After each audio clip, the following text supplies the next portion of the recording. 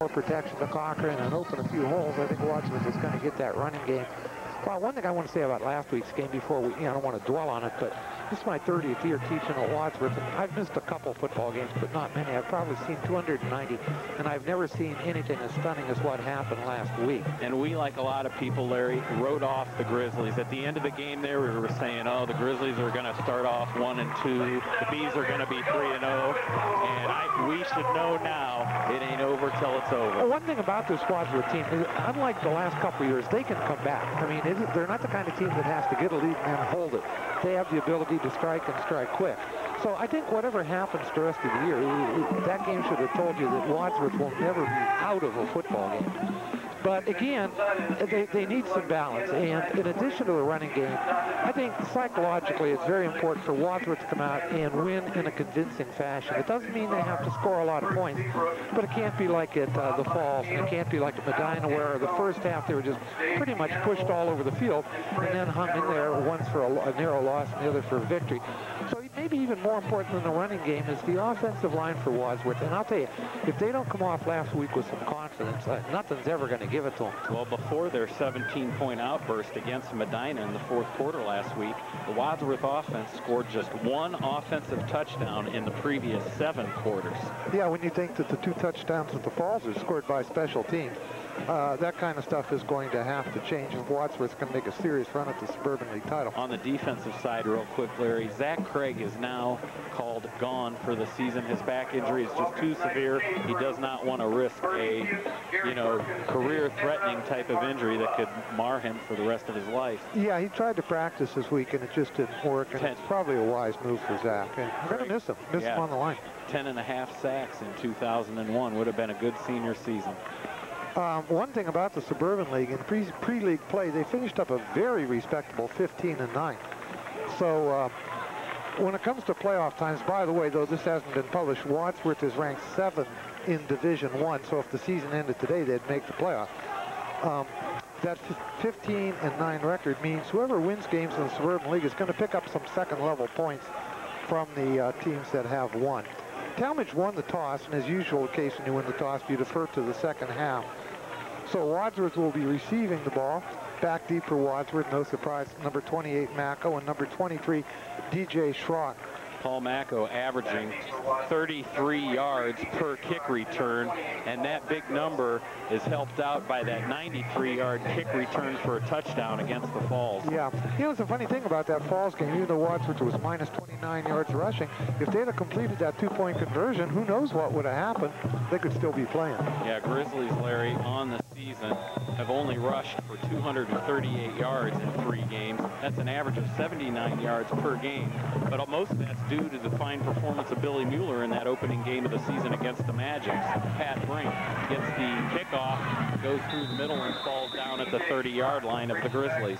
And that was Schrock that got the ball. Oh, I'm sorry. And I'll tell you, that was almost a touchdown-saving tackle, because it looked like, as you watch this, there's really good blocking at the point of attack, and you see that Schrock cut right through there, and that tackle, there was nobody behind him, so that one could have really have gone. Last loss to Talmadge for the Wadsworth Grizzlies was 1994, so they've won a ton in a row coming into Rashaki Stadium here tonight. Here's Clint Cochran ready to get the Grizzly offense going. Gets a pitch back to Brink, cuts on inside from the left and gets it to the 33. It's going to be a pickup of about 3, and Luke Busen is in the up-back position or full-back position as you watch this pitch. And Busen is healthy for the first time this year. I mean, he had the either sprained or separated shoulder, and it was bothering him for a couple weeks, but I guess he's fine now. And you can see Wadsworth come right out and try to establish that running game.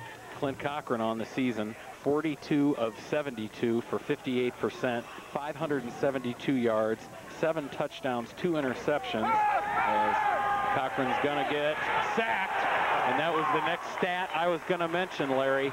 That is now the 17th time Clint Cochran has been sacked in the 2002 season. 17 times, and this just the start of the 4th game of the season. Well, as you watch, there just isn't anybody blocking on the right-hand side of the Wadsworth line, and Cochran never had a chance.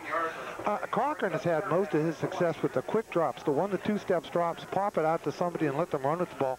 Every time he tries to roll out or drop deep, there just seems to be tons of defenders all over him. That was the leader on defense for the Blue Devils. Linebacker Mike Klein with the sack. Shotgun right here. Over the middle. Mako gets it at the 40. First down marker and a couple more. That was a beautiful pass by Clint Cochran, and he had somebody right in his face. You watch this. You talk about hanging in there cool. Well, you watch number 44 is right there, and he's going to get hit. And let me tell you, Cochran threw a bullet just right on the line to Mako, and a nice pickup for Wadsworth. Mike Riley on the tackle for the Blue Devils. You talk about Cochran's yardage. He had 320 of that last week, and most of that came in the fourth quarter. Quick handoff to Busen, who scampers ahead and falls down just shy of the 50 by a couple of yards. But again, I find it a little bit disturbing on the last two plays. Somebody's been getting in on Cochran, and that's where the line's got to tighten up and not let that kind of stuff happen. Junior tight end Jordan Hart returned to the Grizzlies lineup last week and caught 2 passes for 28 yards, including the Grizzlies' first touchdown. Well, I think you could say, John, this is the first time all year that Wadsworth has been what you'd call healthy. The shotgun again, Cochran back in the shotgun. Delay handoff to Brink, finds a hole in the left, bounces off one of his own men. High up, he's pushed back by the Blue Devils. Pat Brink carries the ball for the Grizzlies. It looked like he was running on the backs of the Talmadge defense as you watch this. Out of the shotgun, a quick handoff. And if he hadn't tripped over his own player right there, he might have gotten something on the outside, but then he just tried to go over the top, and that's kind of tough because Brink is not a big ball carrier. Brink, coming into today's game, 17 carries for 52 yards. He's listed at 164 pounds and 6 foot tall, but like most stats, that might be a little generous. So it's a 3rd down and 4. Quick out to Marshall. He gets it at the 45. That'll be a first down for the Grizzlies.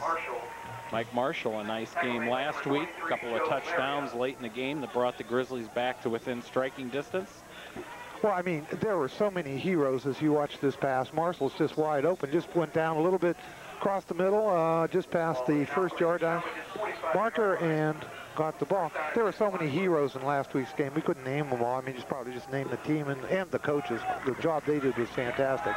In the pocket, in trouble, and getting sacked again. Sack number 18 of the season on Clint Cochran. That sack was by Derek Heatwall. That one was more of a coverage sack because I was watching Cochran wanted to go left, either number 23 or number 28. He was looking for either Schrock or Mako, and it was just a quick one-step, stand up, throw the ball, but there were 3 Talmadge defenders on those 2 people, and that's when he had to just eat the ball, so it'll bring up a 2nd down and 13. Heatwall, 5'11", 202-pound senior. 2nd 13. Draw. And it's up the middle. Brink has a huge hole, and he'll be a couple of yards shy of the first down, but good run there by Pat Brink. Well, if you can't block, here's one way to slow down the rush, and that's use the draw play. And what happens is your linebackers, you see 57 and 44, run right by the play. And therefore, it's up to the safeties to come up to make the tackle. And that was actually a pickup of, they gave him 12 yards on the play, so it's going to be a 3rd and 2 for Wadsworth.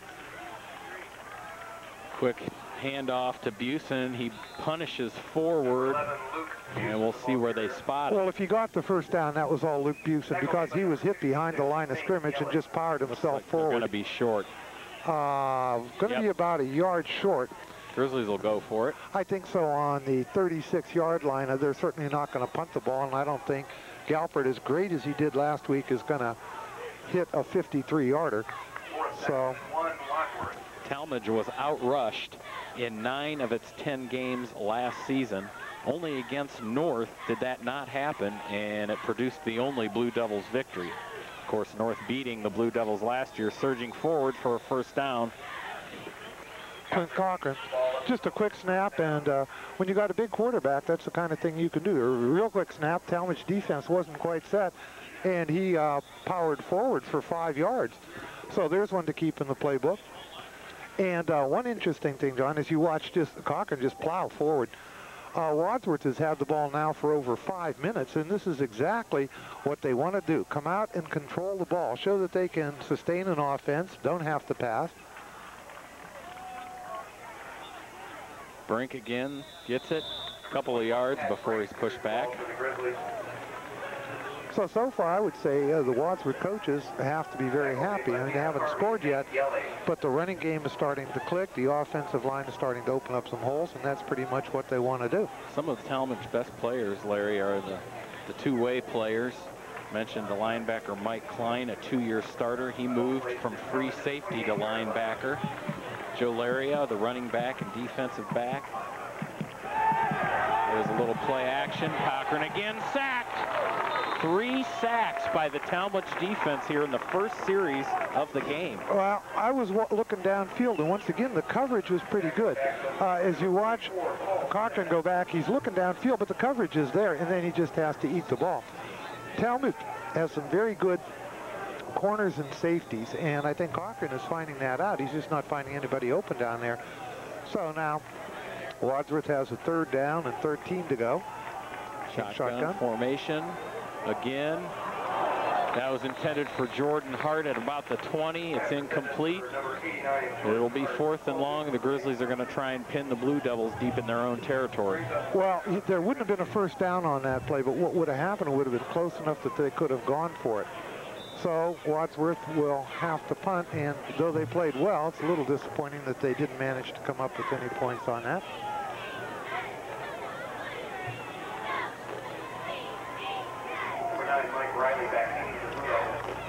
And the snap, low snap. Marshall gets it off. There's some pretty good pressure on it. There's a flag. It bounces off the referee standing in the end zone. I didn't see what that penalty was, John. Do you have any idea what that was? Well, the referee way back by the receiver threw the flag, so he must have seen something. It looks like they're counting Talmadge players, and there's probably going to be too many people on the field for Talmadge. There you go. Look here, Larry. What's that? Boom. As in most sports, the referee is considered part of the field. It's like, you know, hitting a rock or something like that. It's like an umpire in baseball being hit by a ball. Let's see what they're calling.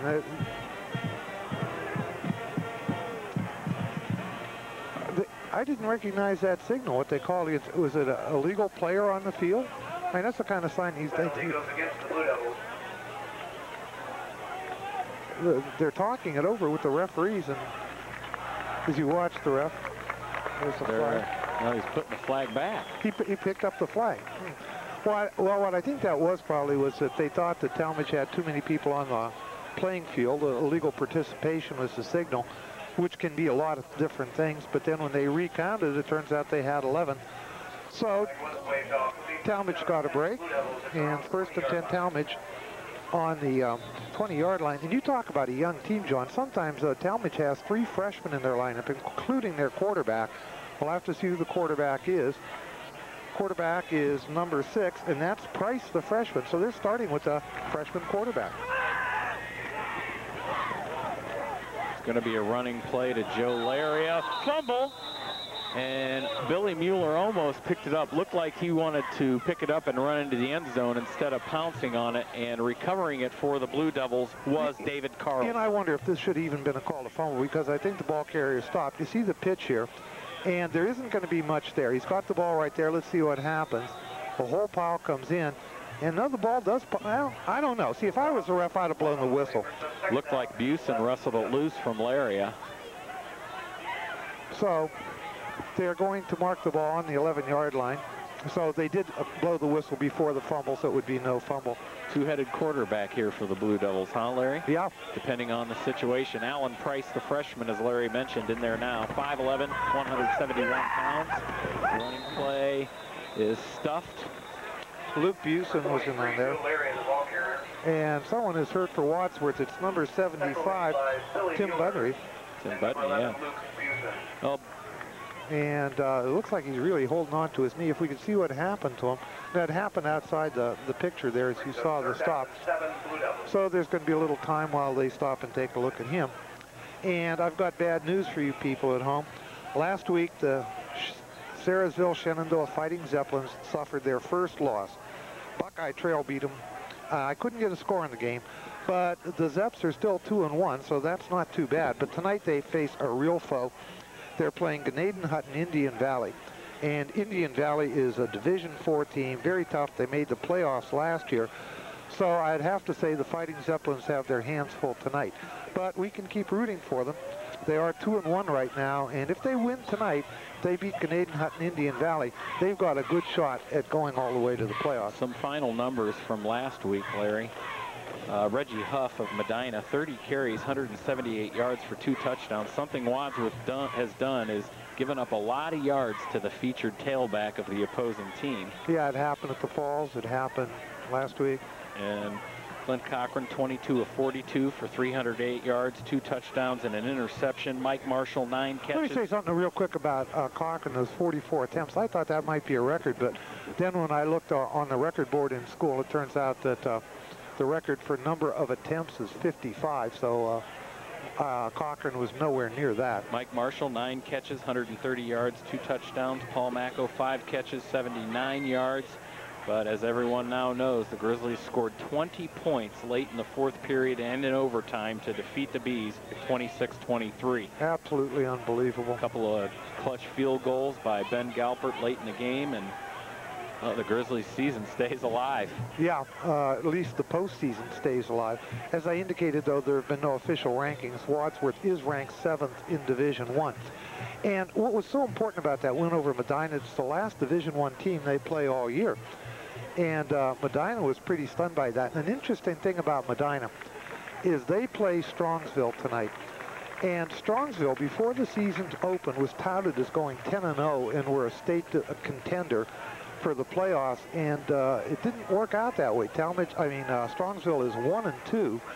They lost to 2 tough teams. I think Solon was one of them. And it's going to be interesting to see what happens to Talmadge in that particular case. Not Talmadge, I mean Medina, whether they come back from that loss or not. The Talmadge Blue Devils have not won a conference football title in 20 years since they won the Metro League back in 1982. Well, we remarked at the beginning of the year, in the last 6 years, there have been 6 different winners of the Suburban League, and the only 2 teams that haven't won are Talmadge and Cloverleaf. Talmadge and Cloverleaf. So a big play for Talmadge. And that's real not fair. Cloverleaf just joined the league back in the mid-90s. Right. Rolling out is Price, looking for a receiver down the sideline, in and out of the hands of number 86 for the Grizzlies, Alex McIlvain. That was one of those where it was almost too easy. But there you see the inexperience of that quarterback. There really wasn't anything there. You watch him roll to the right. Now watch Busen come up and put the heat on. I think you'll see him come in, and he's really forcing into the ball in there. And you can see McIlvain just pops out of his hands. It's awfully difficult to roll left and throw right when you're a right-handed quarterback, and he couldn't get the steam he needed to get the ball downfield. Matt goes back deep, and up front is Dave number 10, John Crowley, I believe, is the one that's in front of him. Dave Stazak, the punt for the Blue Devils. He gets off a very decent one. Macco fields it, bobbles it, corrals it back in. Good run by nice Macco. Moves and gets it down to the 29-yard line, and actually, here's the return. Talmadge only picked up 6 yards in that punt. As you watch Macco catch it at full speed, good little cut right there to elude the first tackler, but there wasn't much there after that. So Wadsworth, the 35 of Talmadge. So it would be, I'm sorry, they gained 12 yards on the play. I mean, Talmadge gained 12 yards on the punt. So Wadsworth gets the ball in excellent field position on the 35-yard line. Let's see if they can punch it in this time. Pitch back to Macco on the left. And he gains a few yards. Macco, ball carrier for the Grizzlies.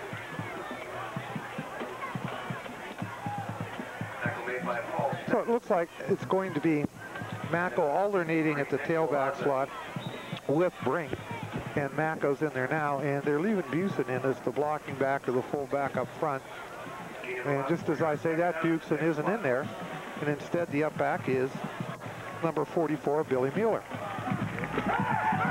Crossing patter run, and pass intended for Marshall. The throw was way low. I don't know if that was deflected or not, or it just got away from him. That was, as you watch, there's a quick pitch right there. And let's see what happens. He throws the ball. That one just slipped out of his hands. Yep. Good thing. Either that, or you know what else might have happened is he noticed the defender right at the last second. His arm was coming forward and said, I better just throw this one into the ground. So that brings up a 3rd down and 6, and Wadsworth is probably in 4-down territory here in the 30-yard line. To his right, rolling out Throwing across the middle, interception for the Blue Devils. Interception made by number 53, Nick Wolazen. Nick Wolazen. First down and 10 Blue Devils. With the interception for the Blue Devils. Wolazen, a 6', 190-pound junior. Well, I think you could say that was a pass that probably shouldn't have been thrown. There were just too many defenders back there. Again, though Talmadge has had their troubles at different locations, they have excellent corners and excellent safeties.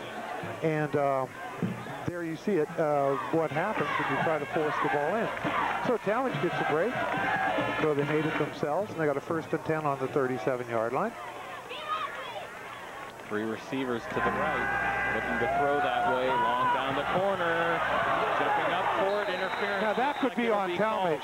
It's going to be interesting to see who they call that on. Well, Kyle Harrison falls incomplete. Here is a flag on the play. Here it is. As you watch it, now who's the interference going to be on? To me, it's an interference on Talmadge, not on Wadsworth, but let's see how they call it.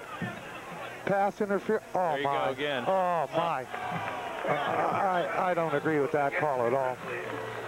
For you people at home that didn't know this, in high school, pass interference is a 15-yard penalty from the line of scrimmage. So it doesn't matter where the ball was thrown. But as you watch, the person who had the best shot at the ball was Paul Macco, and he was literally taken down by the receiver, but the referees didn't see it that way. So Talmadge catches a big break, and they get the ball in Wadsworth territory on the 48-yard line. Ball is now placed in Wadsworth's 48-yard line. Haven't seen anything yet from the lead wide receiver for the Blue Devils, number 88, Carlo Testa. I believe he's the younger brother of Gian, the ace pitcher of the Talmadge baseball team that were state champions this past spring. There's a handoff to Mike Riley, who surges through the middle for a couple of yards.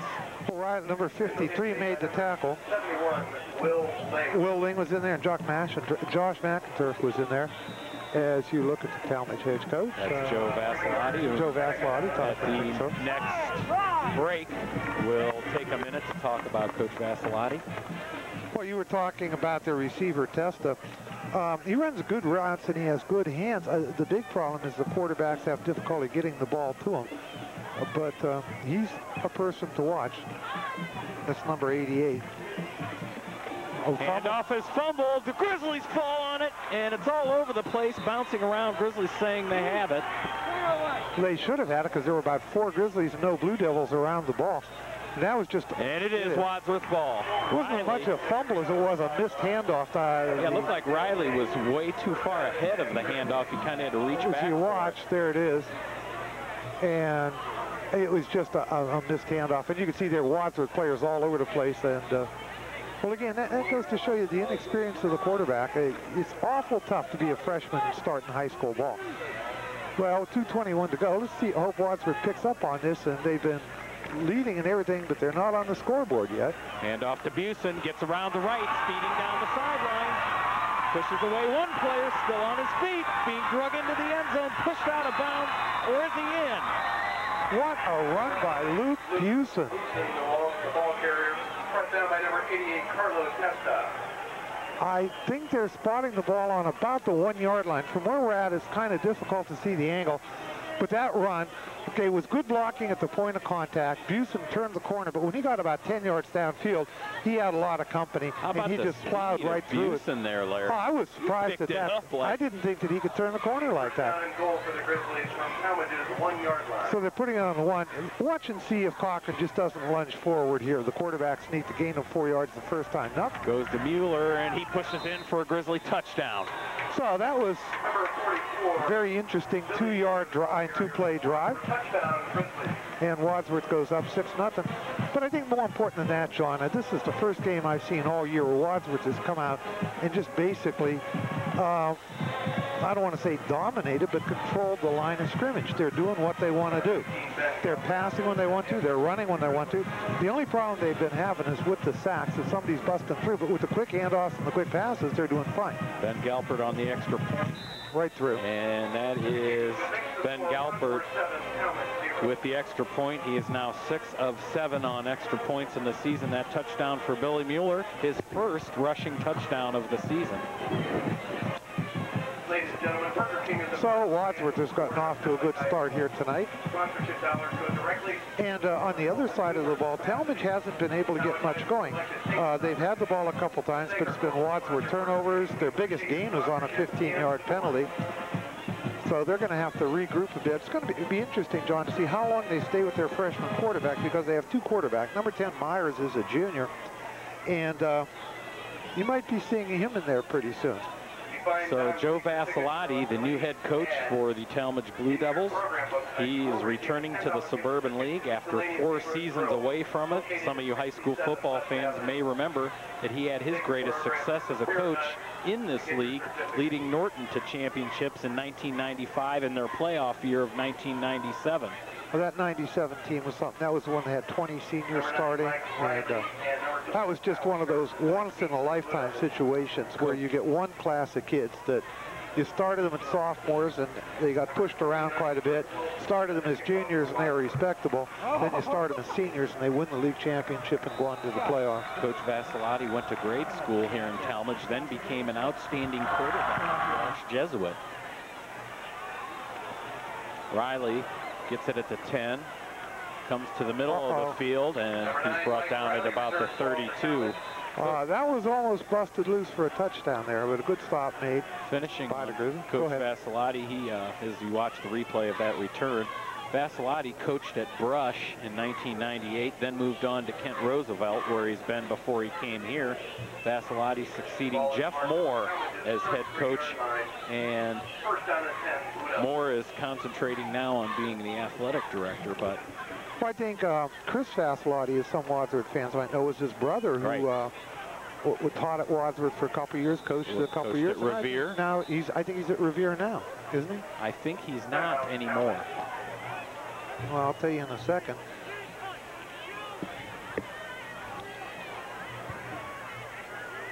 He coached Revere basketball later. Oh, that's right. It was basketball. Yeah, he's still coaching. I think he's still coaching basketball at Revere.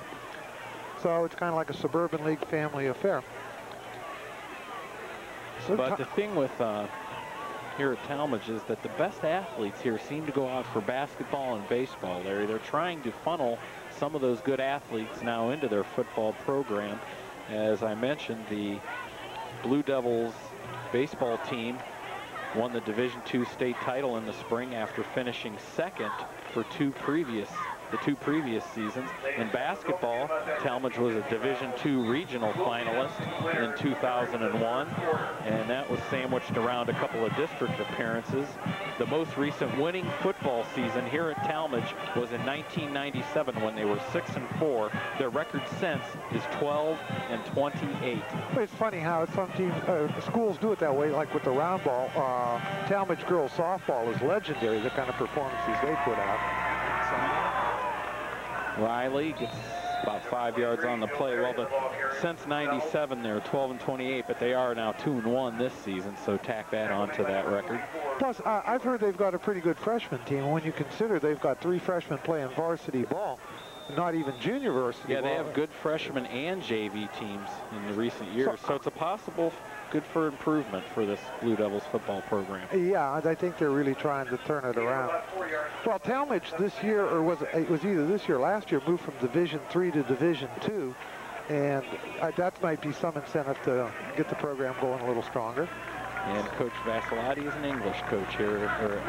Oh, what a hit. Good hit by the Grizzly defense. I said English coach. Yeah. Sorry. English teacher is Joe Vassilotti here at Talmadge High. Number 71, Will Ling, just absolutely smothered the ball carrier just as he got to the line of scrimmage.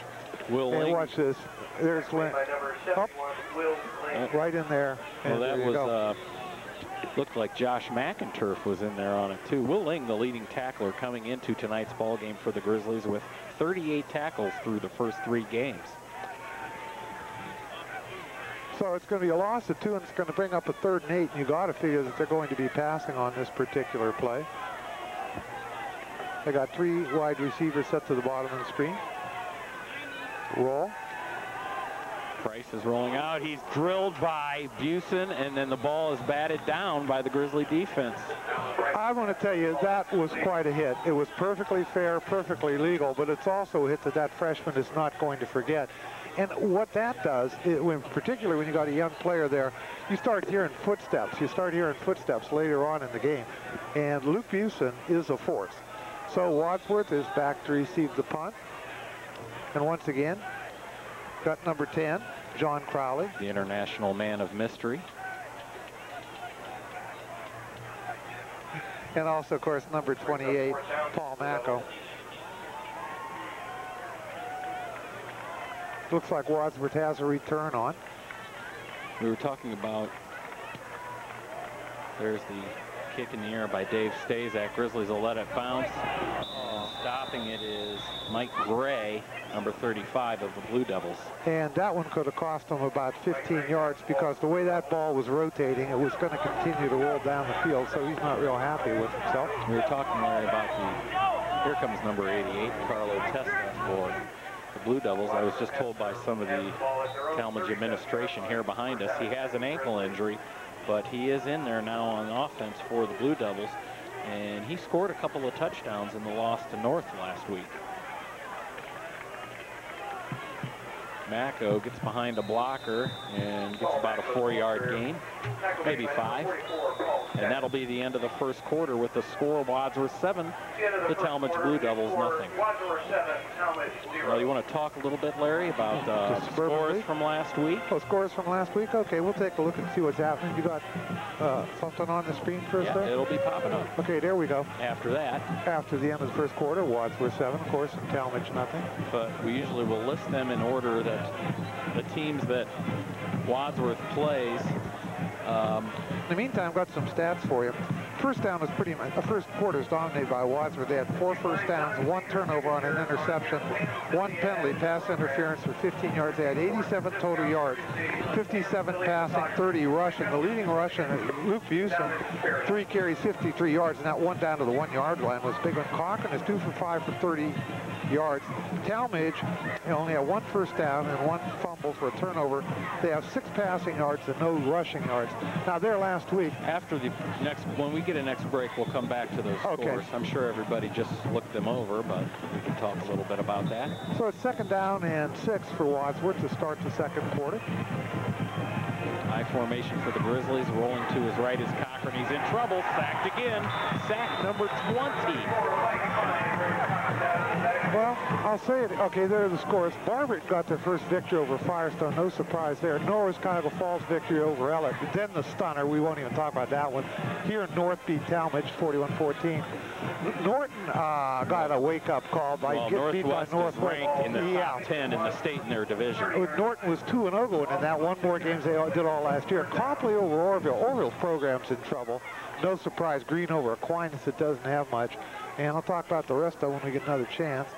2 backs splitting Cochran over the Beautiful shoulder. Pass. Beautiful pass. Caught 40, 35 before he's brought down there. You know what was so impressive about that pass? Before Cochran threw ball, he was throwing rifle shots to people. That one, Macko was so far behind the defender, he just lofts the ball up there and drops it into Macko's arm perfectly. Macko catches it in stride, and 37-yard completion for Cochran. But like I say, that's something I haven't seen an awful lot of in the first couple games, that touch that is necessary sometimes rather than just rifling the ball in there. To be a great quarterback, you need them both. Penalty flag. I don't know if that is, if somebody lined up offside. See what the referees say. There they are confirming, and it is. False start on Wadsworth. I didn't see anybody move, but the referees did, so.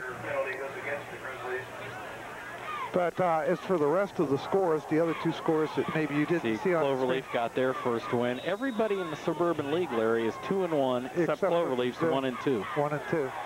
And Cloverleaf, no surprise. There you go. Revere, a good one against Brexville. Yeah, that's a bit of a shocker. Highland, drubbing Fairview. No surprise there. And when we get a chance, we'll talk about tonight's ball games. There's some interesting Suburban League matchups this week. When we get to that part of it, I think more probably than any other first week that I can remember, it's going to tell you a lot about what's going to happen in the Suburban League just from the first week. Like if you look there, Green and Copley, it's really a shame that those 2 teams have to meet in the first game of the season because they're both obviously contenders along with Wadsworth for the Suburban League title. We'll wait for a longer break when we get a chance to talk about some of those games. Cochran rolling to his left. What a Open route. What a route. John Crowley, just shy of the 10-yard line. He's pushed out of bounds. 5'10", 162-pound senior wide receiver John Crowley. Well, a couple of Wadsworth receivers on the left side went deep, and when they did, Crowley came across the middle. There was no Talmadge player within 10 yards of him. Papa John's, better ingredients, better pizza. Give them a call in Wadsworth, 334-4949. Thanks for their help with Wadsworth Grizzly football here on WC-TV. Give them a call. They're on the 11-yard line, so they could pick up a 1st and 10 without scoring. The pitch to Macko to the left, and he surges forward and gains a good chunky yardage, about 4 yards.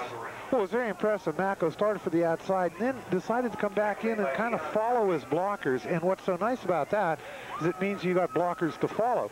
So I think the offensive line is really coming together here tonight, something the Wadsworth sorely needed. So that was a pickup of 5. 6. Regular I-back formation.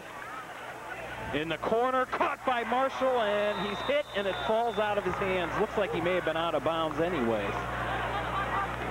That was a timing play where Marshall didn't make his break until after the ball was thrown, and it was actually a beautiful pass by Cochran. But what happens is the Talmadge safety come over and hit him just as he caught the ball. That was quite a lick that was put on Marshall.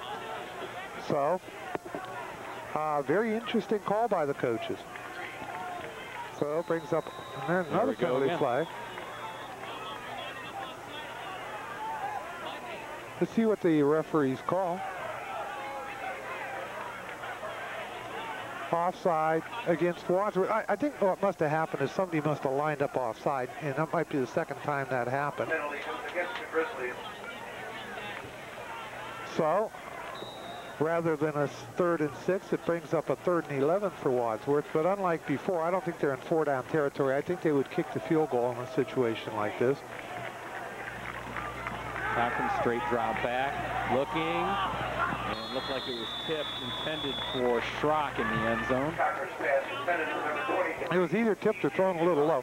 What Cochran was trying to do was get it in there where nobody but Schrock could catch it, and Schrock was on the ground. Let's take a look.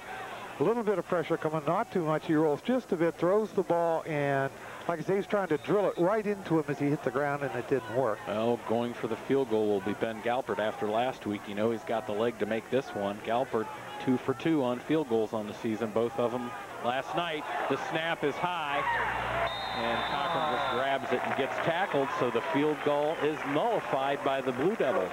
You know what's really too bad about that is that's going to go down as a missed field goal, I think. And it wasn't Cochran's fault. I mean, it wasn't Galpert's fault. And there just wasn't anything there. So after a couple of impressive plays, Wadsworth comes up short on that particular drive, and Talmadge will take over the ball. 1st and 10 on the 35-yard line. 25-yard line. One thing that's helping Wadsworth this week, the defense gets to sit down a bit. They're not on the field 75% of the time. Gets nowhere. Good hit. See who gets up. There's Busen getting up off the bottom, and a couple of other Grizzlies whose number I didn't catch. So you watch this. Will Ling is the one that comes in and makes the hit right there. You know, last year at Arkwright Stadium, it was by no means an overpowering game by the Grizzlies. The final score was Wadsworth 17, Talmadge 7. So we seem to have some good defensive battles with the Blue Devils over the past years. Well, I said at the start of the show, they don't have to score a lot of points, Wadsworth doesn't. They just have to play a good game. Short drop back for the Blue Devils.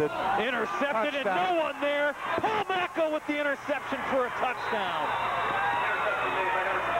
That was intended for Carlo Testa, and it was way over his head, and then stepping behind him was Paul Macko for the interception. Oh, once again, I'm going to say that's what happens when you got a freshman quarterback. This ball was just a rainbow thrown up for grabs, and Macko was just standing there waiting for the ball.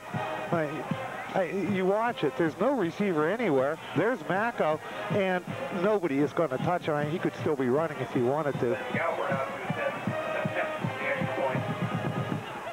So Galpert back in there, trying again. And it's up and good, 14-zip Grizzlies. You know, you'd like to say to Paul Macko, gee, that was a great interception, but it wasn't. It was pretty much a gift. but he did a great job of getting the ball in the end zone. So Wadsworth is up on top, 14-0, one on the good drive, or well, actually the two-play drive with the big run, and now the interception and run back, and that's the third touchdown that Wadsworth, not offense, has scored. 2 by the special teams and 1 there by the defense. Yeah. Well, I'll tell you, looking at the score and looking at the time, I think this is a very important possession for Talmadge right here. They haven't moved the ball well. They've had opportunities on Wadsworth turnovers and penalties. They had the ball in great field position once, or not great, but good field position in Wadsworth territory, couldn't do anything. If they want to stay in this game, they've got to assert themselves right now. I think it's like almost imperative that they score at least a field goal, or this could be an awfully long night for Talmadge. And I know it's awfully early in the game, but Talmadge has got to do something right now. End-over-end kick, fielded by Riley. Comes around to the left after thinking about going to the middle, and the Grizzlies just barrel him down across the 30-yard line. It's going to be on about the 33-yard line. And let's see who comes in a quarterback now for Talmadge. If they're sticking with their freshman quarterback, Price. So the coaches are saying, hey, you know, you might have thrown an interception, but we have confidence in you. So take a look and see what happens this time. If they try those types of passes again, or they get back to a little bit more fundamental football to hold on to it, give their quarterback a little more confidence. Ball marked at Talmadge's 33-yard line. First down and 10, Blue Devils. Pro eye set for the Blue Devils here. Fake handoff on the play action. Harvey with the reception and first down for the Blue Devils. He's might be their best receiver at tight end, but I'm going to tell you, I'm going to give the Talmadge coaching staff a lot of credit for that call. You got your freshman quarterback, you just threw an interception for a touchdown, and what do? Not only do they put him in there, they tell him to throw the ball, and they give him a very, very safe route to throw that's almost guaranteed as a completion. So, as I say, give the Talmadge coaches credit for having faith in this kid and helping him along. Oh my, what a hit. Hit and stopped in the backfield. Number 53, Josh McInturf, was in on that. And number 71, also getting up at the bottom of the pile, is Will Ling. And he got up a little slow, but I guess he's okay. Joe Laria on the run there for the Blue Devils. But there was no gain on the play. Clock continues to run with 7:30 to go in the second quarter. Blue Devils at 2-1 have already doubled their victory total of last year, which was 1. And not hard to do that math, no. is it? They were the only team not to win a Suburban League game last year. Norton went 1-1, which was sacked by McInturf. And I don't know if that pass was complete or not. A late hit on Wadsworth out of bounds, and it was a good call. Corwell pushed the receiver when he was already good 5 yards out of bounds. Yeah, that's going to be a good call. I don't think it was intentional in the sense that Corwell was trying to hurt anybody, but he sure did hit him late. And that's going to be a completed pass for about 12 yards, and then they put about 15 onto that. So it's a 27-yard gain for Talmadge, and that's their biggest gain of the night. So they're marking the penalty off against Wadsworth. Like I say, there wasn't much doubt on this particular call. Josh McInturf just missing the sack there. Nice play there by Alan Price to elude the sack. Well, this gives Talmadge their best opportunity of the night. And they'd like Falls on the 25-yard line. Sure would like to punch one on the board here and just be a score down. As I said at the start of the drive, I think it's imperative that they do some deep hit. That run by number 23, Joe Laria. Tackle made by Andy Krzyzanowski. Tackle made by number 22, Andy Krzyzanowski. So there was a gain on the play. They're spotting, I think it's going to be a gain of about 2. There's the pitch to Laria. And something you're not going to see too often. Suddenly you get hit by Luke Busen and not go down. And there you see Krzyzanowski. Billy Mueller there to help out. And at the end of the play, Jeremy Porchowski. So that brings up 2nd down and 8 on the 23-yard line. high backfield again. Fake to Laria. Price throws it way into the corner, and it's out of bounds. He threw the ball about 5 yards out of bounds because Harvey had gotten there, the tight end had gotten behind everybody, but he was so far back, and it took so long for the play to develop. You couldn't get the ball to him; he would have been out of bounds. Price wanted something in the corner of the end zone there to take advantage of Harvey's height. Right. Harvey's 6'2". But like I say, the play took so long to develop that Harvey, coming across at speed, just had to run out of bounds, and that's where the ball was thrown. Harvey So, brings up a 3rd and 8. Basketball player for the Blue Devils.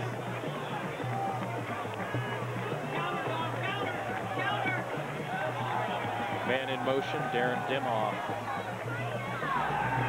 Price looking to the corner of the end zone again. Intended for Testa, just out of his reach. Falling down was Adam Melton, who was on the coverage. I'm not so sure that Adam Melton fell down or if he wasn't pushed down. I want to see this. It doesn't matter because the pass is incomplete. I don't know if we're going to see it or not. But it looked like he just got tangled up in his own feet. Yeah. He's got tripped up on the side. Here you go. So a good throw probably would have been a touchdown. But no, that was a great route. I apologize for saying about the push-off because it didn't happen. A 40-yard field goal, and Wadsworth is not buying it. They're lined up in a defense to cover everything. Dave Stazak, senior kicker. He will try it. What a boot. It is good. Wow. Wow. I'll tell you, 40-yard kicks in high school are like 50-yard kicks in the pros. Okay, you can add about 10 yards on. That was a 41-yarder. That is one heck of a kick.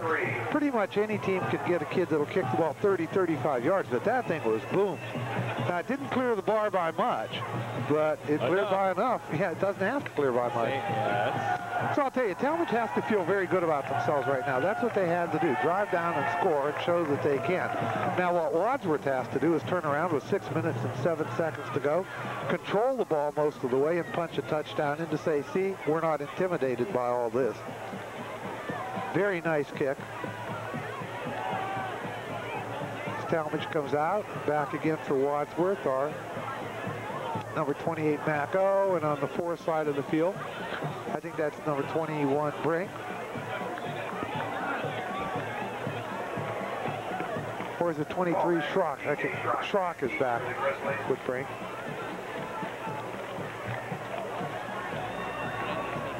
This is one of those situations, if you look on the television set, because they can open up the camera lenses, it looks like it's very bright, but actually this field is quite dark, particularly across the field from the broadcast booth in the far corners. It's a little bit difficult to read numbers at that distance, believe it or not. Onside kick. By the Blue Devils, number 31, Paul Barnes. Recovers the onside kick by the Blue Devils. The whole right side of the kicking team line. Here you see him sprinting over to the other side. It's a great onside kick. Watch this. It does just what an onside kick does. Just goes to 10 yards, and he just picks it up in full stride. And good tackle there to save a big gain. So shades of last week when Wadsworth did that against Medina, it comes back to tell on them. Paul Barnes, a junior. There's the moon in tonight's evening sky. Get a little bit of cloud around it. Timeout Talmadge, and now Talmadge has a chance to really make a statement here. If they could march down and put one in, make it 14-10 going into halftime, it'd be a whole new ball game. I want to cover a couple of more things about the games last week that we didn't get to that I think are interesting. First of all, Cloverleaf are 1-2, but their losses were to Kent Timken and Medina. Cloverleaf is somebody who's trying to turn their program around, and I don't know how well they're going to do with it. Revere, a rather shocking win at Brecksville, and Revere has a very difficult pre-conference schedule, playing Avon Lake, who's a perennial state contender, and then Brecksville. And Highland, who's trying to show that last year was not a fluke. No surprise, beat Fairview 35-7. And when we get to the games this week, that's some things to talk about. We just flashed on the screen before, but there's more to talk about there. And of course, the famous sloppy Fritos. So after this play, Larry. We'll take a look at what's going on around the league tonight. Notice they're staying with their freshman quarterback. That would be Alan Price. He's going to throw it long down the middle. Harvey open, makes the catch, and he's hit and holds on. It was amazing how open he was. The ball was coming down there, and there were 4 Wadsworth defenders around him, but nobody closed on him. So consequently, he was like in the middle of 4 defenders as you watch this. Very soft touch on the pass. Harvey jumped up and was hit immediately by As you watch this, soft touch, and now watch. There's defenders all around him, but nobody was closing on him at the time, so the ball is on the 20-yard line. Here's week 4, Larry. Okay, Barberton, Wadsworth is quick up to the line of scrimmage, so we'll have to get that in when we can.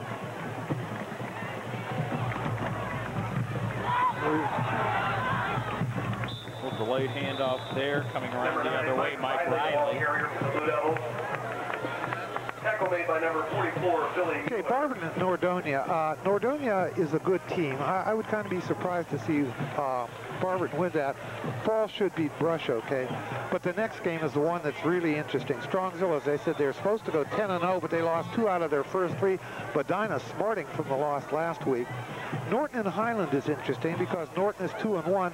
Highland wants to show that last year wasn't a fluke when they made the playoffs, that they got a legitimate program there. And of course, Green and Copley, which a game that you wish wasn't happening this week. And Cloverleaf Revere is another interesting one because Cloverleaf, again, trying to put their program together, and Revere's favored, but that could be tough. Price throws it, and it's incomplete. Cloverleaf could play spoiler to more than one team this season. Yeah, you know, Cloverleaf is kind of like a sleeping giant. They're a big school. They got a bunch of big kids out there, but somehow, year in and year out, they never manage to put it together. And it's always going to be, well, next year, well, next year. And this might be next year because they've got a new coach out there. They've got, I think he's a second-year coach. But the former coach of Highland, John Hopkins, is now the AD at Cloverleaf. Yeah, right. It's the second year. He was 2-8 last year.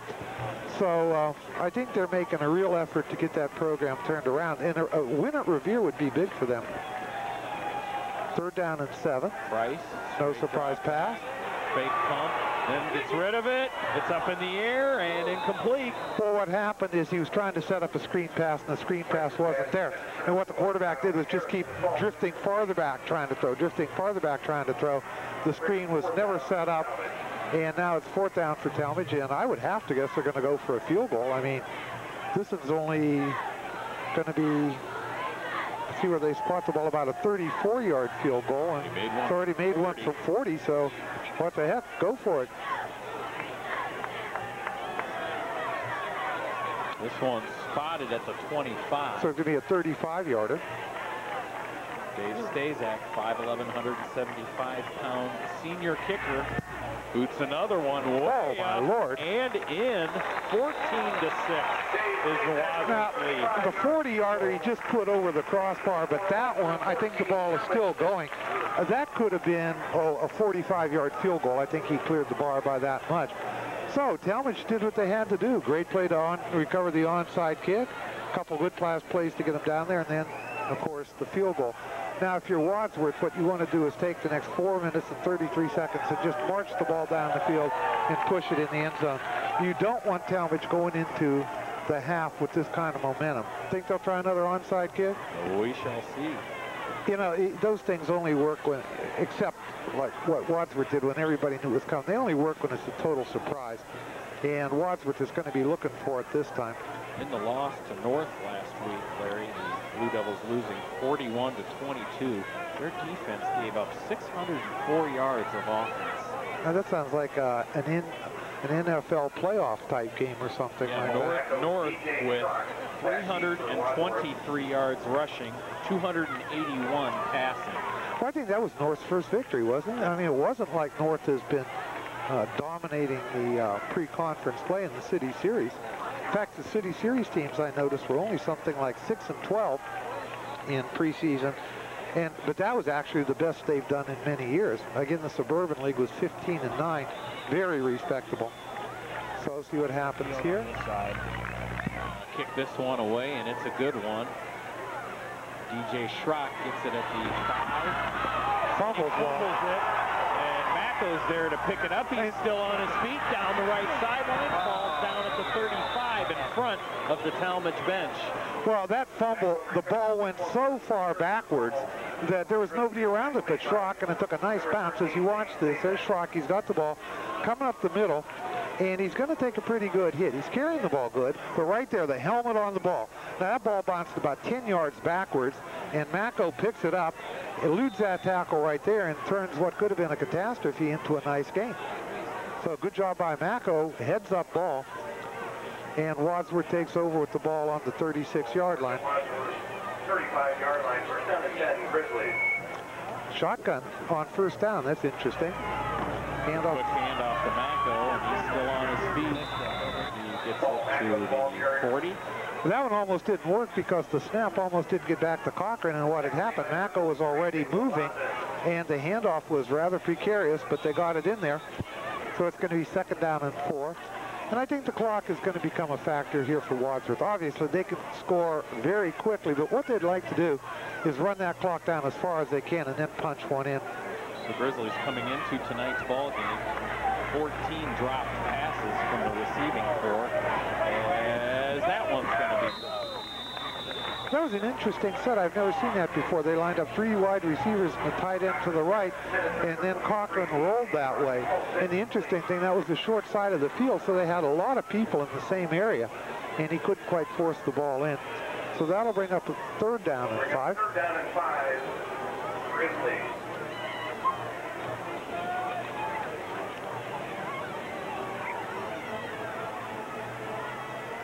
Standard I formation backfield right now. 2 receivers top of the screen. Short drop back. Quick crossing pattern.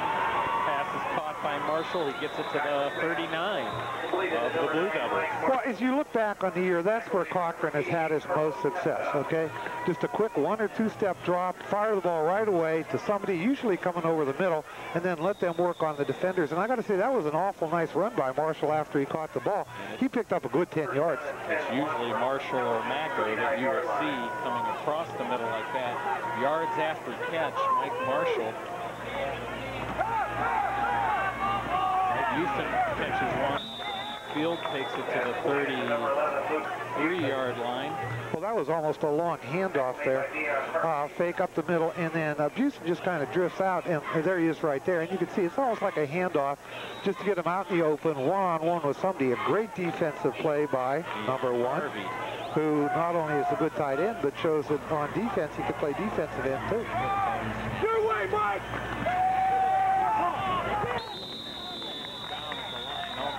Players surrounding Cochran. He just too much traffic to get rid of that one. Yeah, the drop, and it looked like the Talmadge players were standing up rather than coming at him and just batted the ball down. So that's going to bring up third down and 4. And Wadsworth is on the 34-yard line with a little over, well, just under 3 minutes to go. So they might be in 4-down territory here. Let's see what they do.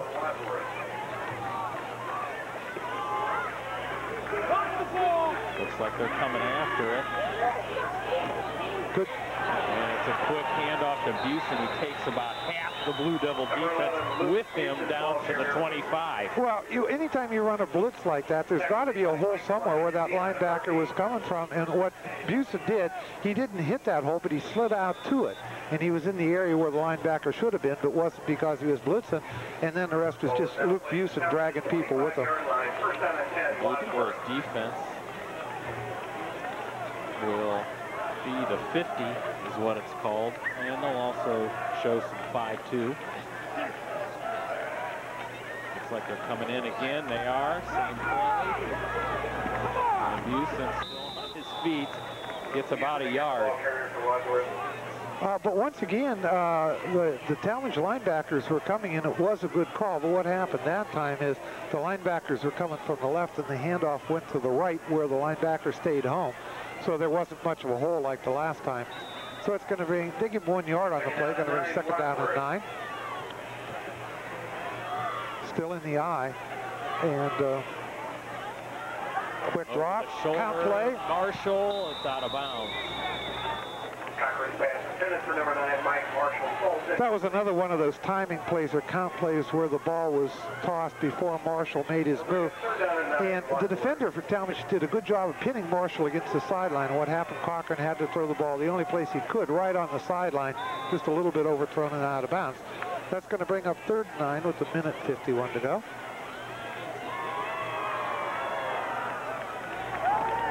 Cochran rolling to the left this time, looking down the sideline. Hot. Jumping up and catching it at the first down marker is Mike Marshall. And that's going to be a 1st down. He was about a yard past it. So that was a great play on both ends. Marshall knew what he had to do. As you watch, notice this time as Cochran rolls out, he's got blocking help in the backfield. As you see, his backs are still in there. Great catch right there, just past the yard marker, behind the 1st down marker. And defensive back Joe Laria doubling as running back and defensive back, pushes Marshall out of bounds there. Ball on the 14. Quick handoff to Busen. Powers down to about the 6. Nice opening at the line of scrimmage that time. The Wadsworth blockers open up a hole. And after that, it was just Busen rumbling, and he gained about 7 yards on the play. So it's going to bring up a 2nd down and 3 from about the 7-yard line, and Talmadge calls a timeout to talk things over. So I think this is just what Wadsworth has to do. They're looking very impressive. And I think what impresses me the most tonight, John, other than the score, is the fact that Wadsworth offense has allowed the defense to rest. It isn't like it's been the last couple weeks where, I swear in that the game against Cuyahoga Falls, so we don't have a stat, that the Wadsworth defense was on the field 75% of the time. And this is a much more balanced type play tonight. The defense is resting, the offense is moving the ball. And if Wadsworth should score here, I think the coaches have to feel awfully good about how this half has went. Because if you look back this season, the first 3 games historically, Wadsworth hasn't played that great a first half. They've come out in the 3rd quarter and played well. But the first half hasn't been their forte. Coach Dennison now 54-23 in his 8th season. Joe Vassilotti, this is just his 1st season, head coach of the Blue Devils. Okay, 2nd down and 3, 1:26 to go. 2 receivers to the right. I just don't see him throwing the ball on this. Looks like Crowley and Marshall. And it's a pitch back to Macko. Touchdown. In through left side. They say no. They say he didn't make it in. I think his knees were down before the ball got in. We have a Grizzly down on his knee. Is it when I saw that again? When I saw that first open up, I thought he had a clear line into the end zone, that he was just going to bust it, and he turns it on right there. But he just is short. He's on the 1-yard line. Good coverage.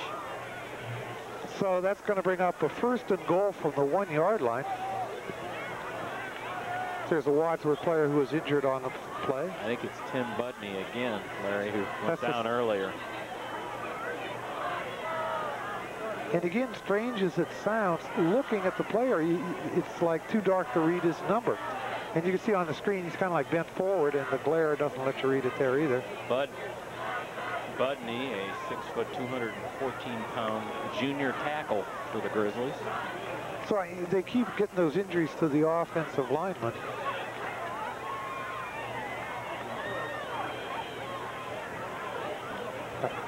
Finishing on the games tonight, Larry, we got to that graphic there about who's playing who tonight, and of course the Green Copley game, the one you'd like to be at if you weren't here tonight. Yeah, but you got to tell where you would like. There's Green Copley. Yeah, again, about Cloverleaf and Revere, what's so interesting is that Revere is the perennial good team, as you watch a big dog from the Cleveland Browns.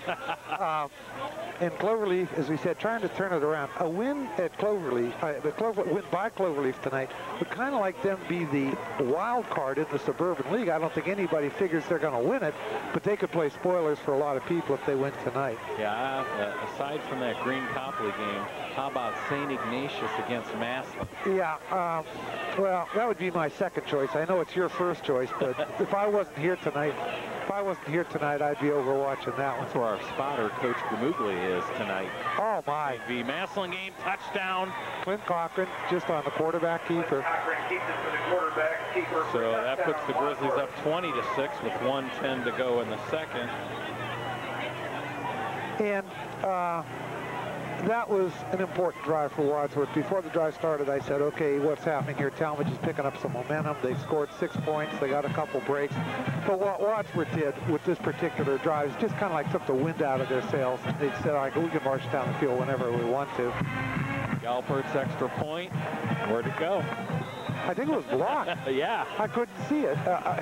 Yeah, I was sitting there waiting for a ball to come out of the pile, and it didn't happen. Well, that was Clint Cochran's first rushing touchdown of the season, to go with his 7 passing touchdowns.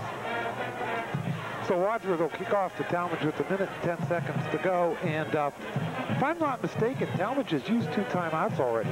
I think they only have 1 left.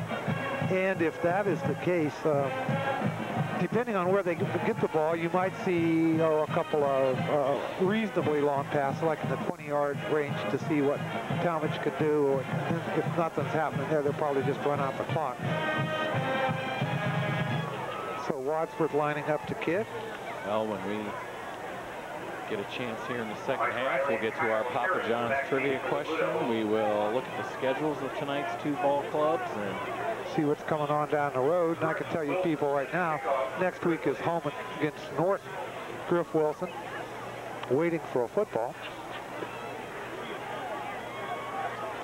And the referee's bringing the football. It's kind of hard to kick the football when there isn't the ball there. I've noticed that. And so now Wilson sets it up. Back to receive for the Blue Devils. It's Mike Riley. And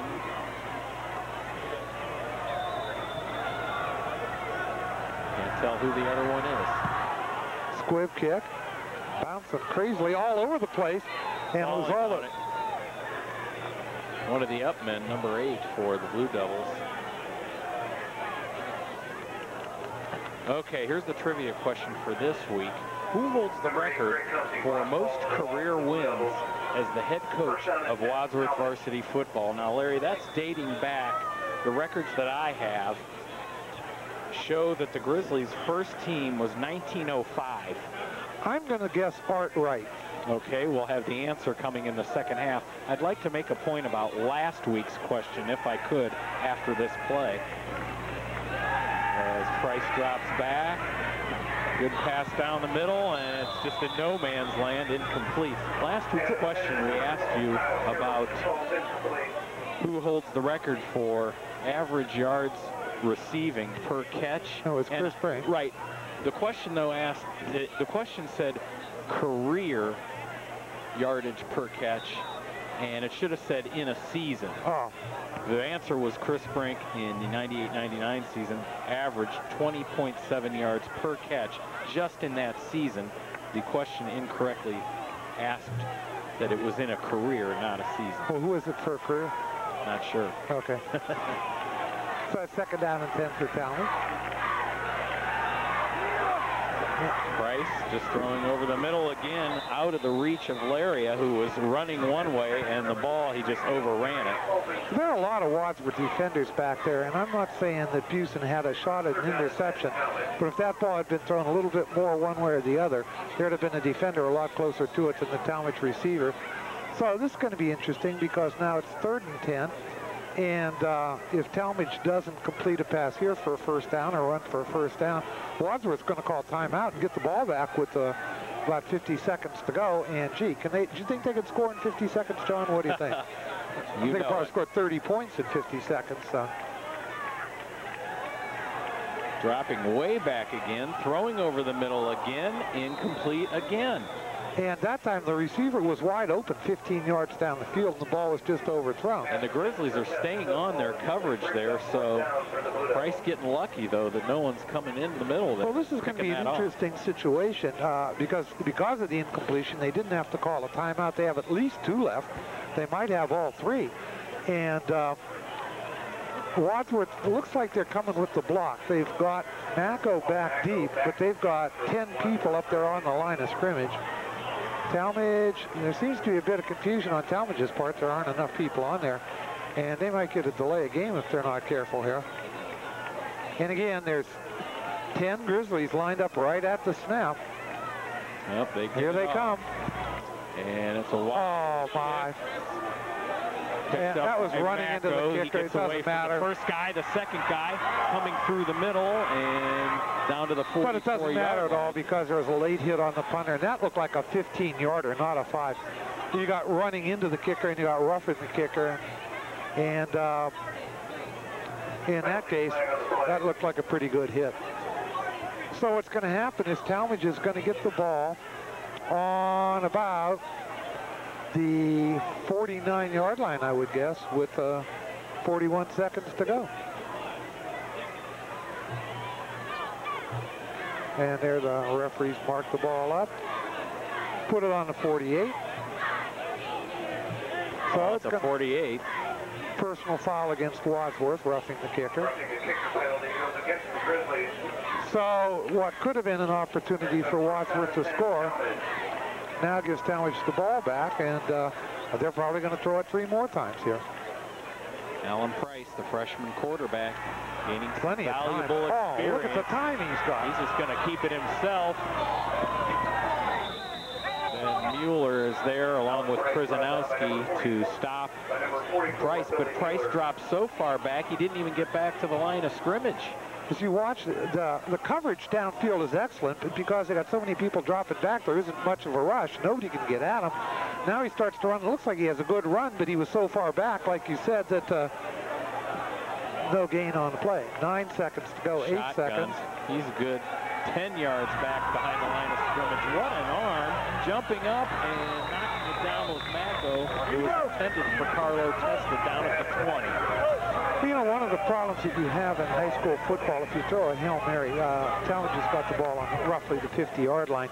Number one, not many kids can throw the ball 50 yards. This will be the last And number play. 2, if there is an interference penalty, you're not going to get it way downfield because interference is just a 15-yard penalty from the line of scrimmage. This will be the last play of the first half, and boy, what an arm on the freshman. It'll be the last play of the first half unless somebody throws their helmet. Yeah, that's true. So Price gaining some valuable experience. The Blue Devils should have a good one for the years to come with the freshman in there. I'll tell you what's impressed me about Price is the hits that he's taken and still hung in there. Throwing it and here we go again. Field. He's going to try it again, but he's sacked to end the first half. That's a good note for Wadsworth to end the first half on. There's the score, Wadsworth 20, Talmadge Blue Devils 6, but the game has been closer than the score indicates thus far. Largely to a couple Wadsworth mistakes and turnovers, yeah. You will enjoy the Wadsworth Grizzly Marching Band, and then we'll be back with second half action.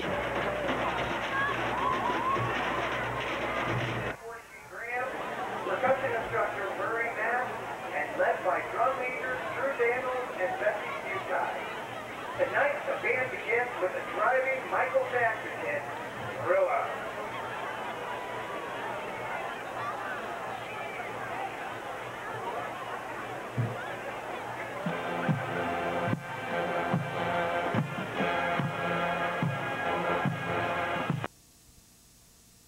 I didn't see him make one. Talmadge won the toss at the beginning of the game and chose to receive in the second half. Squib kick once again. Fielded by an up man, and boy, he almost got through. All but the kicker, Griff Wilson, was waiting in the far down the field, but the Blue Devils will start off with good field position.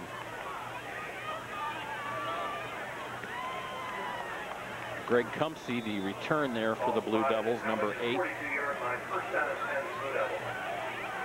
That kickoff, it was a squib kick, didn't do exactly what they wanted to do. It just didn't go far enough downfield. It's interesting Wadsworth is doing that rather than kicking the ball long. Alan Price going to throw a screen pass to Testa. He gets around Przanowski and heads forward for first down and more. Some missed tackles there by the Grizzlies. Finally, Adam Melton brings down the elusive Carlo Testa. And that was some awfully good running. It was a one-man screen, and you can see the block that it just brings some loose there around Przanowski. But he broke a couple tackles and almost broke through. If there's the last tackle right there, he was gone if it wasn't for that. So Talmadge starts out in a very good note. And I'm going to tell you one thing that's impressing me, John, is his freshman quarterback, how well he has hung in. He has not had a good night. He's been hurried a lot.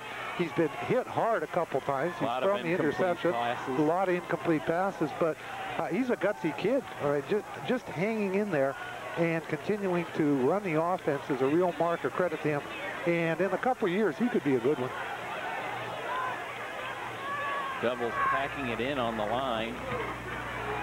And it's a counter play. The number 12, Kyle Harrison, gets the ball, tries to cut around the end before Paul Macko can bring him down. And it was only Macko's speed that saved the touchdown, because Macko set up to try to turn it back inside. The ball carrier faked the inside, but then cut outside. But Macko had the speed to run him down, but not before there's another first 10. And in 2 quick plays, Talmadge has got the ball down on the 27-yard line. That's the first we've seen of Kyle Harrison. He had a good run there. The Blue Devils, kind of a throwback on offense, showing the full house backfield on occasion and running what is called the belly series. Yeah, and that time they had the line packed in tight, too, and then broke it to the outside. This is a different look that the Talmadge offense is showing right here. And there's a counter play that goes nowhere thanks to Billy Mueller, who made the hit. Inside handoff to Riley. And it looks like the Blue Devils may have lost a yard. So that's going to bring up a 2nd down 11. I think they got Wadsworth by surprise in those first 2 plays. They weren't looking for the screen pass, which they tried to set up before tonight, but not like that one, just the one-man screen to the left side. And then running out of that tight offense, running wide, Wadsworth was a little bit surprised. Now they're back in the I formation.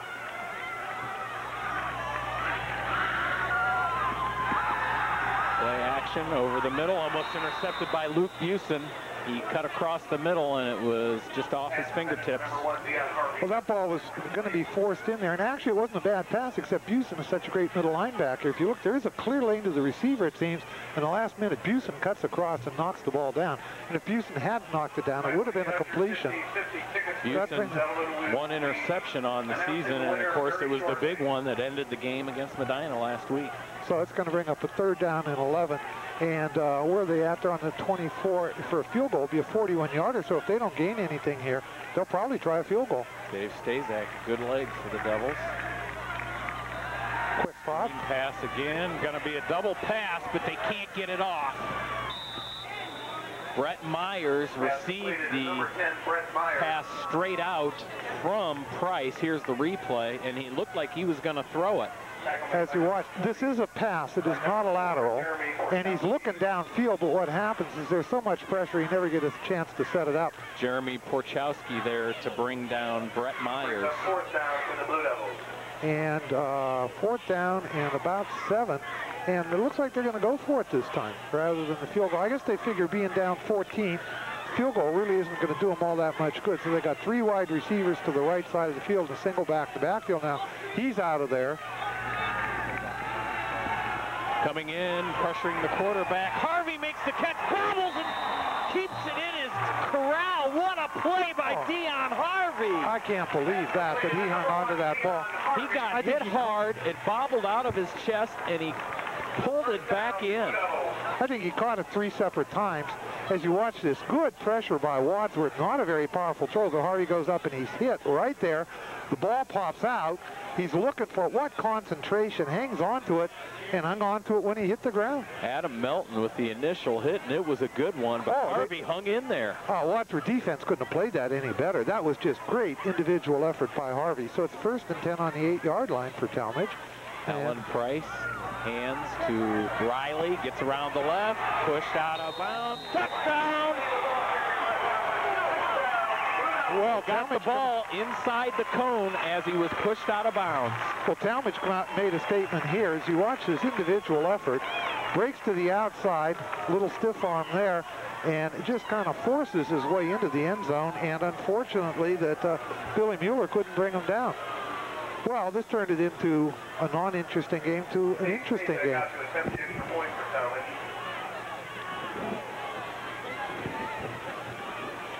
I'll tell you what, Talmadge really impressed me on that drive, John. They came out and did what they had to do. Stazak, high, booming, extra point is good. The Blue Devils are within 7. The score, Wadsworth 20, Talmadge 13. I was very impressed with that, and in particular that catch by Harvey, which made it all possible. So, great play by a great player, and Wadsworth now is only up by 7 with 8:41 to go.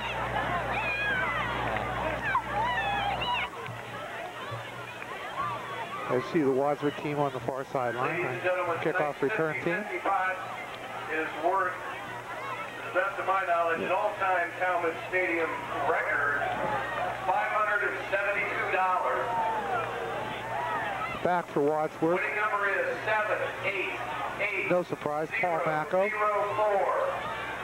788-004. And on the other side is Mike Marshall. DJ Schrock has been back there a couple times, but this time they're going to go with Marshall. The seniors on this Blue Devil team, Larry, have seen only 10 victories in their previous 3 years and their 2 wins this year. So before this season, these seniors have only won 8 ball games. Well, that's really something. And now 10 with their 2 wins this season. One of their anchors on their line, two-way lineman Joe Pettit, a 6'2", 210-pound offense and defensive lineman, is out for the season from an injury, so he's a big player they're missing too. Marshall takes the ball on about the 12 and brings it out to about the 30-yard line, so it's going to be an 18-yard return. I think they're going to spot it on the 28. Well, I would say, John, that now Wadsworth has their work cut out for them. As you watch, Mike Marshall comes up, but it's pretty good defense by Talmadge, getting down there in coverage. Tries to break the outside. There isn't much there, and down he goes. So let's see what Wadsworth can come up, but they're in the shotgun, starting right out in the shotgun. We haven't seen Marshall return too many kicks this season. Cochran keeps it himself, tucks it in, and Hartman's there. Gain of about 3 or 4, I think, is all he got on it. But looking back, John, I think that's like only it might be like the first time the Cochrans run the ball. I wasn't looking downfield, but the coverage must have been pretty good because Cochran's pretty well protected here. You see he's looking, can't find anything. Now he takes off. Saw a little crease there, but there really wasn't much. So pick up a 4, second down and 6. Trap play, handoff to Macko. He's still on his feet, getting some good blocks. And he's still on his feet. Boy, can Macko run when he gets hit. But what downfield blocking he had. He made it through the crease at the line of scrimmage. And then I hope we can pick up the numbers of the people who were doing the blocking, because they did an outstanding job of blocking for Macko. And Macko, in his part, did an outstanding job of reading the blocks and then cutting accordingly. He has that breakaway speed and the ability to break tackles while running downfield. Well, the thing is, when you get into the secondary, those people aren't too awfully big. So, I mean, he's breaking tackles from smaller people, which is great. And he did a good job on that particular run, back into the I formation. Ball on the 29. And they're going to call Wadsworth for motion on that. Somebody on the Wadsworth line stood up, or flinched, if you will, and the Talmadge team reacted to it. Talked about Jim Pettit, the big lineman out for the season for the Blue Devils, and also linebacker Mike Klein, who made a couple of big plays early, but we haven't seen much of him since.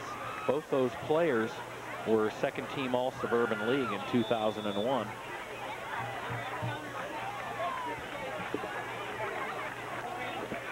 Ball on the 34 now. And a flag is going to be holding on the Grizzlies, it looks like.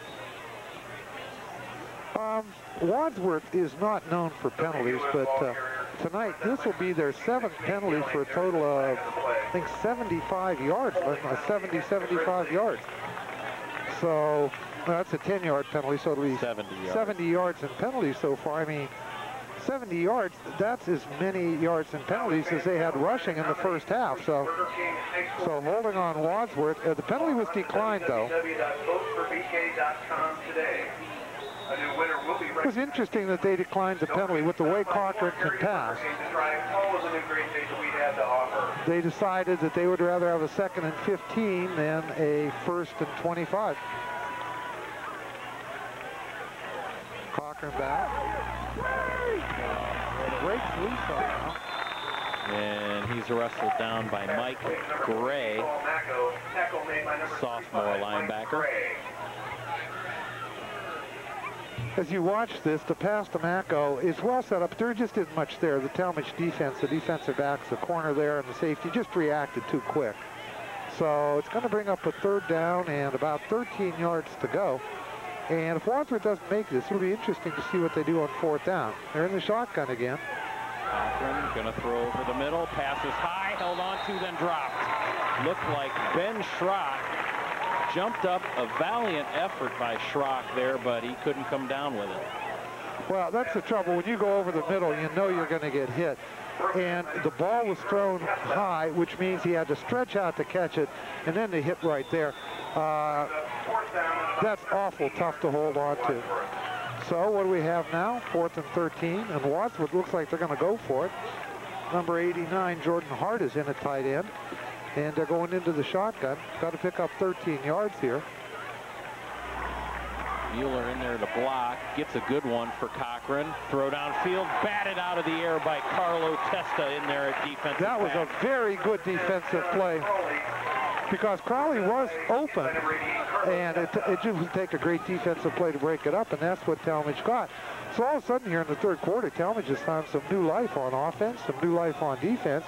As you watch this, you want to see a great defensive play. Cochran's rolling, and he's going to throw a rifle shot right down there, and watch it the last second, right there. Knock the ball away. And not only did that save a 1st down, that saved a touchdown, because when he committed to block the ball, he basically left the defender free, and Crowley could have walked into the end zone if he had caught the ball. Price, quarterback option. Somehow he scored it through for about forward. 4 yards or 5 yards. Alan Price keeps the ball around there. And if in fact they were running the option, it sure looked like they were. That's the first time we've seen that tonight. And I'll tell you, if you're going to run the option play, it's such a high-risk offense, you have to have an awfully, awfully sharp quarterback to make the decision real quick when to pitch the ball, and then not only that, but get the ball to that trailing back. And that's why high school coaches in general don't like option runs. You got to have 3 great backs to run the option. 3 great skilled players Yes. back. Good stop by number on the run. 44. Billy Mueller was there to make the tackle along So with was some of his Chris friends. Corwell. Chris Corwell. And Billy Mueller. As you watch this is just good defense coming up from the linebacker secondary position. Oops, nothing there. And there you see Corwell and Mueller meeting at the ball. Joe Laria, the ball carrier on that one. 3rd and 5 on the 36 for the Blue Devils. Big play here. Yeah, I think it's big psychologically both ways. If Talmadge can make it, again, they're getting new life, and if Wadsworth can stop them, then, all right, let's get our offense back on the field and score. 2 receivers to the right of the line. 1 player, Laria, in the slot. Draw play. Paul Barnes, the ball carrier. He's hit once, That's a holding twice. holding penalty on Talmadge. And that was a long draw, Larry. That was about as He deep got as the you could get. handoff and stood there for a couple of seconds before he started running with it. Now, they're going to bring the ball back in a 10-yard penalty. I don't know. I think it's still going to be a 1st down, though. Penalty does go against the Blue Devils. Depends where the hold was marked at, or where the spot of the hold is. And they say the hold took place on right about at midfield. So they move it back, and it's going to bring up 3rd down and 2. So that was an unfortunate holding call. I didn't see it, to be honest with you, whether it was a good call or not. The holding call was on number 1, Harvey, and he certainly was not happy, did not believe that he was holding on the play. Should be, scoreboard says 3rd and 5. I But think it's actually, ours is right. yeah, it's 3rd and 2. So once again, well, you know, that really hurts Talmadge, because you don't have that many plays in your book that you can surprise the defense with. Haven't used that one. They're probably not going to be able to use it again. Full house backfield. Hand off to Riley, and a big play by the Grizzly defense. Number 11, guess who? Luke Houston coming off the bottom of the pile, and the Grizzlies, here's the replay. Now, look at that. Look at the jump. That it's like that Busen knew what the call was, like he was in the huddle with the Talmadge offense, came right up, read the play perfectly, and made the tackle. And now Talmadge is going to have to punt. That really has to hurt Talmadge, because if they had picked up that 1st and 10, they'd have had the ball down around the Wadsworth 40-yard line, and instead it's called back on the holding penalty. Good. Good kick. Booming kick to Macco, corrals it in, heads to his left, got a couple of blocks, going down the left side. the Grizzly bench. Pushed out of bounds at the 45 of Talmadge. Well, what a weapon Macco is, because when you look at where the ball was snapped from, where it ended up, I mean, they only advanced the ball about 15 yards. So you watch Macco go to the outside. He gets a great block here by someone. I hope I can read the number. It's a little further downfield. Right, it's too bad you can't see it. So I think it was by number 33, if I'm not mistaken. Melton did a good job of getting in the way of one of the defenders to allow for that extra 10 yards or so. So 1st and 10 on the 45. And off, Macco plowing through the middle. Got about 8 yards. Number 28, Paul Macco, the ball carrier for Wadsworth. Tackle made by number 21, J.J. Ray. You know, in that first series, they came out, in the first series of the second half, they come out and threw the ball a lot. It's going to be interesting to see what the Wadsworth coaches do now. They've got a running game. They've shown they can run the ball. And it's going to be, are they going to stick on the ground? Are they going to go back into the shotgun? You notice now they're lining up in the I formation again. Indicate they're probably going to run. Nope. Quick pass over the middle. And it is caught at the 25 by Jordan Hart, the tight end. Pass completed number 89, Jordan Hart. Hart, 6 foot, 298-pound junior Hart tight end. brought down by number 34, Mike Klein. And ball's on where they spot the ball, on the 27-yard line. DJ Schrock to the left, Mike Marshall to the right, Busen and Macco in the backfield. Now Schrock heads to the right side of the line. Handoff Macco. Gets across the 25 to about the 24. That'll be a short gain. Might give 3 yards on the play. It'll bring up a 2nd down and 7. Tackle made by Mike Gray, number 57, Derek Keepwall. So I think Wadsworth would like nothing better than to run a few more plays, run a little time off the clock, and punch it in and make it a 2-touchdown game again. Now they're back in the shotgun on 2nd and 8. Both backs flanking Cochran on the 30-yard line. Low snap, handoff inside to Macco down to the 20. Well, in a way, it almost looked like that low snap was a blessing, because it threw the timing off enough that player managed to get through. There's a Talmadge player down. Timeout. The ball's on the 20. As you watch the low snap, just manages to get the handoff out, but it kind of threw the Talmadge timing off too. And you can see Macco plowing ahead, and it's going to bring up a 3rd down and about 4.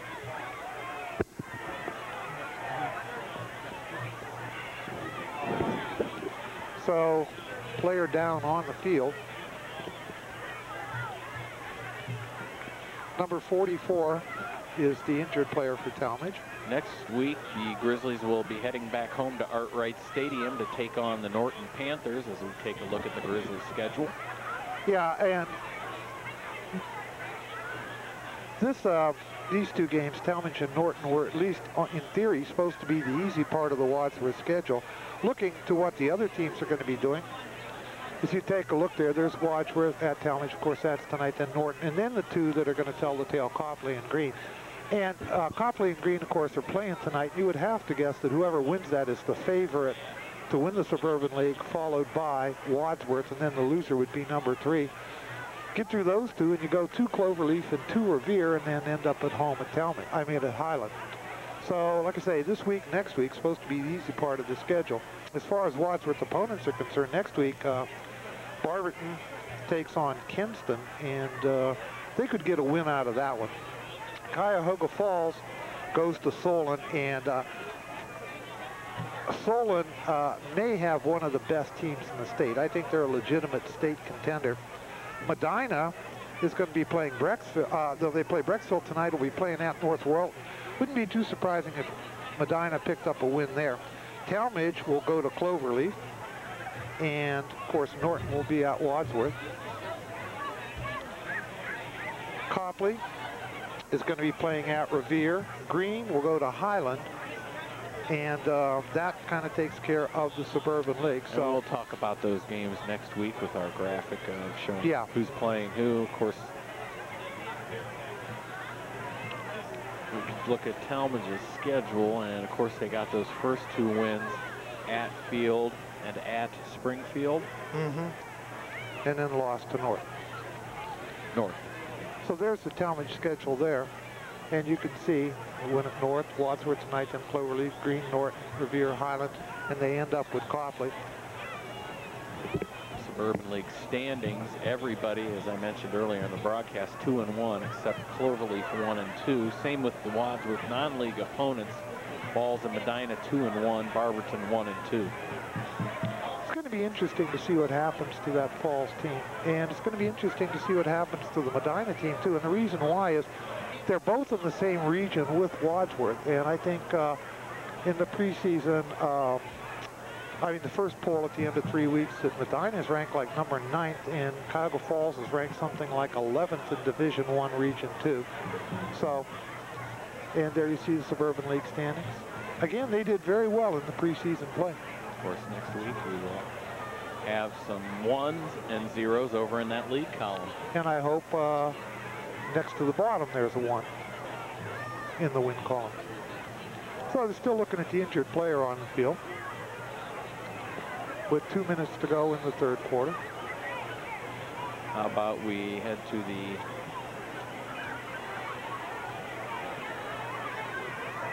plugs for Papa John's Pizza, providing sustenance for the WCTV crew. And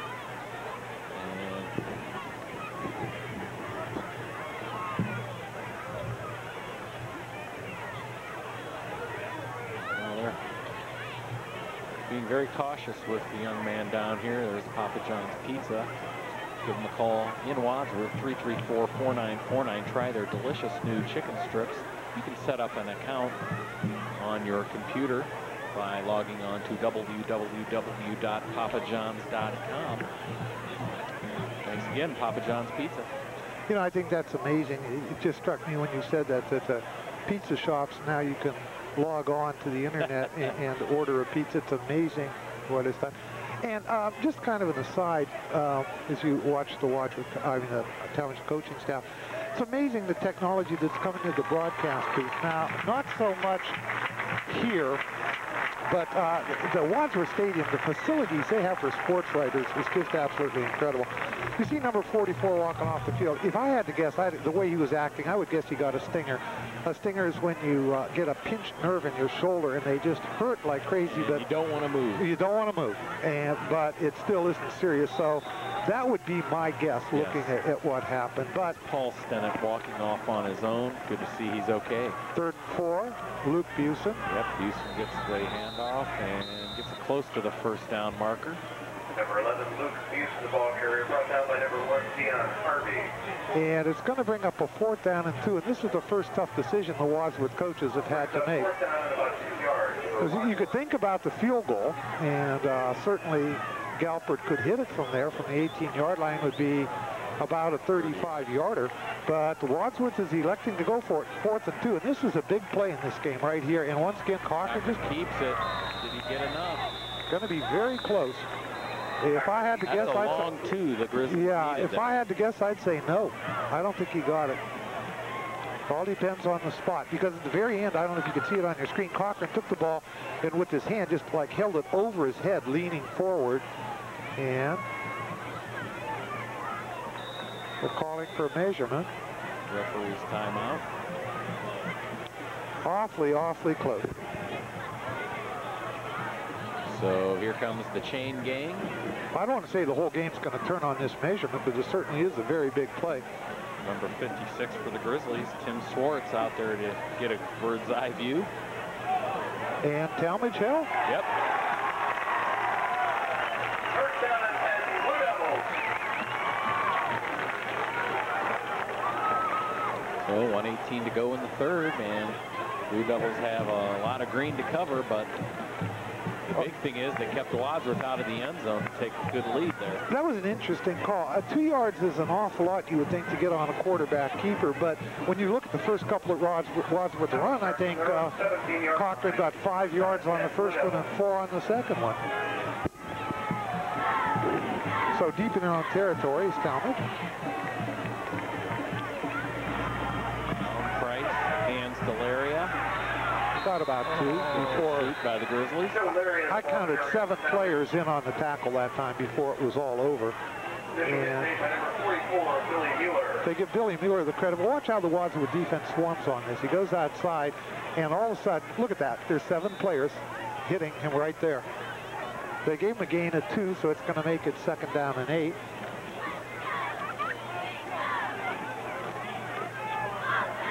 And you can see by the clock there, the 3rd quarter is rapidly winding down. 44 seconds left to go.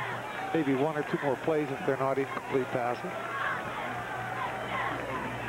Going to be a pass. Price rolling to his left, in trouble. Oh, that's threw it away. I'm really surprised they didn't call grounding on that. As he was falling down, I think it was Jeremy Porchowski got in there and pressured Price. Now, number 88, tight end, was in the area, but watch this. I don't know when you call intentional grounding and when you don't, but watch this, okay? Here comes Porchowski, and it's kind of hard to imagine that that was thrown towards anybody, though he was out of the pocket when he threw that, so. Well, they called an incompleted pass, and it's 3rd down and 7, and they got that rule that you can almost intentionally ground the ball when you're out of the pocket to protect the quarterback, really. So, 3rd and 7.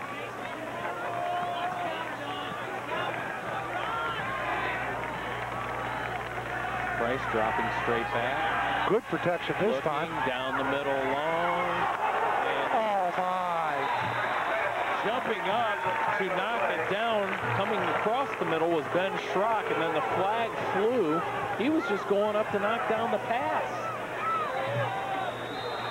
Let's see what happens. And there's another Talmadge player injured on the play.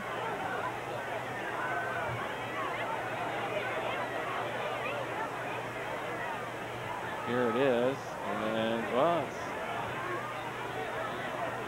and a Talmadge player, another Talmadge player injured on the play. So they ruled that it was interference on Wadsworth, and as we said, in high school, interference is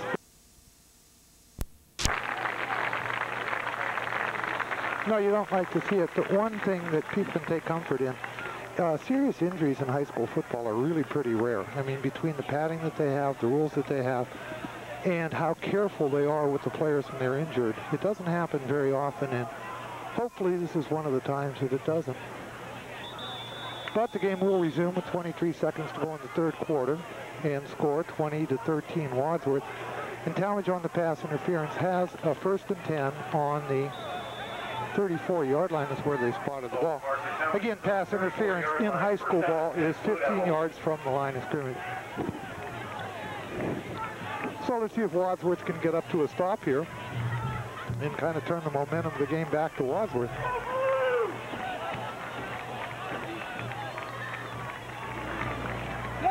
Pitch to Riley, and he is just twirled around and dropped at the 30. Loss of 4.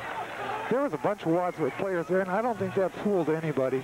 The pitch, as you watch the quarterback take, and he's going to pitch to the back, who's going to try to run wide, and all of a sudden he runs right into number 22, Andy Trzanowski. That's the end of the 3rd quarter. The score, Wadsworth 20, Talmadge 13.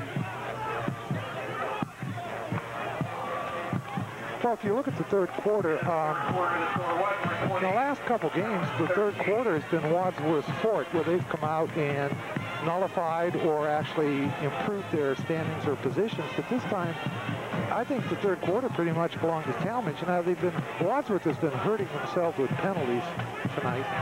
That one would have been, I think, about the 8 penalties for 85 yards, if I'm not mistaken. And 85 yards, that's a lot of yards to give to another team. So I think if Wadsworth is going to win this thing, the first thing they got to do is eliminate the penalties and just play their game. Let's finish up with the Papa John's trivia question. Give them a call in Wadsworth, 334-4949 for some delicious takeout pizza. And our Papa John's trivia question we will get to when we get a chance. Also in a minute we'll have the stats for the first 3 quarters for you. 2nd down and 14 Talmadge. Quick drop and the fumble. Back and causes the fumble, and it's picked up by Will Ling, who's going to go in for a defensive touchdown.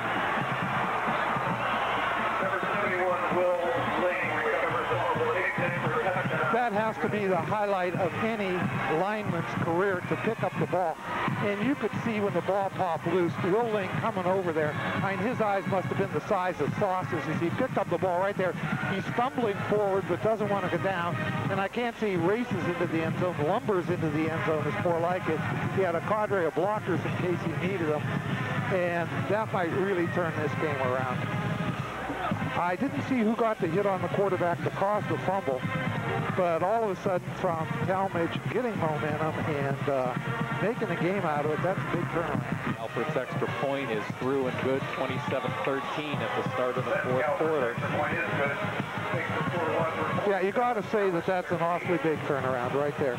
And to Will Ling, congratulations. I mean, those guys that play down in the pits on the offensive line, the defensive line, I know we don't call their number enough. And the reason why is you see this in college ball and pro ball where they'll pick out those guys on the line. You got to remember they've got 3 or 4 spotters with binoculars that can pick out who's doing what. And we just don't have those facilities. So I think, Larry, I'm being told it was Jeremy Porchowski on the hit. Porchowski on the hit. And then, of course, Will Ling getting his first touchdown of the season on the defensive side. Boy, the defense and special teams coming up big this season for the Grizzlies. But to finish the thought, it's nice to see something like Will Ling, who's in there in the trenches doing the job and doesn't get that much credit. One of the best players on the Grizzlies is last season as a Wadsworth Grizzly football player. So Wadsworth will be kicking off. And there's still 11 minutes to go in the game, but once again, you get the feeling that Talmadge has to do something very positive with this series of downs. The Wadsworth defense has played well, except for some of the defensive penalties that they've had. So the 13 points has not come easy for Talmadge. Kyle Harrison fields it for the Blue Devils. He cuts across the middle, has a wide open field. One man to beat it to the kicker, Griff Wilson. Wilson is there to drag him down. What a great play by Wilson. Wilson hung in there and just met up with Kyle Harrison, who I mentioned in the first half. He came in and made a big play running the ball there, returning it. Watch this. He comes right up the middle, and somehow the Wadsworth defenders just aren't there. And you can't give Griff Wilson enough credit. Right there, he's loose.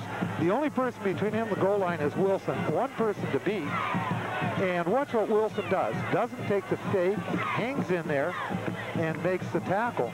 Very big play by Griff Wilson. Like I say, he's not supposed to do that kind of stuff. So the Blue Devils looking to answer to that early fourth quarter touchdown by the Grizzlies.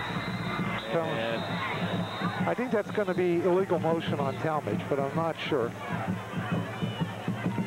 The play never really got underway, and the referees blew the whistle, so let's see what they call. Here comes the referee. And it is motion or false start on Talmadge, so that moves them back 5 yards. And so that helps take a little bit of the sting out of that great return of the kickoff. One penalty of a clean ball game played by Talmadge so far. Yeah, they, again, for a young team, they've made amazingly few mistakes. Though some of the passes have been a little questionable, they managed to, by and large, except for that one touchdown interception, to get away with it. Price is looking to throw, and he was pursued by Mueller, but the catch is made by Paul Barnes. Down inside the 30. It's going to be a pickup of about 11, I think, so it's going to bring up a second down and 4. Good pass and catch there, and you mentioned it, the will of Alan Price to stick to it, Larry, as he got hammered as he threw it.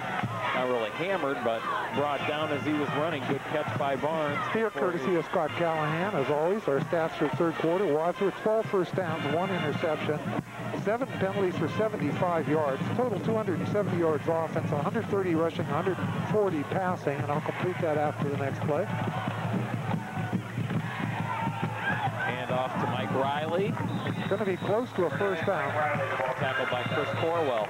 Leading rusher is Macco, 9 carries, 74 yards. Cochran, 9 of 21 for 140 yards and 1 interception. and Cochran scored a touchdown. Talmadge has 11 first down. They had 2 turnovers, a fumble and interception. They've only had 1 penalty for 15 yards. Total yardage 119, rushing 19, and passing 100. So if you look at the statistics, you would think that Wadsworth would be absolutely dominating this game. But the thing that's happened is a couple big plays for Talmadge and costly Wadsworth penalties really have kept Talmadge in this game where they've got a 1st and 10 on the 20-yard line. Adam Melton, the one who actually made the tackle there, and Chris Corwell was there to help out. Straight drop, look out. Price in trouble again, ball's up for grabs, and it's not intercepted. It hit the ground before Paul Macko. Macko's surprised at that. He thought he caught it, and he's appealing to the referees. It went over one defender, and then Macko ostensibly caught the ball, but the ref said it hit the ground. That was up for grabs for sure. Yeah, well, the quarterback was under such pressure, he just unloaded it. The receiver, as you watch this, there's the miss, and now watch Macko come in. Hard to tell whether or not he caught it. You can't quite see whether he caught it or the ball comes loose. You watch it coming in. Here comes Macko diving. Boy, I'll tell you, that's awfully close. The referees were a lot closer than we were. So that was a close call. 2nd and 10. Price gonna throw to Harvey. He makes the catch, falls forward, slides in for a touchdown. What an athletic move by Dion Harvey as he jumps up to make the catch in traffic. The one thing that helped that play a lot was one of the few times there wasn't any pressure on the quarterback at all. Price could just stand back there and throw it, and when he threw it, Harvey is such a big target. I think, what is he, 6'2"? 6'2", 185. And that's bigger than any of the Wadsworth defensive backs, and consequently he could go up there and get it, and then just his strength propelled him forward in the end zone. So here we go again. Talmadge is right back in the game. Dave Stazak looking to put the Blue Devils within a touchdown and extra point. And he does, no problem, 27-20. I think, without shadow of a doubt, that Stazak is the best kicker we've seen this year. So here we go again, and Wadsworth has to once again come out and assert themselves because the way Talmadge has been moving this ball, again with some help from Wadsworth on penalties and stuff like that, that 7-point lead certainly isn't safe with 10 minutes and 3 seconds to go. And no matter how this game ends, John, you got to give Talmadge an awful lot of credit for hanging in there. A young team, big loss to North last week, who really isn't a power in anything to be reckoned with in football, but they're pretty much playing Wadsworth even on the scoreboard, if not statistically. Okay, let's get that trivia answer in. The Papa John's trivia question this week. Ask you who holds the record for most career wins as the head coach of Wadsworth varsity football. How about that? It's Greg Dennison. I'm really surprised 54 wins and counting. Boy, that surprised me. I mean, when you go back to 1904, if nothing else, I mean, I'm certainly not knocking Greg. He's a great coach, but there he is, Greg Dennison. But there have been coaches at Wadsworth that coached years longer than he did, and even if they didn't have winning records all the time, you'd think that somehow they'd accumulated more than 54 victories. Second on the list is Rex McElvain, who coached from 55 to 64 with 51 victories as a head coach. Art Wright, Larry, coached in 2 different stints, 1930 to 1941, then again in 1948 and 49, collected 44 victories, opposed to 77 defeats. A good stop by Talmadge. Well, you know, Wadsworth Stadium, of course, is named Art Wright Stadium. The way Dennison's going, maybe they'll rename it Greg Dennison Stadium. But the thing was with Art Wright, he was not only a football coach, but he was an athletic director at Wadsworth for years. But that does surprise me that Greg has the record, because just like I say, he just hasn't been here that long. Well, Wadsworth has their work cut out for them. 1st and 10 on the 21-yard line. And again, the thing they need is a sustained drive. Get the ball down there and punch it in the end zone.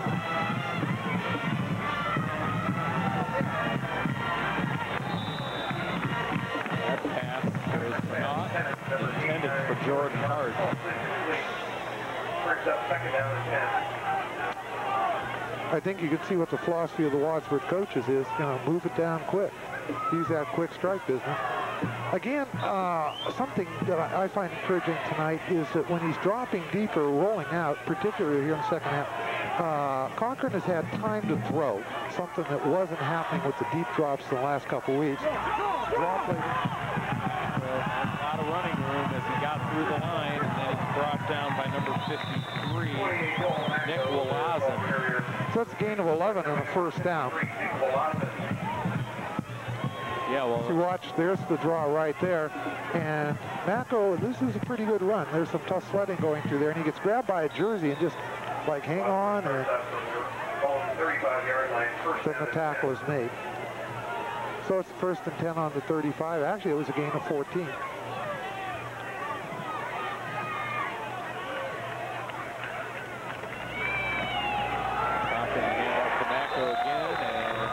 Good play. Great play by number 57 for Talmadge, linebacker that came in there. That's Dion Harvey, brother to the number 1 wide receiver that scored the last touchdown. No, the number 1 is Dion. Oh, I'm sorry, that was his brother, 57. No, Derek Heatwall. Oh, I had that one wrong. Okay, had that one wrong. So brings up a second down and 10. Heatwall, senior linebacker. Cochran throwing. Finds John Crowley in front of the Grizzly bench for a first down. That was a nice play. Cochran rolling to the right. Crowley just coming across the middle of the field. And again, what happened is one of the Wadsworth receivers took the safety deep with him and allowed Crowley to come across the middle, like behind the linebackers, but in front of the safeties. And it's a 21-yard pickup to the 47 at Talmadge. And it looks like Wadsworth's on a roll.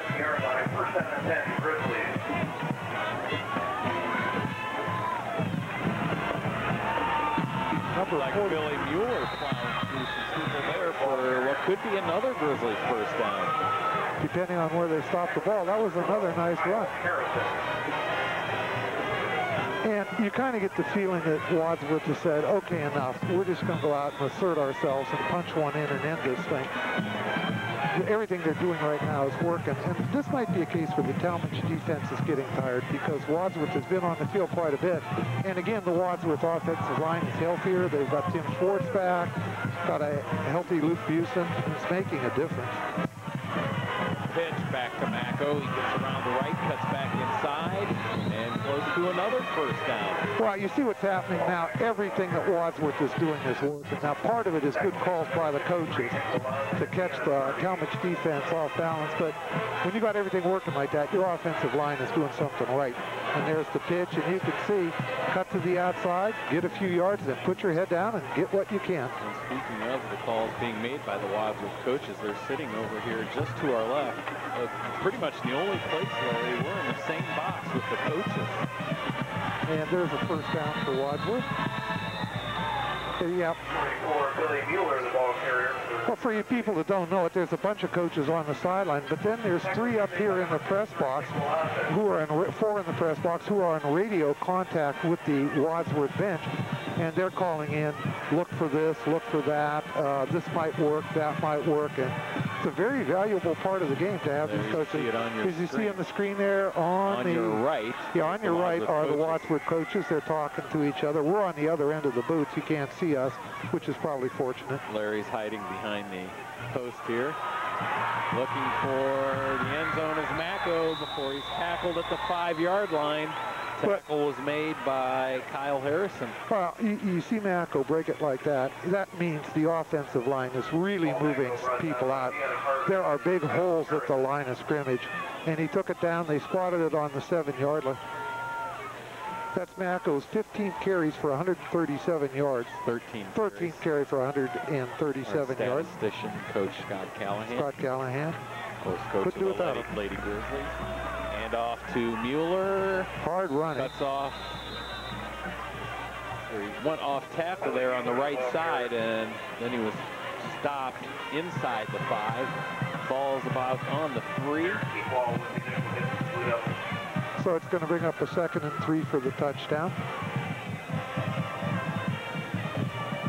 And as you look at the clock, time is running down. And should Wadsworth manage to score a touchdown here, it's going to make it very difficult for Talmadge. Because the Wadsworth defense has actually played quite well tonight, even though the 20 points are on the board. Full house backfield. It goes to Macco, who dives in. Grizzly touchdown. Number 28, Paul Macco, carries it into the end zone for the Grizzlies. So a 3-yard pickup for Macco, gets the touchdown, makes it 33-20. And that drive is almost like picture perfect. It's like you'd be sitting in the locker room and drawing X's and O's on the board, and everything they did worked. That's Paul Macco's first rushing touchdown of the season. The Grizzlies with 3 rushing touchdowns tonight. Extra point is good. Billy Mueller, Clint Cochran, and Paul Macco all with rushing touchdowns. The other one was the interception return for a touchdown. Yeah, that might be Macco's first rushing touchdown, but his 3rd touchdown of the year. Now, an interesting thing that's going to happen is what's Wadsworth going to do on this kickoff? They've tried a couple of squib kicks and given Talmadge the ball on 35 or 40-yard line, but when they kicked it deep, they had that one big run back that a tackle-saving touchdown by Griff Wilson. So I have a hunch you're going to see this one just rolling down the field. I don't think you're going to see it booming anywhere.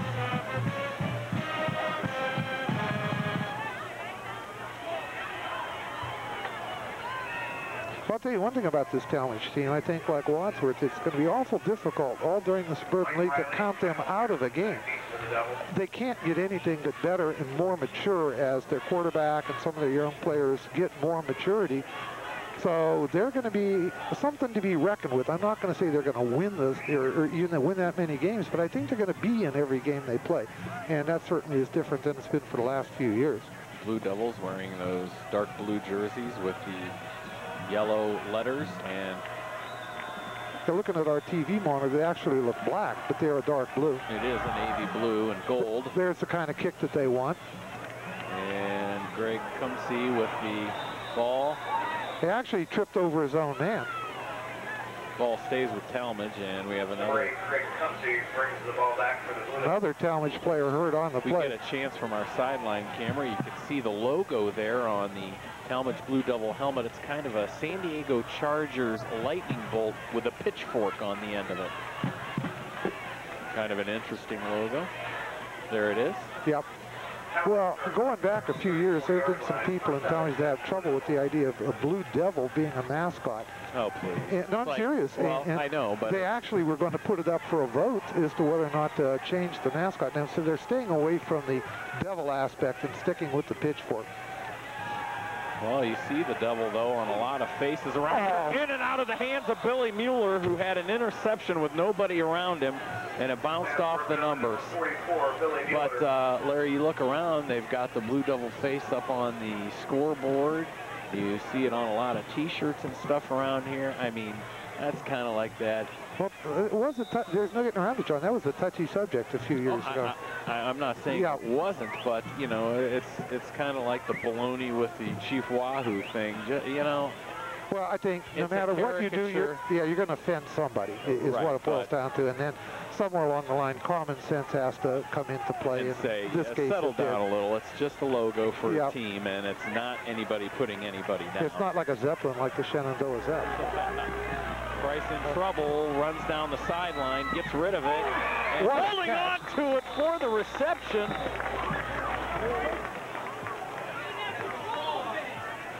The Wadsworth coaches, Carlo Testa, but the Wadsworth coaches are yelling he didn't have control of the ball when he went down. But that was a spectacular catch. That ball never hit the ground. No, we've seen a bunch of those tonight, those spectacular catches, and I think it's going to be short of the first down. Nope, they're saying it's a first down. Yep. So that gives Talmadge a first down on the Wadsworth 48. Talmadge's 44-yard line. Sorry, I missed by 10. And 5:55 to go and counting. I think you're just going to see, they're in a wing formation this time. First time we've seen that. Probably the air is going to be filled with footballs. Price again rolling out of That's trouble. A holding call on downfield. Holding call on Talmadge. pass was intended for Harrison at the 30. It was an interesting formation. They had a wing T formation, and what they did was use their wing back as an extra blocker in the direction that the quarterback was rolling. The holding came from the back side of the play, and it's really unfortunate because whoever was held was going to have no influence on the play whatsoever. So we'll see what Wadsworth does. They might decline the penalty, not they're saying step it off, so it's going to bring up a first down and 20.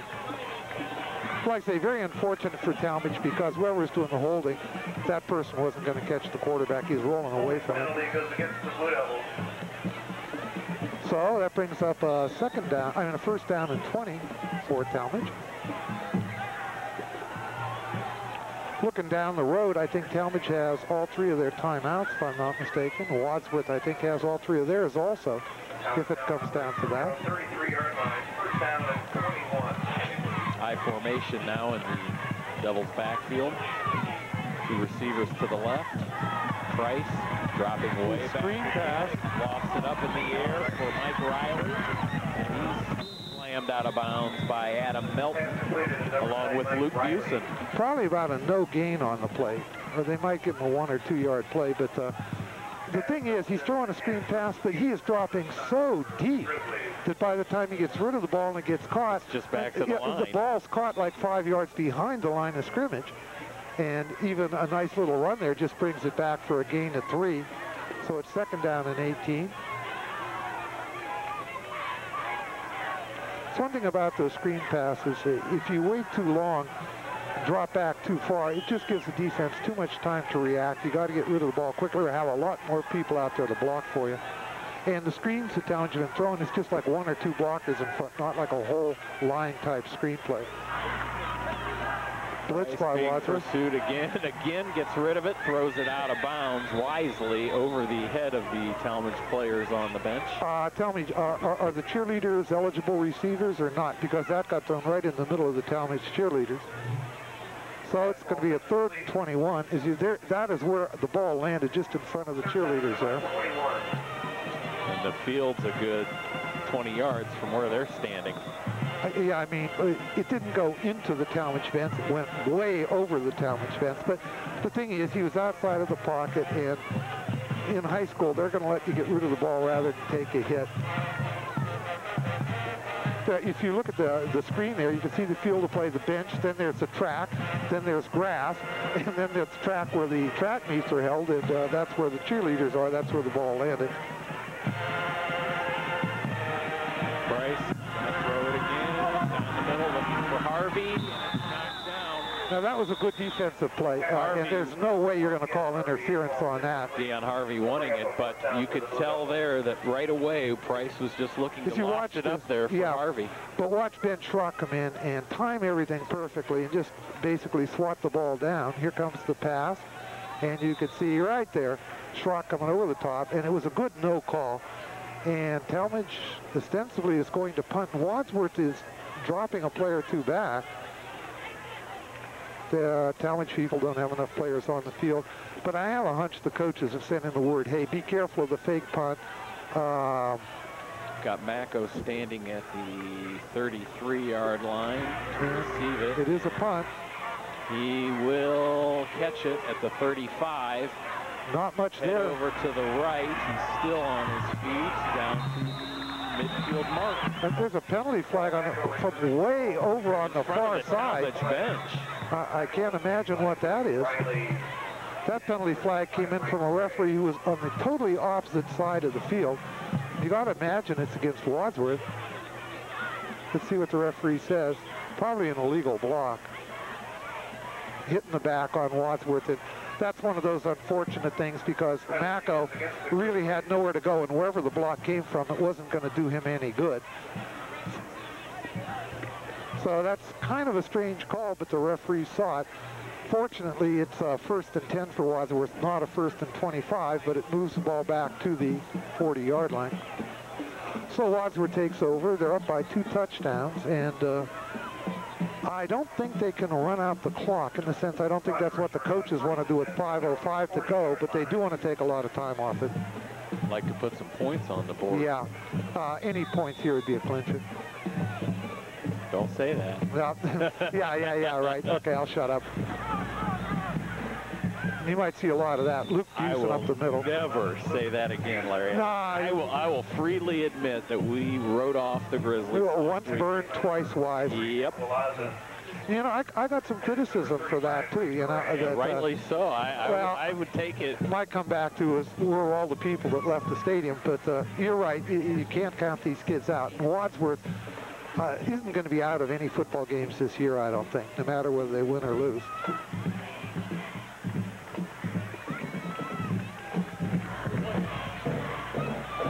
Oh, my. Well, Macko just picks up the speed. He's heading down the right sideline. A good block. He's going to go into the end zone. Touchdown, Wadsworth. Well, that was a brilliant two-play drive there.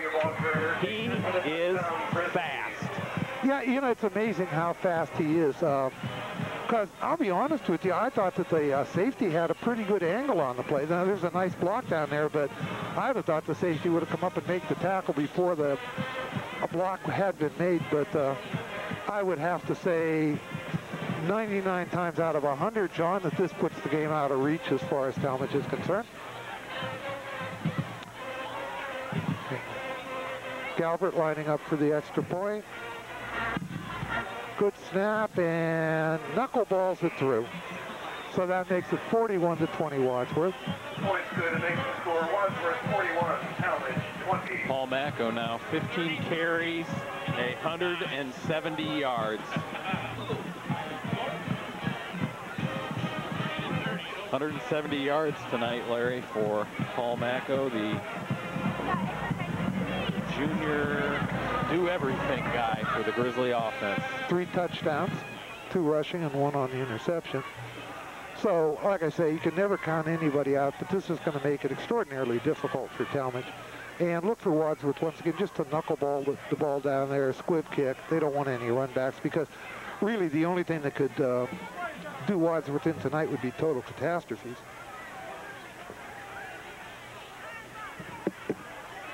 Riley Harrison back deep for the Blue Devils.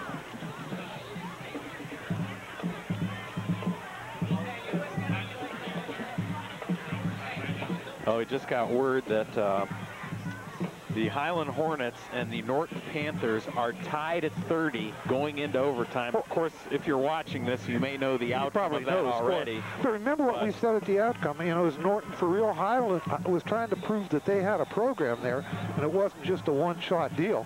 And they're showing that tonight. And there's the squib kick rolling down. Good bounce. Again, number 8, Greg Cumsey. Boy, he's had a lot of returns tonight as an up man fielding kicks. And Jeremy Porchowski, number 4, made the touchdown. Made the tackle. And I'll tell you, that's one thing you don't want is you watch Porchowski come in here and make a good hit right there.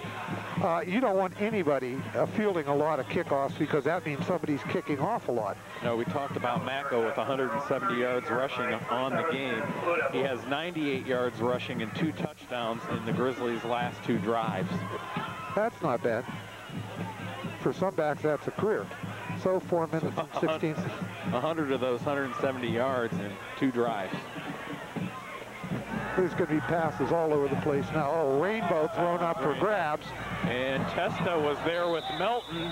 Good try by Carlo Testa, and Adam Melton was there to break it up. I think realistically the Testa never had a shot at the ball. Melton is just perfect position. As you watch this, he's got Testa pinned against the sideline and actually was had more of a shot than Testa did to catch the ball.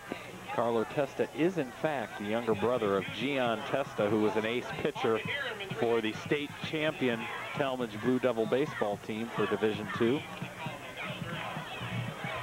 Saw Coach Seeker wandering around here earlier this evening. 2nd down and 10 for Talmadge.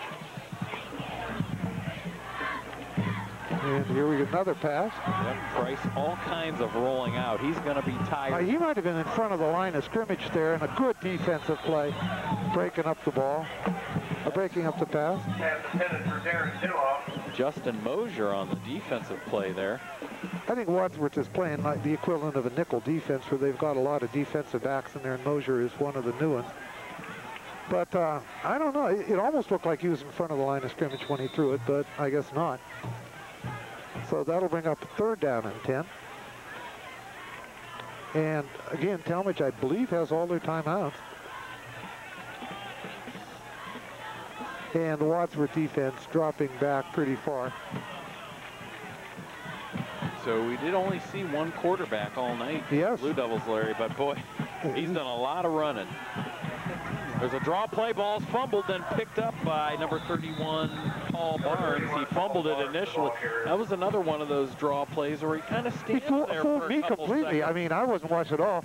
As you watch, the quarterback does a great job of And faking. he fumbled it, did Barnes, but he wisely I'll tell you, if this kid Price gets a little bit bigger, he could be a real running threat also.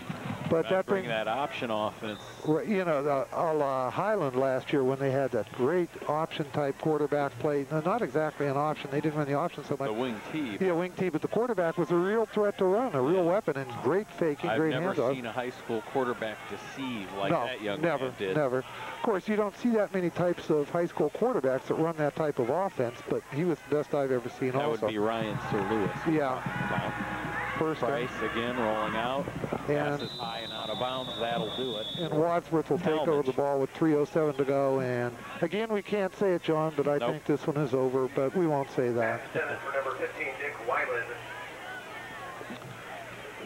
So I would guess with 3:07 to go that Wadsworth would just try to run the ball. I don't see much sense in throwing passes. Talmadge has the timeouts. And the running game on the last drive was so successful for Wadsworth, I would really be surprised to see him put the ball in the air. Because I think the only thing that could defeat Wadsworth now is Wadsworth themselves. So we'll see what happens. In their quarterback now is Jake Blatter. He's the... Number 32, Travis Lyon. Travis Lyon is in the backfield at the tailback. In fact, there's a whole bunch of, I want to say, clean jerseys, even though they didn't get too awfully dirty. So Wadsworth basically has their second team in at this point. There are a lot of first-team linemen up there, but they got second-team quarterback, tailback. I can't see who's at the up back. Oh, and we get the numbers here. Jake Blatter is now in at quarterback, a sophomore. And running up the middle hard for the Grizzlies is number 34. That would be Matt Handschuh, who's seen some time on defense early in the season for the Grizzlies at linebacker. He's a sophomore also. And has gained some good yards, and that brings up a 3rd down and 3. And it would be nice to see these kids put up a first down or two, if not a score. And the real... Still have most of the starting line intact. Cole Miller still in there at center. And what a run. To Handschuh, he takes it down to the 25. Great run by Handschuh. I mean, he was hit at the line of scrimmage, and he literally dragged that linebacker for 5 yards and got the first down. So I got to say, look at that. Just look at the leg drive that Handschuh's showing there, just pushing himself forward. On the other hand, you got to think that the Talmadge defense is a little bit dispirited right now. Handschuh, 5'9", 183-pound sophomore. That's a bowling ball. See if they hand off to him again. Nope. The pitch this time to Travis Lyon. Good cut. Travis Lyon, 5'9", 147-pound sophomore. And it looks to me like Talmadge is not going to call a timeout. They're just going to let the clock run. As you watch the handoff, good cut there. Good little wiggle move to the outside to pick up 5 yards. So 1:15 (15) counting. I think Wadsworth only has to run 2 more plays here, and that'll do her for tonight. Oh, running hard is Handschuh up the middle. He's twisted and dropped inside the 5. Grizzlies second teamers on offense looking to put some points on the board tonight. So it's going to be interesting to see if the Wadsworth coaches go for the score or not. They're spotting the ball. I can't see exactly where they're spotting it. Talmadge calls a timeout. And a reminder to you people, next week we'll be home against Norton. And hopefully Wadsworth will be able to pick up another victory then. And looking down the road, the 2 games that you people want to mark on your calendars is 2 weeks from now at Copley. 3 weeks from now, home against Green. 3 weeks from then, home against Green. And I'll tell you, between the Green-Copley game tonight and those 2 games, that should pretty well tell the tale of who's going to win the Suburban League and who's going to go to the playoffs. After hearing that it's 30-30 and going into overtime, Norton and Highland, I wouldn't look past next week just yet. Oh, no. We can. No, no, I mean, like I say, when you look at the scores tomorrow, and you people probably know all the scores already, you'll have a pretty clear picture of who's going to be doing what in the Suburban League and who the spoilers could be, too. So it's a first down and goal to go for Wadsworth. Back split behind Blattery. I want to show you, this is real class on the part of the Wadsworth coaches. You got to give them a lot of credit. They could punch it in and score, but they're not going to run off the score. They just told the quarterback, take a knee. And I'll tell you, there are kids out there on both sides of the field, and I think that this is a great move on the part of Greg Dennison and the coaches. And just take a knee and let everything. The coach figures, you know what, our second teamers are out there. They'll get their chance to shine. Right. Take the knee, ball game over, we get out of here, we're 1-0 in the league. Yeah, that's a class act. I mean, you can't, well, I can't say enough about the Wadsworth coaching staff. Second down, Blatter goes to the knee again. So the Grizzlies win it 41-20. They move to 3-1 on the season. More importantly, 1-0 in the Suburban League. The Blue Devils drop to 2-2 overall and 0-1 in Suburban League play, thanks to the whole WCTV crew. Scott Callahan, our statistician. And we will see you next week as Wadsworth takes on their neighborhood rivals, the Norton Panthers, at Arkwright Stadium. So we will go to our director in the truck, Ken Buck, to give you the names of those bringing you tonight's ball games. Well, John, what we had tonight was we had, we had Josh Rowe on the top camera, Tyler Doyle on the field camera. He did a great job as always. We had Rachel Armbruster do a great job on replays, and we had Julie Osbold and Arian Acuff in the truck helping me out. Back to you, John. Thank you, and thanks to those students for their technical and physical help tonight, carrying all the equipment, set up, tear down, all that stuff. Without them, you would not be watching these ball games on WCTV Channel 16. The final once again right there on your screen. I don't need to read it. Grizzlies a winner tonight here at Roshocky Stadium in Talmadge. We'll see you next week. So long, everybody.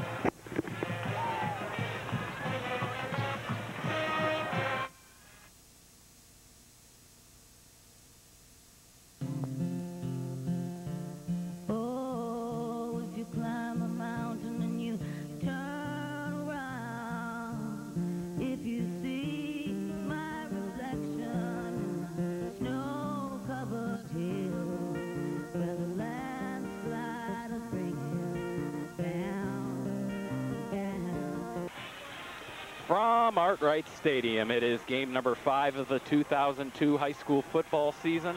Tonight, it's the annual battle for the Victory Bell, which means the Norton Panthers versus the Wadsworth Grizzlies.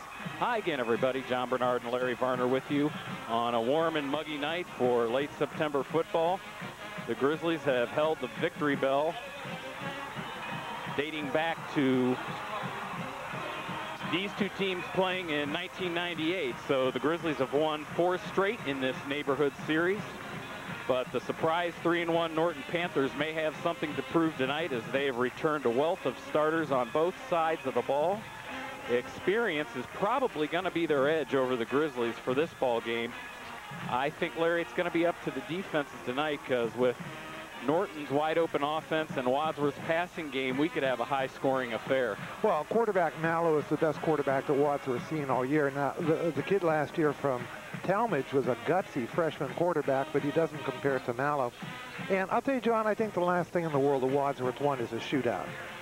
If Wadsworth is going to win this game, and this is something you can look for early, they're going to have to run the ball. And if they run the ball, they do 2 things. Number 1, they keep it away from that high-powered Norton offense.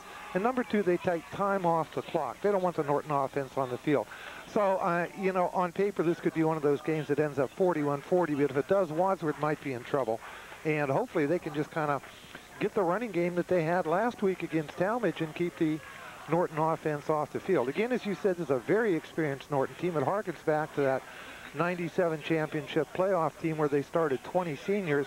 Virtually all the starters on the Norton team this year are seniors. By the way, Norton won the toss and elected to defer, so Wadsworth will get the ball to start the first quarter.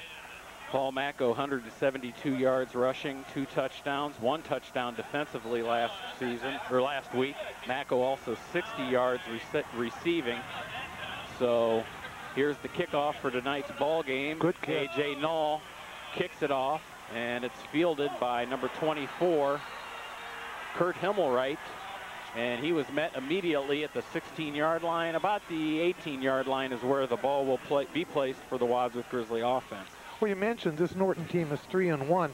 The only loss they had was to Northwest, who arguably is the best Division III team in the area. And they also had victories over Coventry, a victory over Kenmore, and last week at Highland, even though they were out statistic, they won the game in overtime. So this is a Norton team that's starting to believe in themselves, and Wadsworth takes over 1st and 10 on the 17. It's a quick pass, slant run by Mike Marshall. He's hit at the 30, but that'll be a first down on the first play of the game for the Wadsworth Grizzlies. Well, in lieu of a running game, you'd want something like that. The quick drop and the quick pass across the middle, which is almost, in a sense, a long handoff. As you watch this, Marshall breaks right across the middle, beats the defensive back. It hits almost immediately. That kind of play, Cochran has had good success on. The rollouts haven't gone too well this year. 1st and 10 on the 29. In motion, John Crowley. Handoff goes up the middle. And a gain of about 3 yards. That was Paul Macko. The Norton line is not as big as some of the lines we've seen. Medina, Falls had huge lines, but they are a good size. They average 230 across the front, and they're quite aggressive. But the two people you have to watch to are the 2 linebackers, Tyler Turchin and number 65, Williams, and we'll talk more about them as time goes on. They're very aggressive linebackers. They like to blitz, and they're very hard hitters. Shotgun for Wadsworth. And it's an inside handoff to Macko up the middle, takes it across the 40 to the 43-yard line. That'll be a first down for Wadsworth. And so far, Wadsworth is starting out just with what they want to do. They line up in the shotgun. Little handoff to Macko, as you watch here. Back. There's Macko, just a simple move across the side, finds his hole, and then turns on the burners once he gets through the line of scrimmage right there, and picked up the first down. So Wadsworth is doing a good job so far, moving the ball down the field. High formation this time. Macko coming into tonight, the leading rusher for the Grizzlies, 180 yards on the season, 172 of them last week. Again, run up the middle to the 45. Carrying the ball that time, number 44 for the Grizzlies is Billy Mueller, running from the up back position. Again, talking about the Norton defense, the strength is in the linebackers, but they have a quick mobile line, and they're not afraid to hit. Like I say, this Norton team is starting to believe in themselves, particularly after last week, and it would do Wadsworth well if they could to take them out of the game early, get that spirit out of them. But long back for the shotgun is Cochran. He's going to roll to his left, look down the sideline, finds Macko. It's over his head. Flag down, and I think they're going to call a holding penalty on Norton. Now, a holding penalty will be a first down for Wadsworth. Is that, in fact, what the call is? The referees are conferring at the top of your screen. And let's see what we have. Referee comes over the middle of the field. Holding, Norton. So that's going to be a 10-yard penalty, but it'll be a first down, and Wadsworth will have the ball on the Norton 45-yard line. So that was a break for them because the pass was incomplete. As I was saying before, Cochran has had an awful lot of success when he takes the 2-3-step drop and hits the quick pass over the middle to the outside. When he rolls out, he hasn't had that much success. In fact, I believe in the Medina game, he's sacked 7 times on rollouts. What the Wadsworth coaches have done, if they've taken to keeping a running back or two in the backfield to block for Cochran when he does roll. So 1st and 10 for Wadsworth on the 45. Macko steps around in front of Billy Mueller, the fullback, into the wideout spot, and it's a handoff to Macko, who comes off right side and gets a couple of yards. Tackle made on the play by number 7, Atkins, linebacker. We'll bring up a 2nd down and 8. Into the game for Wadsworth, bringing the play is Luke Busen, number 11, who'll probably be running out of the up back spot. One of the things about Tyler Turchin is they also use him as a running back, a fullback, but he has to split his time with the other running back, Adkins, number 33, because of the defense that he has to play. Yeah. Fake reverse. Cochran going to throw wide open is Billy Mueller. He gets a first down and more down to the 25 before he's stopped by the Norton defense. Well, that was beautiful faking by Cochran. Everybody bought the fake into the line, and Mueller came out absolutely clean. He was behind the linebackers in front of the safeties. And I don't think there was a Norton defender within 10 yards of him when he caught the ball, and he rambled down the sideline to the 25-yard line. So far, Wadsworth has a very impressive drive going here. Norton coming off one of their biggest wins in years, a 36-33 overtime victory over the defending conference champion Highland Hornets. We'll talk more about that when we get a chance. Again, Mako comes out of the running back position to wide out. Luke Busen around the left end, plowing over people down to the 15, a 10-yard bruising gain. Well, you talk about plowing over people. That should have been a 2-yard gain. He broke a tackle about 2 yards past the line of scrimmage. And then, like you said, just keep plowing ahead. And see where they spot the ball. It's going to be a pickup of 9, so it's going to be 2nd and 1 on the 16-yard line. It was interesting last week. You talked about crazy statistics. 3 of the 4 Suburban League games went into overtime. Yeah, and you wonder what the odds of that are.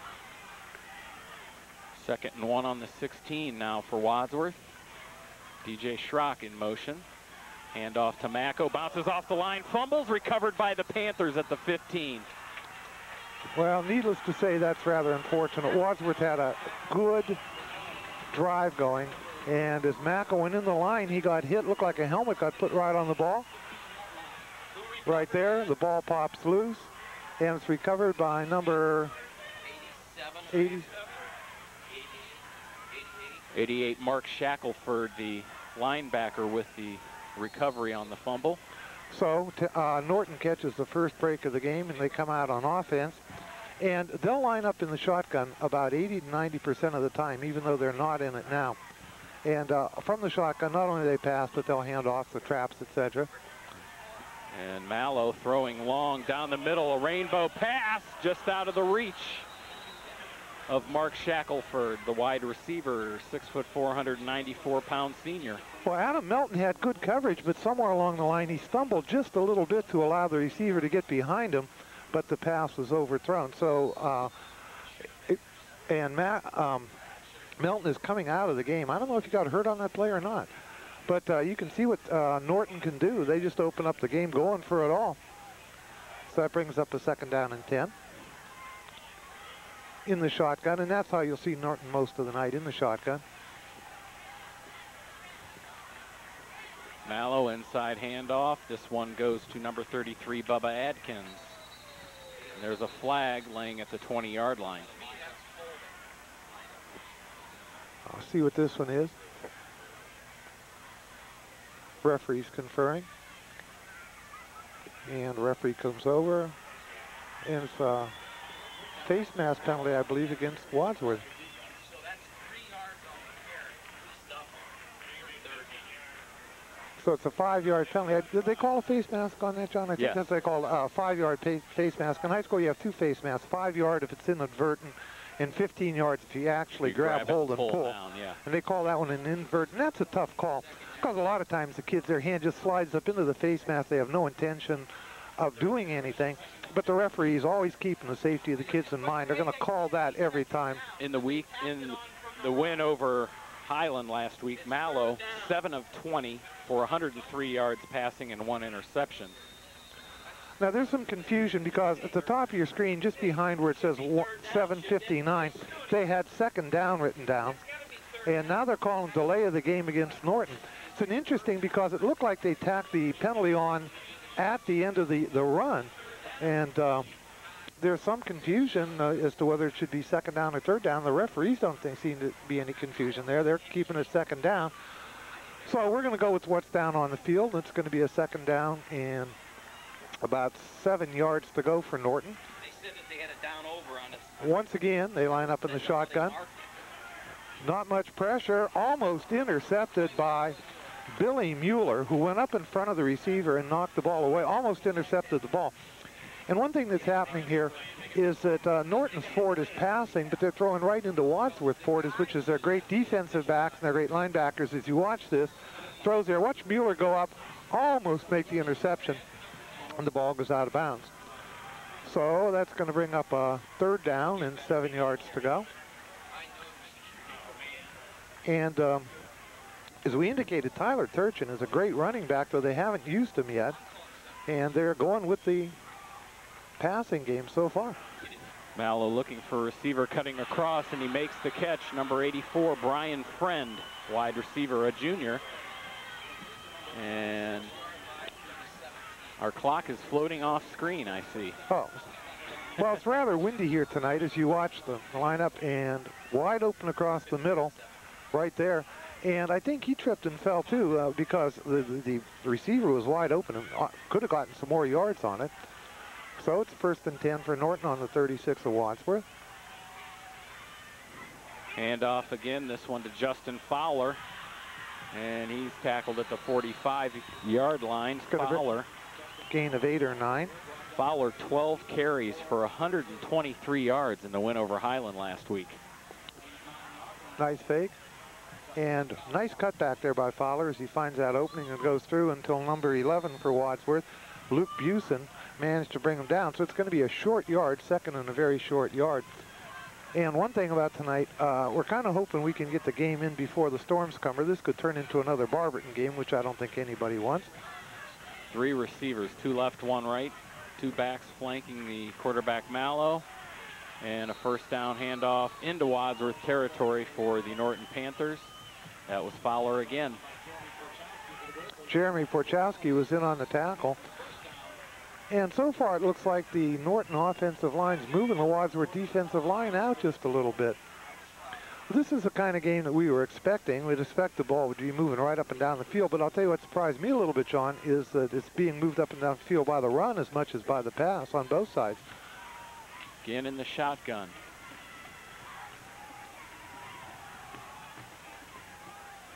Straight drop back, turning around and catching it at the 45 and pushed out of bounds was Shackelford. Chris Corwell made the tackle. It's only going to be a pickup of 5 yards, maybe 6 on the play. Actually, it was pretty good defense by Corwell. On this type of pass play where the receiver just goes out and cuts to the sideline, it's awful hard to stop that. You just got to give him the 5 yards and then hit him as soon as he catches the ball. So actually, Corwell played pretty well. With this wide open shotgun offense, the Norton Panthers have scored 125 points through their first 4 games. That's an average of 31 a game. Fowler gets it, and he's pushed back to the 45. Well, there was a real mix-up on the snap there. The snap was very low, and it didn't look like that the quarterback for Norton, Mallow, ever really had the ball. He just kind of shoveled it to his running back, and by that time, all the timing on the play was broken down, as you see coaches Jason Knapp and Don Robinson there. So, Larry, this offense for Norton, 125 points through the first 4 games. Their total in 10 games in 2001 was 68 points for the season. They've doubled their season total already. Should tell you something. Hand off, and he does not get it. He is stuffed. So that's going to bring up a 4th down for Norton. I don't think there was any gain on the play, at most 1, so it's going to bring up a 4th down and 3, and you think Norton's going to watch the ball, punt the ball as you watch the handoff there, and there just isn't anything there. Number 4 for Wadsworth was in on the tackle. Jeremy Porchowski come in from the outside linebacker and nailed him. So first punt of the game. Macco back for Wadsworth.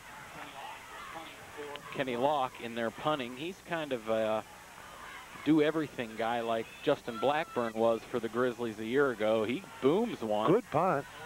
Macco lets it bounce over his head, hits at the 5, inside the 5. The Panthers fumble it into the end zone. Oh, About 3 guys were going for it, and no one could get a hold of it, and it just squirted into the end zone, so it'll come out for the Grizzlies. Well, the Grizzlies catch a break on that because that ball should have been down on the 2-yard line. Watch this. Well, we're going to let it roll a little bit, going to grab it now, and then look what happens. The player gets run into by his own player and knocks him off the ball. Ball goes into the end zone. So, after the first 2 possessions, 1 for each team, we haven't solved anything. Wadsworth moved the ball well, fumbled on the 15.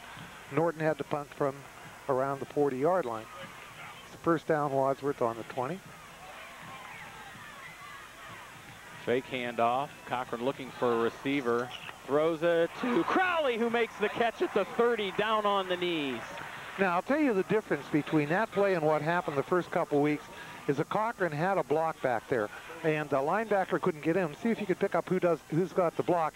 And when the backer finally does get through, it's number 63. When he does finally get through, Cochran doesn't take the sack. He gets rid of the ball, and then a great catch. So that's the kind of thing that's been missing the first 3 games that Wadsworth has played. Got a little bit of it last week, and now it's starting to look pretty good. Nice block there by Tim Swartz. Tim Swartz, 56. good job. Hand off to Mueller, across the 35 to the 37. And 65, Bubba Williams was one that made the stop. And it'll be a pickup of 5, maybe 6 yards. But the first couple games, Clint Cochran, when he would roll, it just didn't, there was no hope. There was always somebody in there in his face. And last week, what the Wadsworth coaches started doing was keeping a running back, or sometimes 2 in the block for him when he went into the rollout. That time he didn't need one, and that's a very good sign for Wadsworth. 2nd and 5. Cochran to Crowley, just over his fingertips at the 40. He may have been gone. Oh, he would have been gone. Just out of his reach. So that's the first time that Wadsworth tried to go deep, and it was a good time to do it, as he still got another down to pick up the 5 yards. That was a very good call, and like I said, almost worked, but not quite. So you watch the Wadsworth coaches on the sideline. This Norton defense returns 8 of its top 10 tacklers from last year. You mentioned the linebacker Turchin led the team with 88 tackles. There's a quick out to Marshall at the first down marker and gains a few more to the 45. So far, I've been very impressed with Wadsworth's offense. They're mixing it up, the run, the pass, that one long pass. What they got to do now, of course, is get it into the end zone, hold on to the ball. So it's going to be a first down for Wadsworth on the 45-yard line. Coming into tonight, Larry, Clint Cochran, 52 of 93. That's 56% for 735 yards, 7 touchdowns, 3 interceptions. The big one, though, he's been sacked 21 times in the first 4 games. There goes Mueller plowing through the lines. He's down to the 40, stiff-arming his defender, and gets down to the 37.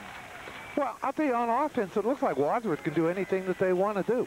And I think part of that is the fact, as you watch Billy Mueller make his run, there isn't much fancy here.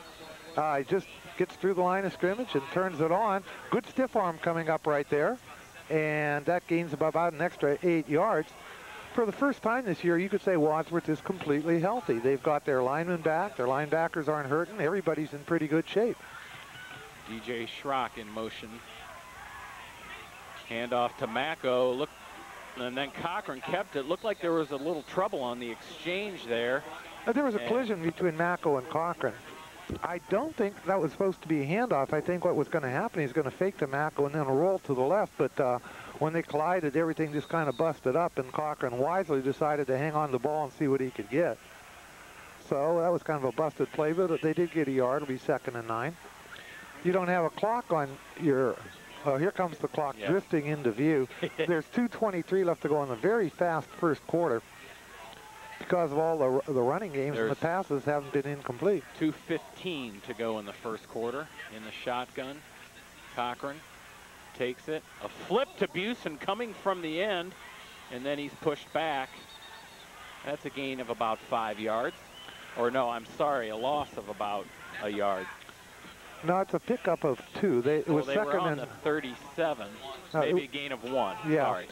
One nice thing about those flip plays, if the ball is fumbled, it goes as a forward pass and cannot be recovered. But it looked like the Norton defense was waiting for that one. So here we go, 3rd down and 7 on the 37-yard line. Rolling to the left. Looking, finds Marshall, who makes a nice catch, stretching out for it at the 27-yard line. That'll be a first down. And I'll tell you, Cochran really paid the price for that. He hung in there till the last second to throw the ball, and he was absolutely leveled, but he jumped back up. There's a penalty flag on the play, and that might be a roughing the passer penalty. As you watch this, okay, there's the pass right there in the great reception, but you didn't see the penalty. See what the refs call on this. Mike Marshall. Referee's talking it over. Averaging 13 yards a catch this season. with 2 touchdowns. Still haven't got a call on the penalty. They're going to march it off against Norton. Norton is backing up. It's got a personal foul is the only thing they called on Norton, but I think that has to be a roughing the quarterback, a late hit. Personal foul on Norton, roughing the passer. And so it's going to bring up a 1st and 10 for Wadsworth on the 12-yard line. And this is the second great opportunity that Wadsworth has had. Our clock is making an effort to come back into the realm of the screen here, Larry. Is bringing it through the middle, and the whistle blows. Down inside the 10, Paul Macco brings it for Wadsworth. That was a nice run because Macco made something out of nothing. There wasn't anything there at all, and he just managed to drag a tackler down to the 10-yard line and picked up almost 5 on the play. As you watch this, there's the handoff to Macco. There really isn't a hole there, but he just pushes and plows his way through with people hanging on until he gets down to, I guess they're spotting it on the 9-yard line. So it'll be 2nd down and 5. Another thing, DJ Schrock to the right of the line. It's a flip back to Macco. Gets into the middle, and more touchdown Macco. And again, that was just very good effort by Macco. He had some blocking at the line of scrimmage, but certainly not enough to get him in the end zone. And managed to fight his way in. So Wadsworth has looked very good on their first 2 drives. First of all, going down to the 15 before they fumbled, and this time pushing it in. That's Macco's 3rd touchdown rushing this season. It's 6-0 Wadsworth with 42 seconds to go in the first quarter, and Ben Galpert's out there to try the extra point. Galpert on the season, 10 of 12. And the kick is good. It is good. Through the just snuck it through on the right-hand side. Galpert now 11 of 13 on the season in extra points. And now while we have a timeout, I'm going to talk to you about what I'm sure all you people have been waiting to hear. What happened to the Sarahsville Shenandoah Fighting Zeppelins last week? Most unfortunately, they lost to Gnadenhutton Indian Valley 21-14 in overtime, and that dropped the Fighting Zeps to a 2-2 record and puts their playoff hopes somewhat in doubt. They're going to try to get it on track again tonight against Metamora Frontier. Matamora, I'm sorry, not Metamora, Matamora Frontier. And they might have a chance at this one because Frontier doesn't seem to have an awful lot this year. So hopefully the Zeps will go Some up Grizzly to fans there. 3-2. So I want all you people, just keep rooting for the Sarahsville Shenandoah Fighting Zeppelins. The first weekly playoff computer rankings came out this week, and we'll talk about that when we get a chance. A high end-over-end kick caught at the 20-yard line. And that was Kenny Locke, takes it down to the 28-yard line. That kick was so high that there were so many Wadsworth defenders down there that they didn't have a chance to do anything. There's a running back. They're trying to make something out of nothing, but it isn't there.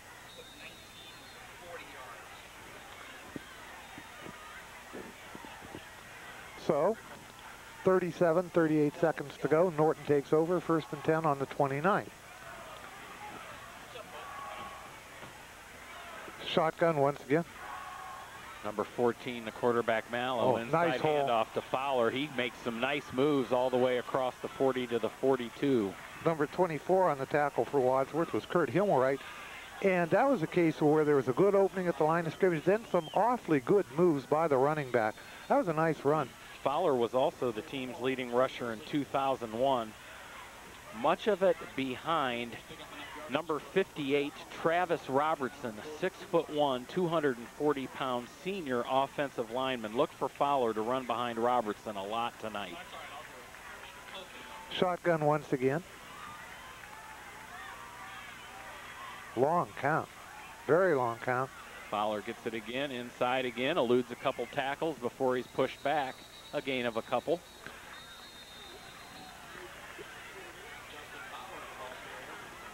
Something you people might want to watch for that Norton does different than any other team that I've seen this year is the quarter ends.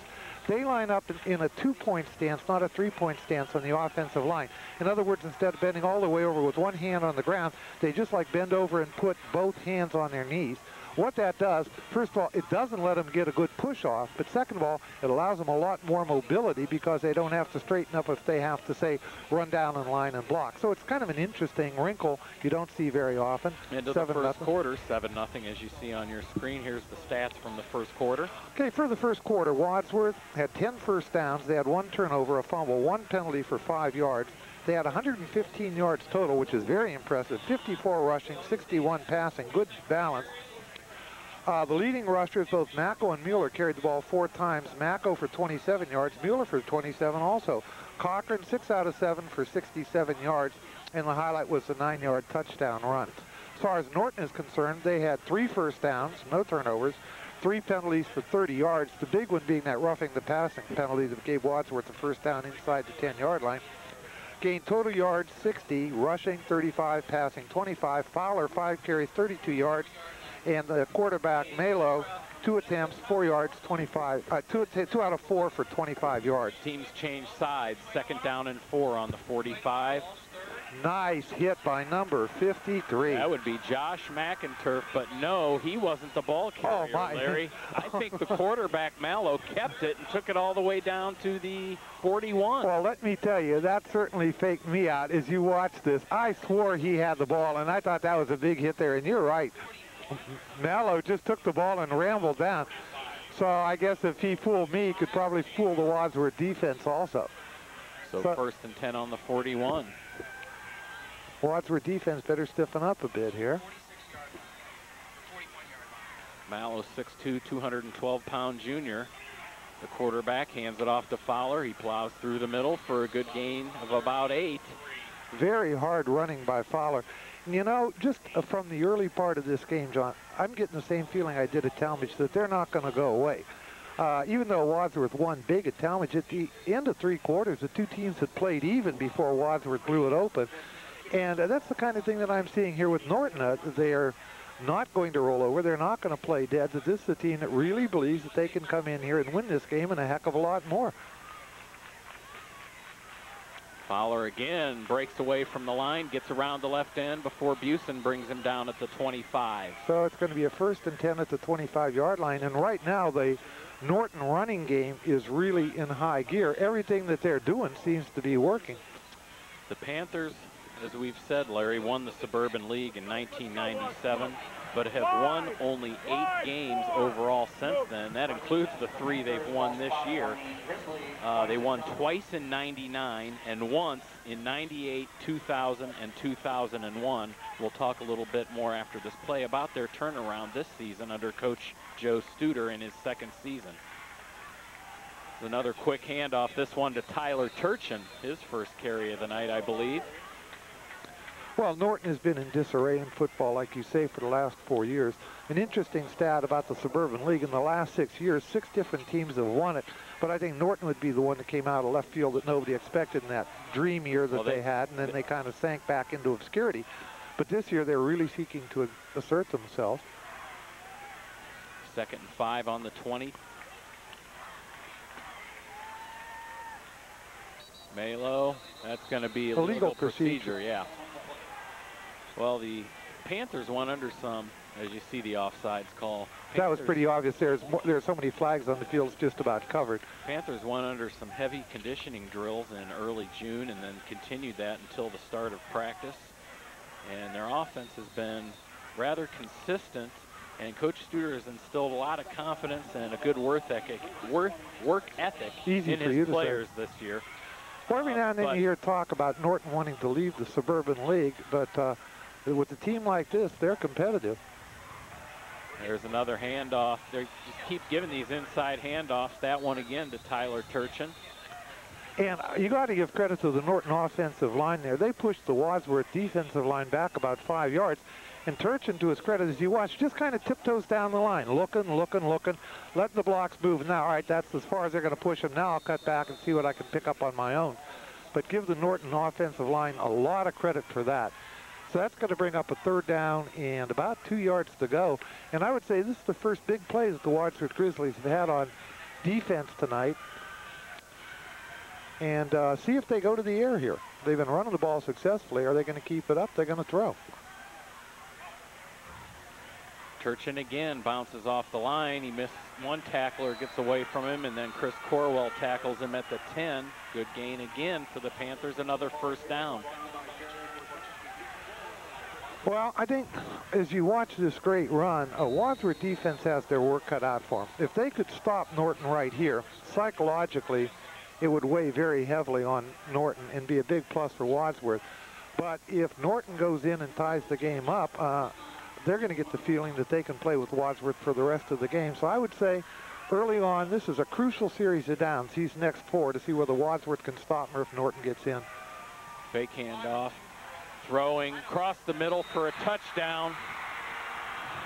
It was a fake handoff to Turchin, and then number 27. Cody Longfellow, a 6-foot, 185-pound You watch the fake senior. there, and Wadsworth bought the fake. You can't see the receiver. He's coming wide open across the middle. Nobody there. Great route. And all of a sudden, Norton has tied this thing up, or could tie it up with the extra point here.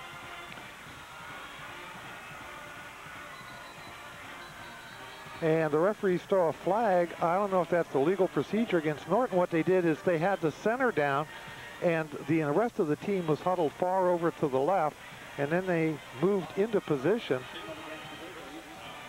Now they say it was against Wadsworth. I don't see any call yet. I don't know what Wadsworth did. Okay. They have offside against Wadsworth, which is kind of interesting because Norton wasn't even set to center the ball. I don't know. It's an awful quick offside call, and you think maybe Norton would go to 2 for 2 at half the distance, but they're not. Ostensibly, they're lined up to kick the extra point. And it's A.J. Knoll for the extra point to tie it at 7. So, 8:19 to go, if you can see on the clock in the upper part of your screen. That's our kicker, Noel. And the game is tied at 7. Take a look around the Suburban League. Well, let's check out last week's scores first. Okay. We talked about 3 of the 4 Suburban League games went into overtime. Only the Wadsworth-Talmadge game, which was 41-20 for Wadsworth. Third win of the season was an overtime game. Well, first of all, Norton, as we talked, Norton at Highland went into overtime. We already talked about that. I see Coach Dennison there.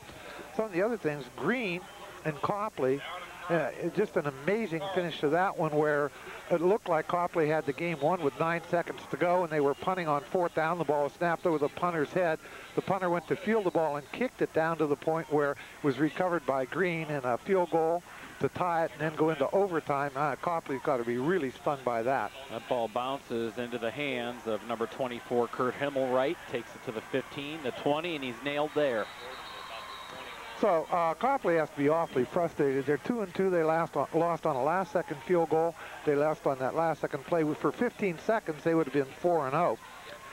Moving on, some of the other games, Cloverleaf lost to Revere in overtime, and Revere has played as tough a preseason or pre-conference season as you can imagine with Avon Lake and Brecksville, and Revere winning that is 2-0. I mean 3-1. And finally, the other game, Wadsworth, of course, at Talmadge. Macco in motion, 1st and 10 on the 22. Handoff to the fullback, Busen. Takes it to the 22, really no gain. If we have the graphic, we could show everybody the other scores from last week in which Cuyahoga Falls was beat by Brush. Did you mention that one? No, I haven't got there yet. Okay, Barberton lost 49-6. At the hands of Nordonia. And that's no surprise as you got them there. Okay, Nordonia's got one heck of a football team. Brush is not bad, and they beat the Falls. No surprise, Strongsville over Medina. No. And we'll talk about what's going on this week at the next opportunity. Throws to Macco out of his hands. He dropped the ball. And like I say, next opportunity we'll talk to you about what the teams are going to be doing this week and what you can expect. So that brings up 3rd down, 9 yards to go for Wadsworth. And I don't think Wadsworth would want to punt that deep. Okay, if you take a look, Kenston, Barberton. Kenston's got a tough team. I don't think Barberton's going to win that. And that next one, Solon, Cuyahoga Falls. Solon may have the best Division I team in the state. We'll come back to that. And you bet the ranch on Solon in that one. Cochran back to pass.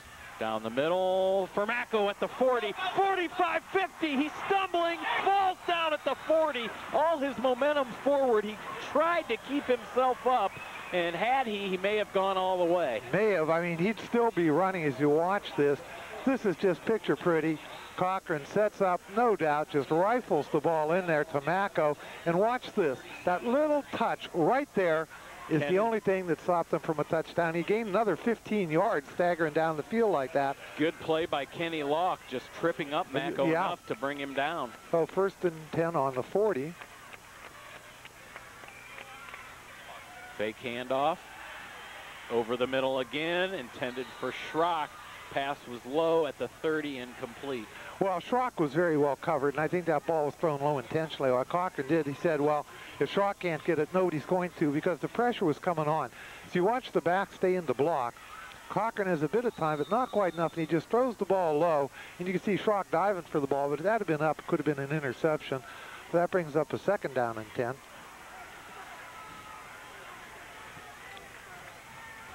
Deep handoff, fumble. Mako fumbles it. Cochran comes over to fall on it, but I think Mako got back on it in time. That would be a loss of about 8 yards. Boy. About 7 yards. That's the 2nd fumble that's hurt Wadsworth. As you watch here, there's the handoff ostensibly. The ball was just batted out of Mako's hands, and you can see that Norton had no chance of recovering it, but it brings up a 3rd down and 17. That's not what Wadsworth wants. So they're going to throw over the middle. The Hart down to the 23. He fumbles it, and it's recovered by Mako at the 22. Oh my! Grizzlies just 1 turnover last week against the Blue Devils. They're dropping it all over the place tonight, but fortunately Mako found it. Well, this is just another great pass play. Do what has to be done. Cochran hangs right in, throws the bullet. Nice catch, full stride. But now watch what happens. Hit there, hit there. Looks like he's down, and the ball just pops right out. Yeah. And Mako, you don't see the rest of the play. Mako recovers the ball. Luke Busen drives inside down to the 16-yard line. That reception on the previous play was... And that was 6 yards by Luke Busen. There wasn't a lot of help, and there's a timeout. Somebody's injured on the play. I was going to say that reception on the previous play was Jordan Hart's 4th reception of the season for the Grizzlies. Luke Busen is down. Looks like he got the wind knocked out of him, but to call a timeout as the referees come over. I don't know if we can get that graphic back up as to what the rest of the teams are doing this week. We could continue on with that if we do. As you see in the upper part of your screen, there's 5 minutes and 53 seconds to go. Solon, like I said, probably is a legitimate candidate for Division I state championship. Them, St. Ignatius, another team, Cincinnati Anderson is very good. Medina, Brecksville, I don't know. You kind of figure Brecksville to win that one, but Medina has a shot. Talmadge and Cloverleaf is going to be interesting. Cloverleaf hasn't won all that much, and Talmadge showed promise last week, so I would have to pick Talmadge in that one. Of course, Norton and Wadsworth there. Copley and Revere, even though everybody is figuring Copley's going to win that, this could be one heck of a game. Green, Highland, you have to figure Green to be the better team in that particular situation. So that's what's happening around the Suburban League and also with Wadsworth's out-of-conference opponents. We have a 2nd down and 6.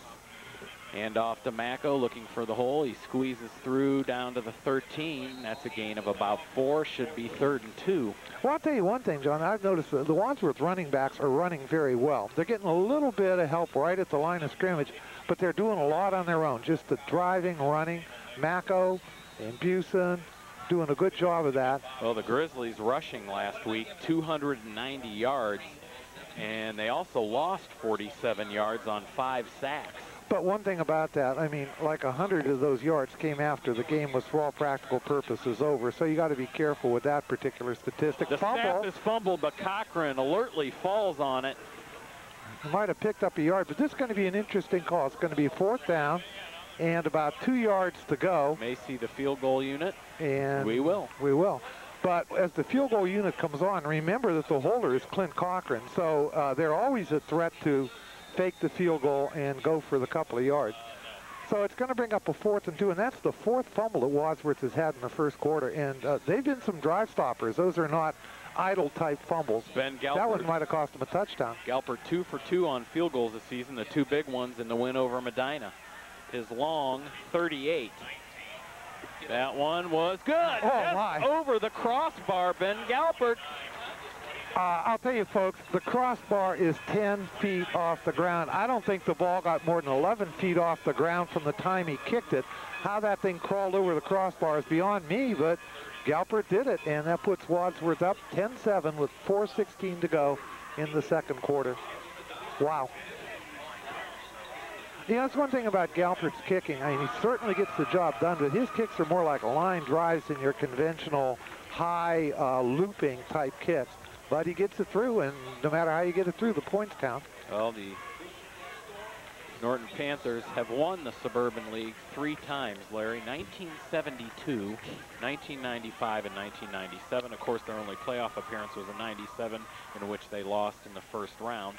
Well, that 1972 team, the Suburban League was an entirely different configuration back then. You would not recognize it as the same Suburban League that we have today. The Grizzlies have outscored the Panthers in their last 2 meetings, 58-13. That is fielded by Tyler Turchin. He just brings it up behind everybody to about the 27, 28-yard line.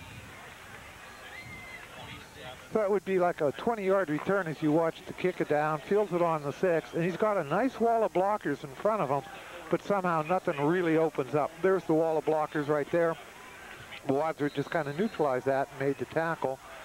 And there's a timeout. I don't know if the referees are calling the timeout or Norton's calling the timeout. I think it's an equipment problem. Or number 8 is injured on the play.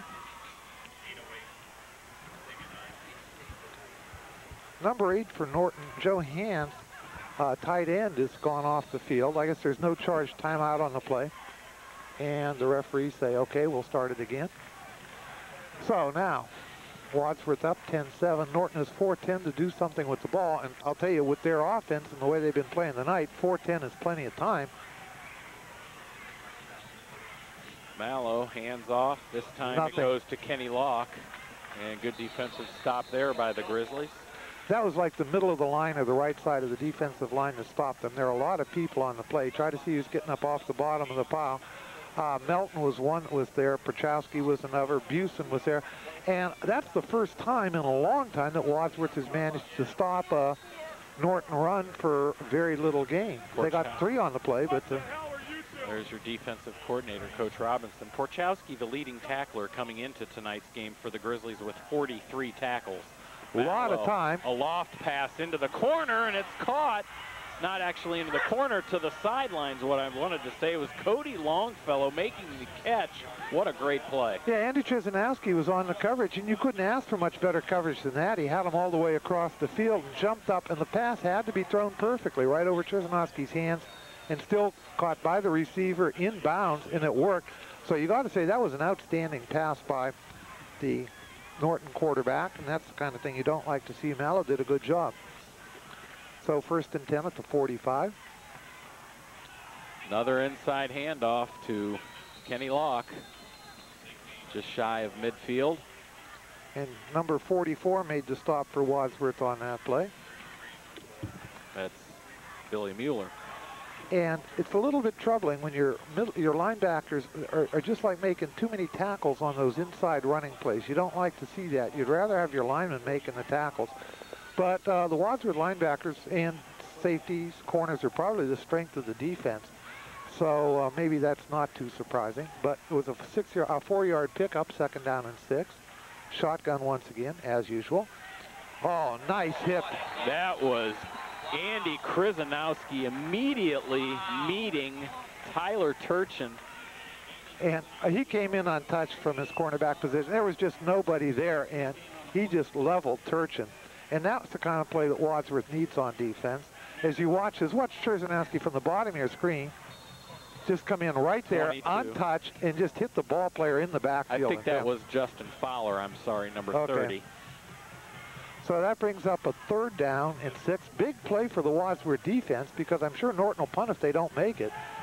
And a quick out, and the ball's dropped by Mark Shackelford. Shackelford had the 1st down. He didn't have the 1st down when he caught the ball, but the 1 or 2 steps he would have turned and made it. He would have had the 1st down as you watch this. Shackelford, a big fella, 6'4", 194. Just a quick out, not much pressure, and there's Shackelford right there, and he just plain dropped it. He didn't. It wasn't one of those where you turn around and start to run before you catch it. He actually was watching the ball. Well, Kurt Himmelwright was there to make sure he didn't get any more than the 1st down, but he did have it. So Norton is going to be forced to punt, back deep for Wadsworth. Kenny Locke, also the punter for the Panthers. I mentioned he's kind of a do-everything player. A high punt. Grizzlies call fair catch, does Paul Macko at the 31. And that was a wise fair catch call because that punt wasn't very deep and went about 80 miles in the air. And you don't want to try to field that and run with it. So Wadsworth will take over with 2 minutes and 5 seconds to go, 1st and 10 on their 30. And you got to believe they're going to try to score. I mean, this is not going to be one of those situations, well, let's run out the clock and wait for the 2nd half. For Cochran and the Wadsworth offense, 2 minutes and 5 seconds is an eternity. Cochran rolling out, has plenty of room, throws, and caught by Mike Marshall at the 40. There's a flag on the play, and I think that's going to be holding against Wadsworth where it came in. I didn't see the play, but the penalty flag, the middle right of your screen, is where you'd expect to see holding. No, they say a legal lineman downfield against Wadsworth, an illegal receiver downfield. So it wasn't a holding play. I don't see it. Nice play right there, nice catch, but it's going to go for naught. Thanks to Papa John's Pizza for their sponsorship. So you see, ineligible receiver downfield against Wadsworth. Is going to thank Papa John's for their sponsorship of Wadsworth Grizzly football on WCTV. You can give them a call here in Wadsworth at 334-4949. So that penalty is a 5-yard penalty against Wadsworth. Yeah. It used to be a loss of down penalty, but it isn't a loss of down anymore. It's just a 5-yard penalty. Cole Miller under center for the Grizzlies. Snaps it back into the shotgun formation for Cochran. A little hesitation, pass to Macko. He breaks a couple tackles, dives forward down to the 37. Nice play and nice call, and Macko is about 1 move away from breaking that for a touchdown. And Wadsworth calls timeout. There is Papa John's, better ingredients, better pizza. Try their new chicken strips. Give them a call in Wadsworth, 334-4949. You can also set up an account online at www.papajohns.com. That's Wadsworth's first timeout, and they've got 1:23 to go, as you can see as our clock has drifted back onto the screen. And that was a good call in that position. Now they're 2nd down and 3 yards to go. The trouble is with 1:23, that kind of play is not going to get it done. It gets it done to get you the 1st down, but they're going to have to go deep somewhere along the line. And of course, they've got the team that can do it. As you watch Coach Dennison coming off the field, along with the water boy.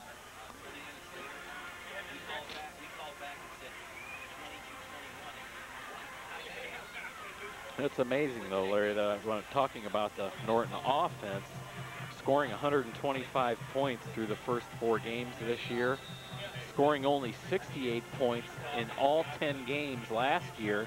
And what's amazing about that, in 2 of the 10 games, they scored 20 points. So 40 of those 68 points came in 2 games. As Cochran's in trouble, he's going to have to tuck it in and get sacked. Sack number 22 of Clint Cochran on the season. Well, he tried to roll out, and there just wasn't anything there. One of those good old coverage sacks. Timeout's being called, but I don't know by who. Timeout, Wadsworth. That's kind of an interesting call that they would call timeout there as you watch Cochran just getting swarmed under, because they've got a 3rd down now and 8 or 9 yards to go. Well, I guess that's doable. Yeah, Norton certainly has turned around. It was funny when they won their 1st game, 2nd game. I wasn't thinking too much about it. Then they lost. Yeah, then they lost. They were killed by Northwest. Not only did they lose big, but I think they intercepted like 3 Northwest passes, which would have made the score a lot bigger had they not been intercepted.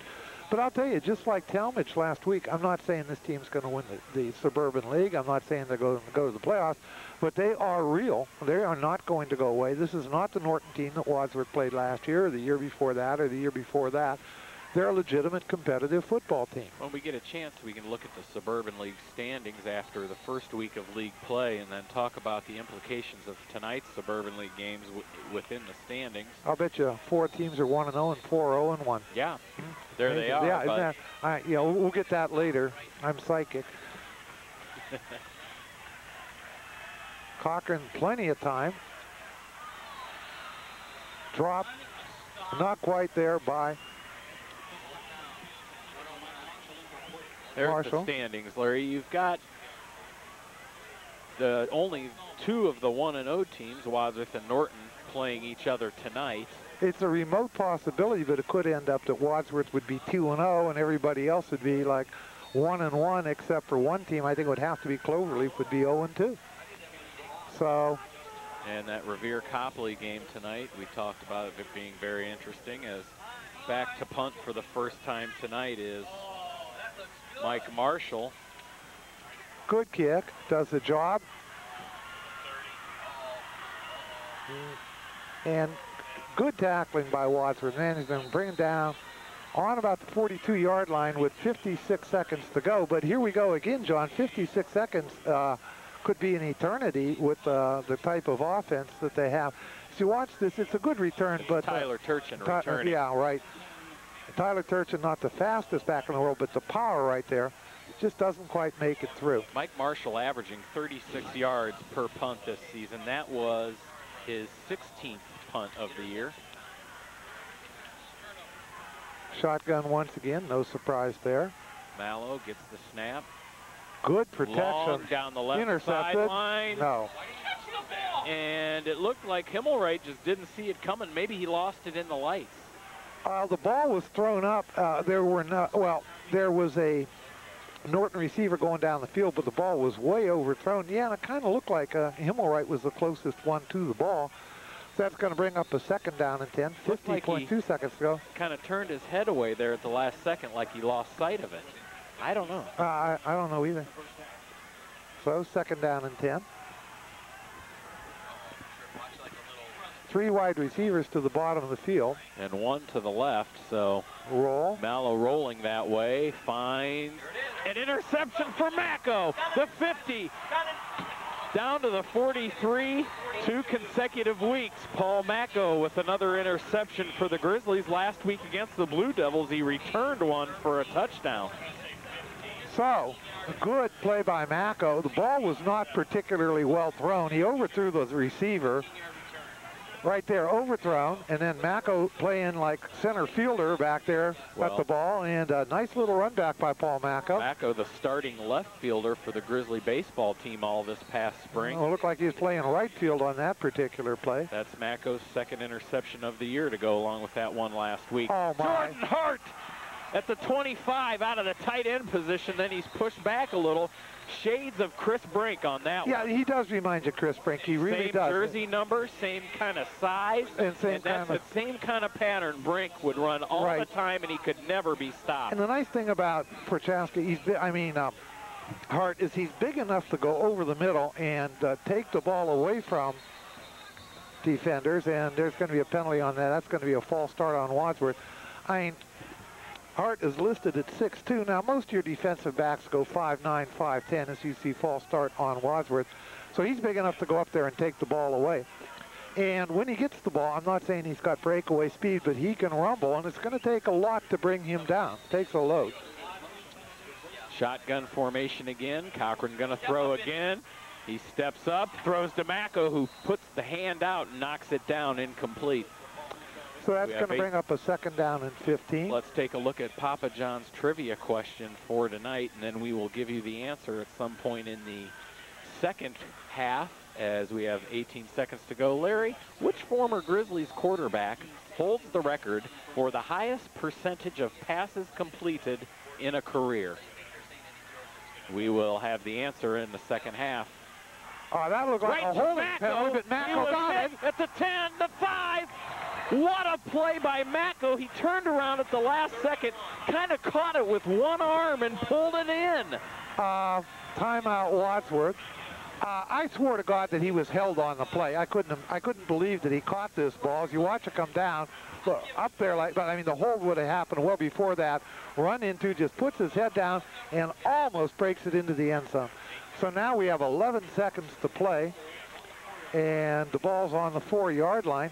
Now, 11 seconds, Wadsworth has one timeout. They can take 2 shots in the end zone and still kick the field goal if they want to. So that trivia. I think they have 2 timeouts. I think they have a timeout left. I'm not sure. It's 11 seconds to go. That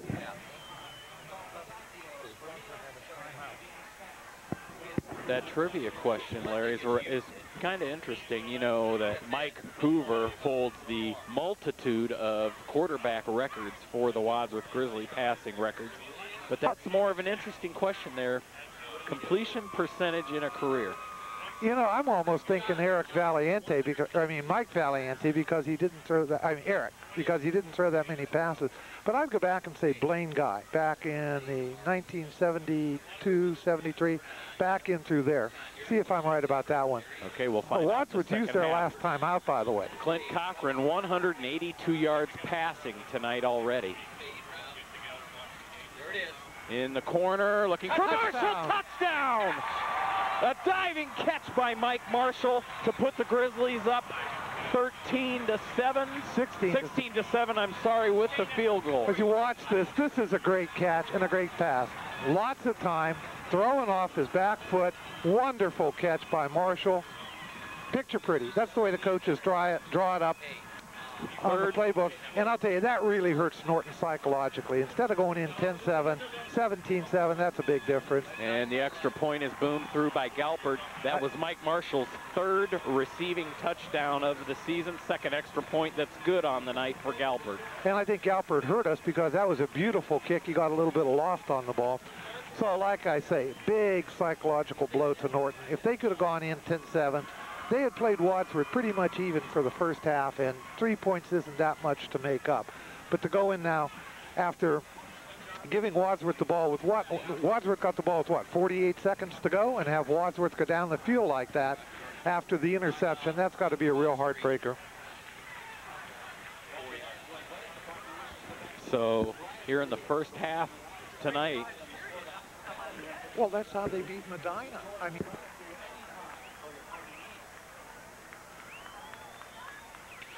with that catch, Clint Cochran, 186 yards passing in just the first half tonight, Larry. Yeah, and they got another half to go. And like I said, I didn't want this to be a shootout. It really hasn't turned into one, and you hope it doesn't. Squib kick. Bouncing kick all over. Look at the bounces that thing took. Fowler picks it up for the Panthers and brings it down to the 30. Clock is stopped with 0.2 seconds to go.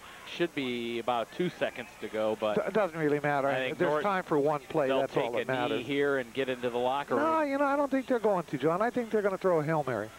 You got to remember, in high school, interference is only a 15-yard penalty, so they can't get it like way downfield. And but the quarter can't end on a defensive penalty. The quarter can't end on a defensive penalty.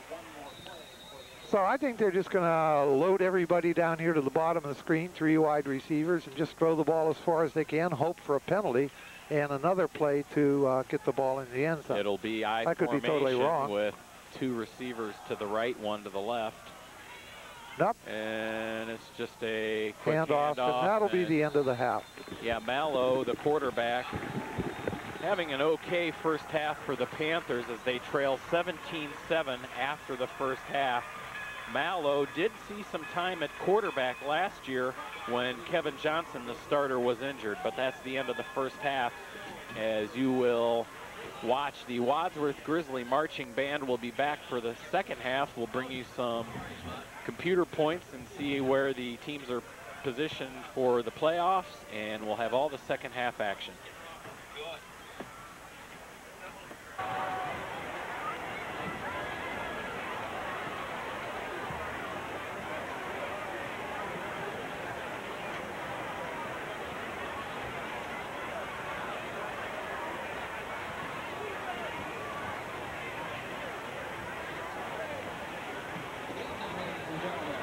Present to you the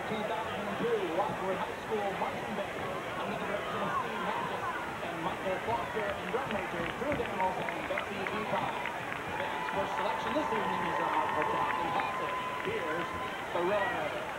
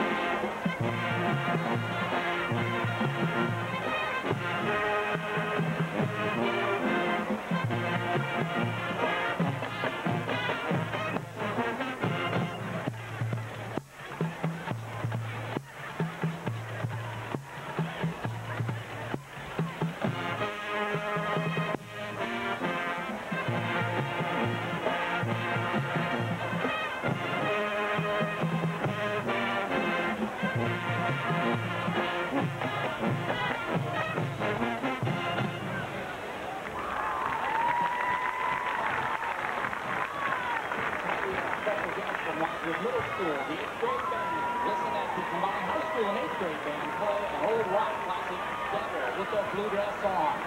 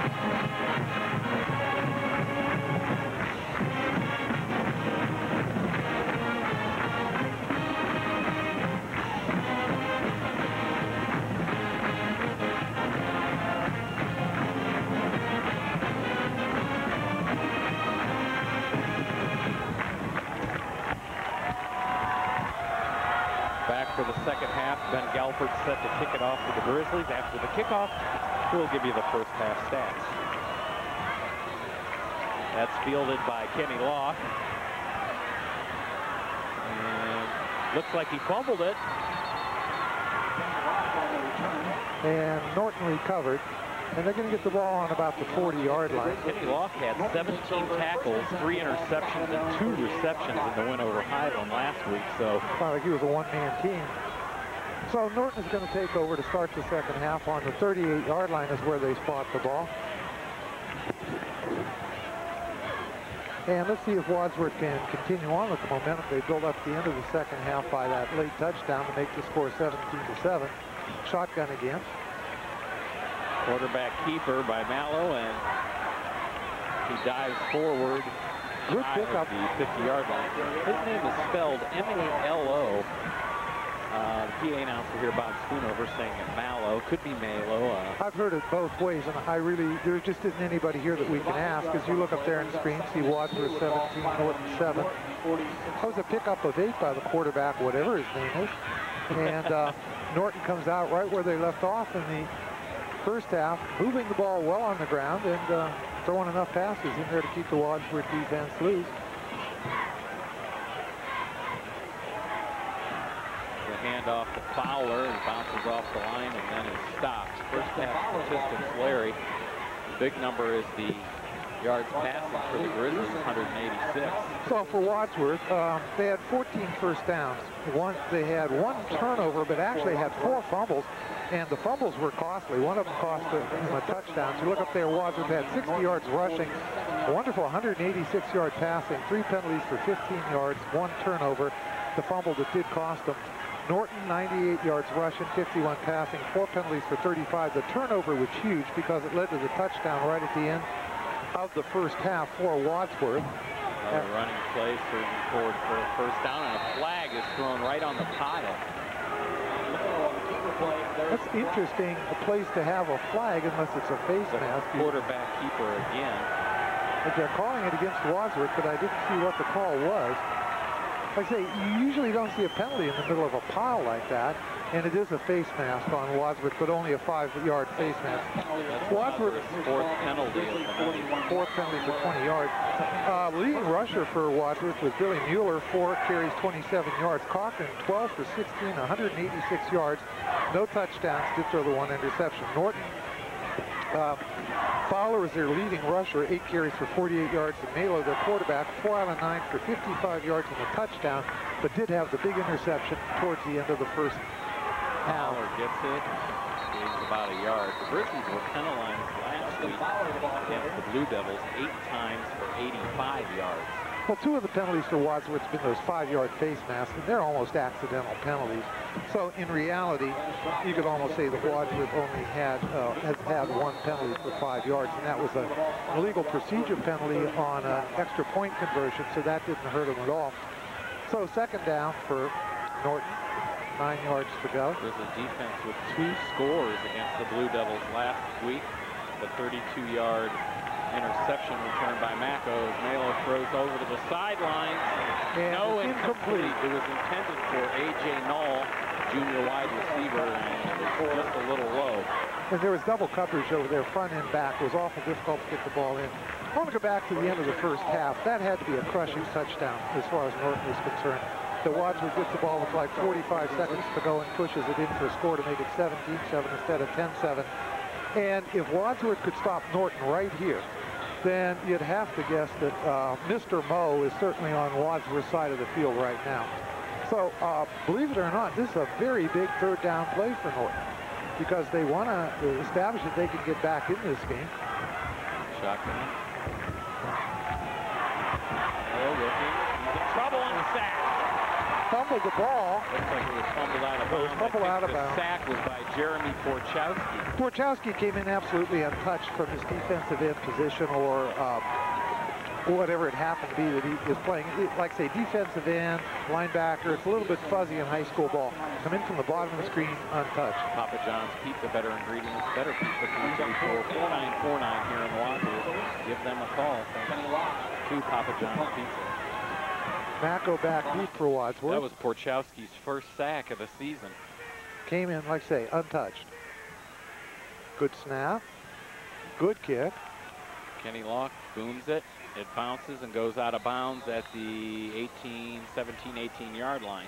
Wanted to say, though, the Grizzly defense with 2 touchdowns last week, 32-yard interception return for a touchdown by Paul Mako, and remember the 20-yard rumble by Will Ling. Rumble is, yeah, that's probably the right word. It was only a 25-yard net punt, so Wadsworth is going to take over on the 17-yard line. And let's see if they can keep the, as I said, the momentum going from the first half, because they've played very well tonight. The running game, passing game, mixed it up very well. Back into the I formation for the running game. And Mako penalty takes flag. it down to the 23, but a flag was thrown right in as the play ended. That's probably going to be holding on Wadsworth from where that came in. As you can see, Coach Dennison, whoa, what's going on here? And Jason Knapp, the same thing. And John Crowley waiting for to run in the play to the huddle from Coach Dennison. They called an illegal block or a clip on Wadsworth. Somebody hit one of the linemen from behind. So that's going to be marched off against Wadsworth. Nullifies a pretty good run. And I'll tell you, this is not where you want a penalty. Down in your own end. First time you get the ball in the second half, knowing that if you can take this one down, push it down, punch it in, the game might pretty much be over. But the referees are talking it over.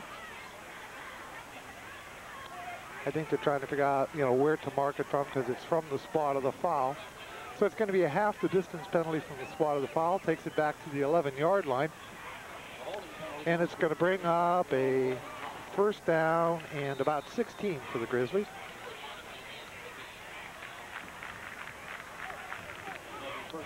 Clock, I see, has drifted away again as you look at Coach Dennison, very intently watching what's going on. Here it comes back. 8:51 to go in the third quarter. Coach Dennison came here to Wadsworth from Norton. Handoff Billy Mueller. Still fighting. Tries to stay on his feet, but someone had him wrapped up down below and gets it to about the 13, maybe a gain of a couple. So it's going to bring up a second down and about 14 for Wadsworth.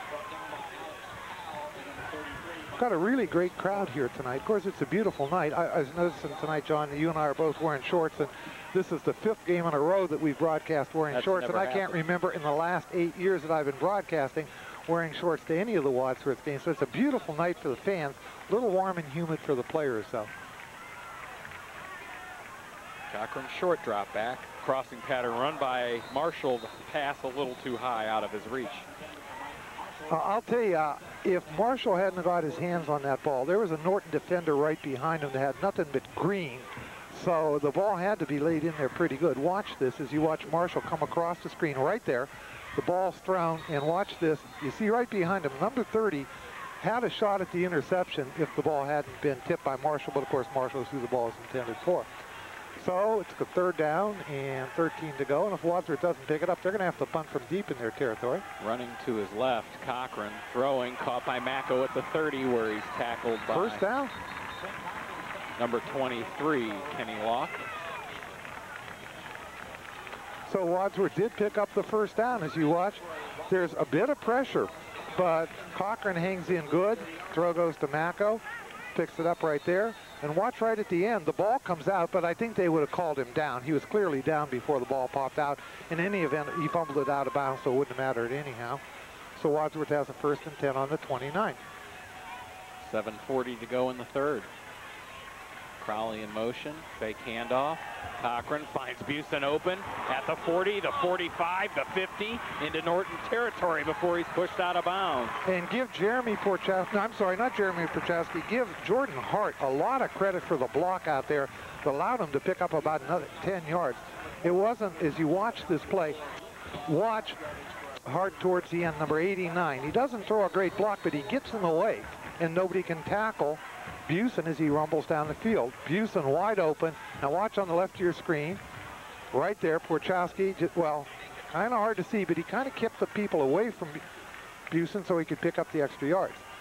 Mako gets the handoff, steps inside across the 40-yard line. You saw on that last replay, Coach Studer throwing down the clipboard as Busen made the catch and ran right in front of the Norton bench.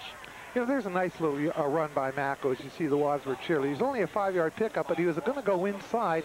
Saw there's nothing there, just a little break to the outside that instead of getting stopped, picked up 4 yards. It's the kind of thing that don't look big in the statistics, but look big when you watch the films.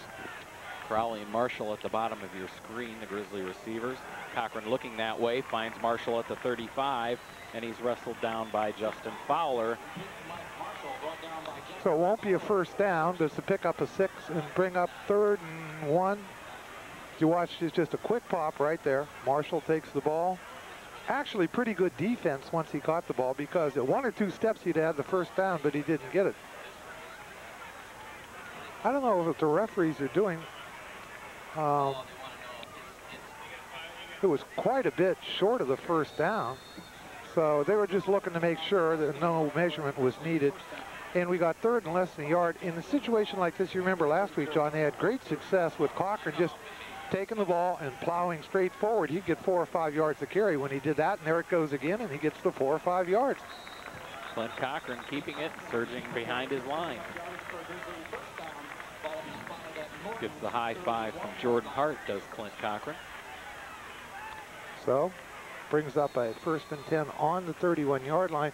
And maybe the most important thing is that little number in the upper left-hand corner of your screen. You see that clock just ticking away and ticking away. And Wadsworth is doing, like we said at the beginning of the game, what they had to do. Establish a running game, keep the Norton offense off the field, and run the clock down. And they've been doing an outstanding job of it in the first quarter and also in this quarter. Macko cuts inside. Nice cut. And penalty flag, and that's going to be holding on Wadsworth. When the flag comes in like that after the play starts from one of the wide officials, it almost, well, an illegal block in the back. So somebody hit somebody in the back. And, you know, the bad thing about that, I think it's happened so far away from the play, they had no effect on anything. But it's still a penalty. Talk a lot about Macko's speed and his athletic ability. Before he really finds the hole, when there's a lot of traffic there, he can find it and burst through. So they're marching off the penalty against Wadsworth. And there's the holding, or it's a legal block actually against Wadsworth. 42-yard line now the ball will set on. So it's going to be an 11-yard penalty from the spot of the foul, make it 1st down and 21. And again, the penalties have really hurt Wadsworth tonight. I just wish they wouldn't be doing that kind of stuff. Now they're going to have to go the air again.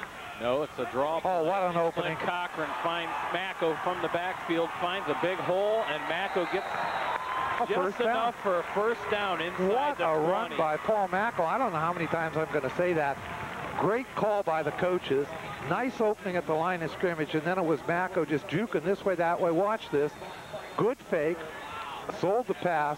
Nice opening. Now watch the little moves, like right there, and then it's just plow forward and get everything you can get. And Wadsworth has the ball on the 19. Great run by Macko. Crowley in motion for the Grizzlies to the right side of the line. It's a quick pitch to Luke Busen, who barrels up the middle, and before he's brought down, he takes it down to about the 12. You know, I'll tell you one thing that I wish we did better, John, and that's give credit to the kids in the trenches. I've said a couple times this year, we just don't have the facilities, as you watch the run, to pick out the people that are doing the blocking up front. But last week against Talmadge, this week against Norton, you know that offensive line is doing one heck of a job. They're healthy, they're starting to play as a unit, they're maturing, and they are starting to push people off the line of scrimmage and open those holes for the running backs to get through. Nice Macko cut. again, he falls down to about the 7-yard line. It's going to be a 1st down. So again, to you kids that are playing offensive line, we appreciate what you're doing. I wish that we could get the numbers and give you more credit, but we just don't have the facilities to do so. As you watch this, Macko, great cut right there. Another cut to the inside, and then just falls forward, getting everything that he can. Well, and Norton's calling the timeout. I can tell you who's out there right now, Larry. It's Josh Bodenot, Tim Swartz, Joe Scavuzzo, Josh McIntyre. Center, of course, Cole Miller. Don't forget the tight end Jordan Hart. So those are the main. Bodenot and Schwartz are both in my 6th period physics class. So there's your scholar athletes for you. Well, at least they are until they take their first test, and that might change a little bit. So, yeah, Norton had to burn a timeout, and I think that's really important for this reason. Being down by 10 points, you kind of want to save your timeouts to try to score at the end of the game. And I think what the Norton coaches are saying is that if Wadsworth scores here, the game's pretty much over. We've got to stop them right here, right now. Let's everybody get on the same page so we don't give up another touchdown. So that's a big timeout, believe it or not, as far as Wadsworth is concerned. First down, goal to go on the 8-yard line. They're in a full house backfield. First time that we've seen that tonight. It gives to Busen. He spins and runs backwards for 3 yards. Might have got it to the 5. But the thing is, all right, so watch Busen as he gets hit, turned around, and then just runs backwards for whatever he can get for a pickup of 2. But every one of these running plays, that clock just keeps ticking away. And what Wadsworth is doing is keeping the Norton offense off the field, and they're keeping the clock running. So they're in the full house backfield once again. The other back that's in there is number 44, Billy Mueller, running out of the fullback position. Two, Larry. Mack plowing in. Luke Busen, the bruiser. Luke Busen just puts the head down and gets into the corner of the end zone. Grizzlies 23-7. Well, I'll tell you what started that whole thing was Cochran's fake, where he throws the line with this fake right up here at the middle and then around to Busen. And I'm surprised that Busen had the speed to make it to the outside because the defense out there wasn't very bad. So he just lowered his head and took it for the last yard. Good run by Luke Busen. Yeah. Is what got him that touchdown. That's Busen's first rushing touchdown of the season. Penalty flags. I think that's motion on Wadsworth. And if it is, another penalty against Wadsworth. Let's see what they call offside. Norton. So evidently somebody from Norton had offside. They're going to decline that penalty. I'm not sure they can because I think they threw the flag before the ball was snapped. In other words, if you're lined up offside, there's no play. When the ball is snapped, it's like it doesn't happen, so you just got to do it over. So it really is a penalty, but like a dead ball foul where no play was going on. Kind of an unfair one. The other team, yeah, they declined. They declined the penalty, but that's just because there's no sense moving it. But the other team makes the penalty. You have to kick it over. If you miss. Well, but you got to remember, according to the rules, there was no kick, even though there was a kick. So they'll try it again, and it's good. 24-7, Wadsworth in a rout thus far with 3:55 to go in the third. I want to say again what a wonderful crowd we have here tonight. I mean, if you look across the field there, the Norton side's completely full. There's people lined up 2-3 deep along the fence, and from what I can see here on our side, the Wadsworth side is completely filled up also. So the third nice crowd home game Wadsworth has had in a row. And the fans appreciate the team and are coming out to support it. I want to tell you people something right now. With 3:55 to go in the third quarter, this is a critical drive for Norton. They have to do something positive. They have to get something on the board. They've got to show that they can still play with Wadsworth. And I know it's very early. I don't like to talk like this. But if Norton doesn't come up with a score, I think this one is going to be pretty much in the books. So let's see what they can do. Tyler Turchin at the 15 for the Panthers. And he plows through down across the 40. Well, that's a good start for what Norton has to do. A great run by Tyler Turchin. Turchin also a great wrestler for the Norton Panthers. You know, the funny thing about having Turchin returning kickoff, so he wasn't in the middle of the field, he isn't that fast. And you can see he's just kind of hanging back. And then when he gets to the point of attack, he just uses his strength to plow through people.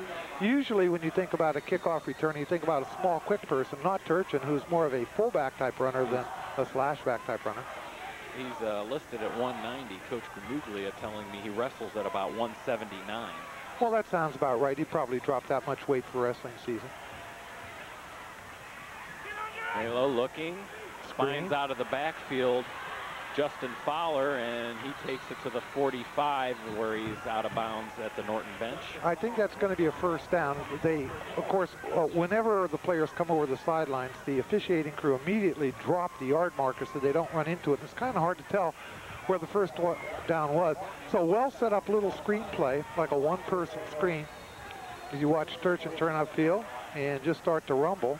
Busen's trailing him on the play, but I can't see who made the tackle over there and pushed him out of bounds. Number 2 was Ben Cochran. I don't think so. I missed the number on that. Oh, fumble. Ball's fumbled. It's fallen on by the Grizzlies. And they lost it, and Norton recovered. No, they say Wadsworth did. I thought the ball popped loose. I think it was Andy Krzyzanowski. Watch this right here. What a hit by number 53.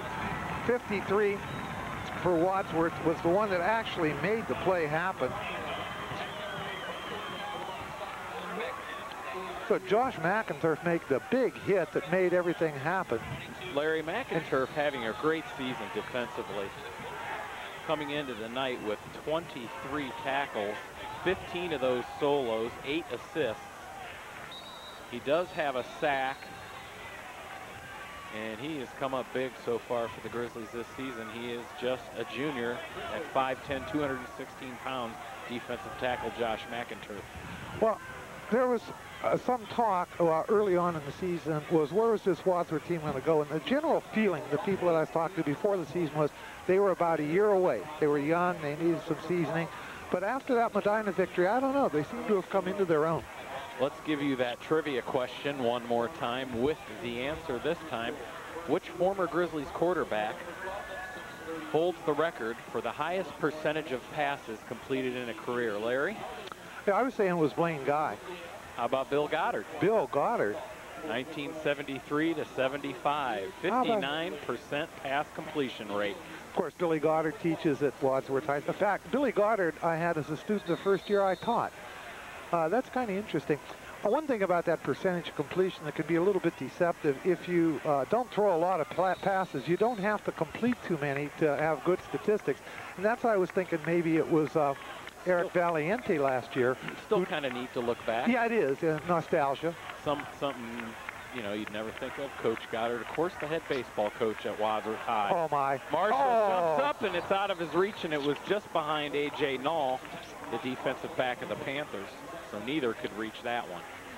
As you watch this, you kind of get the feeling that Wadsworth feels comfortable throwing on first down because they kind of believe in the next 3 downs they can pick up 10 yards, and it kind of opens it up on first down. This is a good call.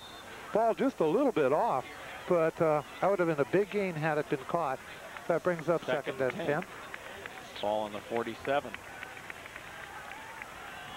Draw play again. Macco up the middle, gets away from one tackler and 2 and 3, and it takes the 4th Panther to bring him down, and a flag again called right as the play ended. Now, I don't know what that is, if that's a face mask or a holding or a push.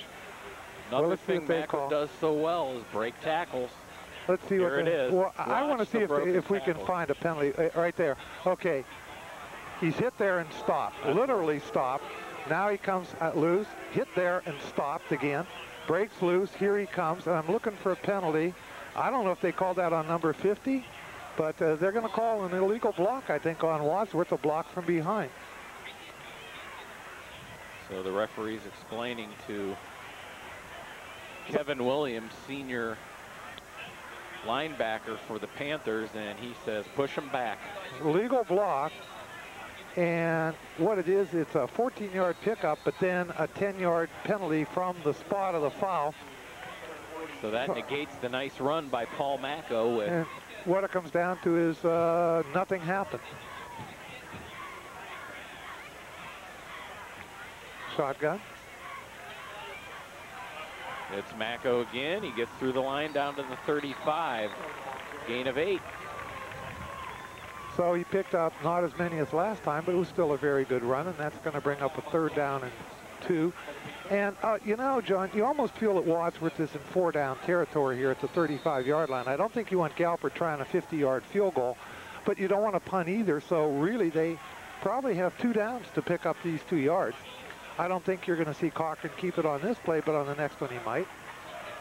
Quick drop back to Marshall. He just stepped in front of his defender, and then he's finally brought down by Kenny Locke. Good tackle by Locke, but Marshall just stepped right around his defender for the extra yardage. Well, remember what I said a couple plays ago. You get the feeling as you watch this that Wadsworth feels that they can throw in a position like this because on 4th down they can always pick up to 2 yards. So it was a great call by the Wadsworth coaching staff. Wide open was Marshall out there. It was never intended to be a touchdown. It was just to pick up the 1st down, and it did that and then some more.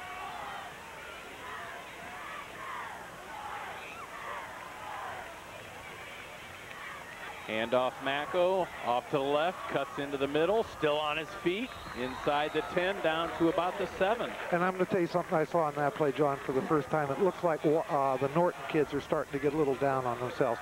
That hole was too big. The tackling was just a little bit not crisp enough. And Wadsworth is just starting to really assert themselves on the line of scrimmage, and you kind of feel that the Norton Panthers just are kind of losing or a little bit dispirited right now. And should Wadsworth push this one in, I think that would probably be the game. Mueller gets the handoff this time inside the 5. Very close. Flipped out of the pile there after the play was over, but I think that was Mueller just tossing the ball out because it was easily caught by a Wadsworth player. they'll mark it at about the 1. Here comes Chris Corwell, so they'll have the double tight ends in there. See, let's see what happens at the end. There goes Mueller in there and keeps plowing forward. Good run. He's down right there, and I didn't see the ball come out at all. So 2 tight ends, Corwell. See if Cochran calls his old number. Full-house backfield. Mueller easily just walks into the end zone. 30-7 Wadsworth. And as I said, the play before that, Mueller, he did literally walk in. And what that shows me is, you watch this, look, he doesn't even have to run. He just kind of just walks into the end zone. And that shows me that those kids up front of the Wadsworth offensive line are now just starting to handle Norton and just push them right out of the way. That's Mueller's first rushing touchdown of the season. Extra point is up and through. 31-7, Wadsworth leads it, and they hear the victory bell ringing here in Arkwright Stadium. John Gamuglia, as usual, shoving statistics at us and waving at me. Hi, John. Some numbers that you might be interested in. Most impressive, Clint Cochran, 16 out of 21 for 251 yards. Wadsworth has 128 yards rushing. So through 3 quarters, they put 379 total yards of offense on the board. I would say the only 2 negatives in Wadsworth playing tonight, number 1 has been the penalties, and the other one is the fumbles. The 4 fumbles that they had, even 5 fumbles, 1 turnover and 4 other that they recovered. Those are 2 things that the Wadsworth coaches are not going to be too happy about, and they're going to have to work on through next week. But Wadsworth is up big right now, 31-7, and let's see how the Norton offense comes out, whether they are a bit dispirited like the defense or not. Low kick, fielded by Turchin. And he bounces off one of his players. Flags all over the place as you see him flying into the screen.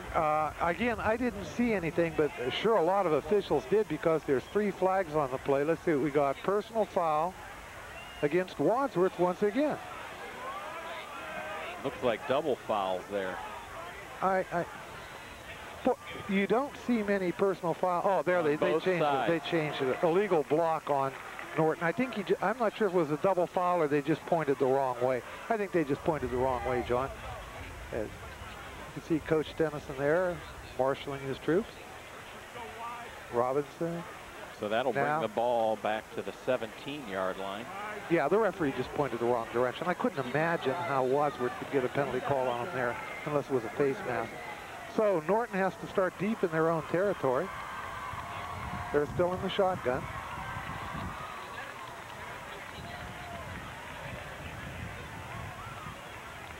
Long snap. Inside handoff looked like Fowler from up here. And time is running down very rapidly here in the 3rd quarter. There was a pickup of maybe 3 on the play. The wind has really picked up here, Larry. Look at the trees across the way here. Well, as we mentioned at the start of the show, there's some very stormy weather. Some very stormy weather to the west of us, and we were hoping we could get this game in. So it's going to be 2nd down and 7.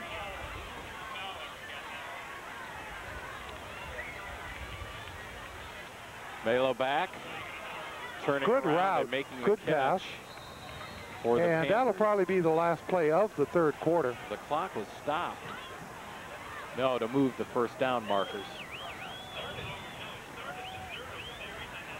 So the wind is really starting to kick up here, and there are dust devils blowing around the field. There's a shot of the trees blowing in the wind. It's very comforting to be up this high when you have that kind of wind, isn't it? Hopefully there's no funnel clouds like that. Right, we don't need any more of that. They did get the play in before the half, and there goes Fowler. Fowler, I'm sorry. And Krzyzanowski. And Kirk Himmelreich were in on the tackle, and that will be the end of the third quarter. With the score, Wadsworth 31, Norton 7. Next week, Larry, we'll be heading to Copley High School when the Grizzlies will take on the Copley Indians. And you talk about Copley. Before the season started, we were looking at the schedule. We said the 3 games before the league play started. Then we thought we'd have 2 easy games in Talmadge and Norton. Well, it didn't happen with Talmadge, but it looks like it's going according to plan here. But next week, Copley, then home against Green. Those are going to be the 2, I think, that's going to determine who is the Suburban League champ. Right. And the way things are going here, unless there's some miraculous turnaround, a la Wadsworth Medina, Wadsworth is going to go into the next game with Copley with the 4-1 record.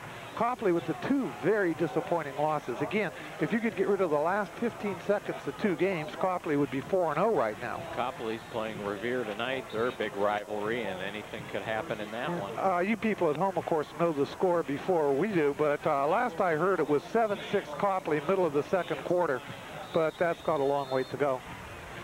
So here we start the fourth quarter.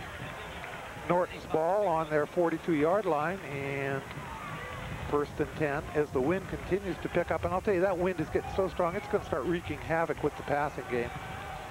And off Fowler, he's met immediately. Maybe a gain of 2. Let's see who gets up at the bottom of the pile for Wadsworth. Looks like number 53 was the player that getting up there. And once again, Josh McInturf made the tackle. And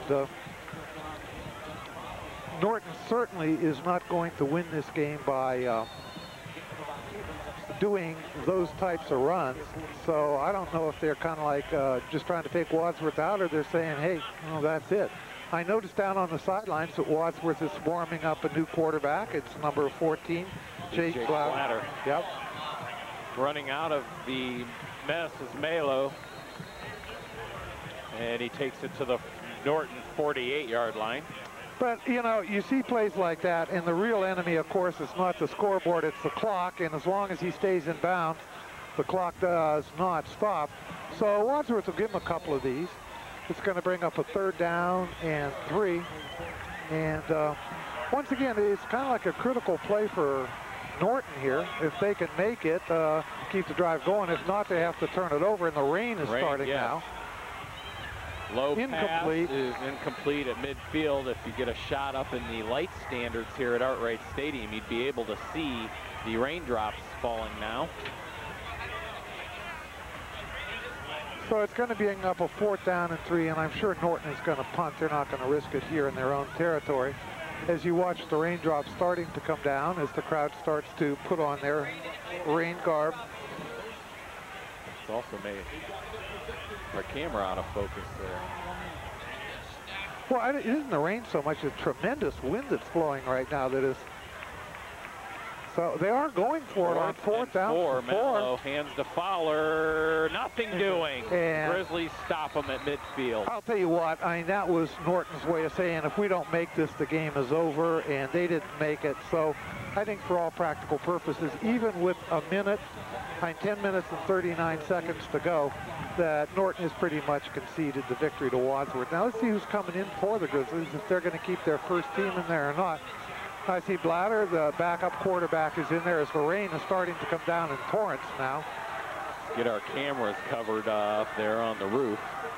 Try to pick up who's in the backfield. Buson's still there, and Mackel is still there. Sheets of rain now coming down. Wow. You can't really see it on your screen, but Buson carries down to the 43, and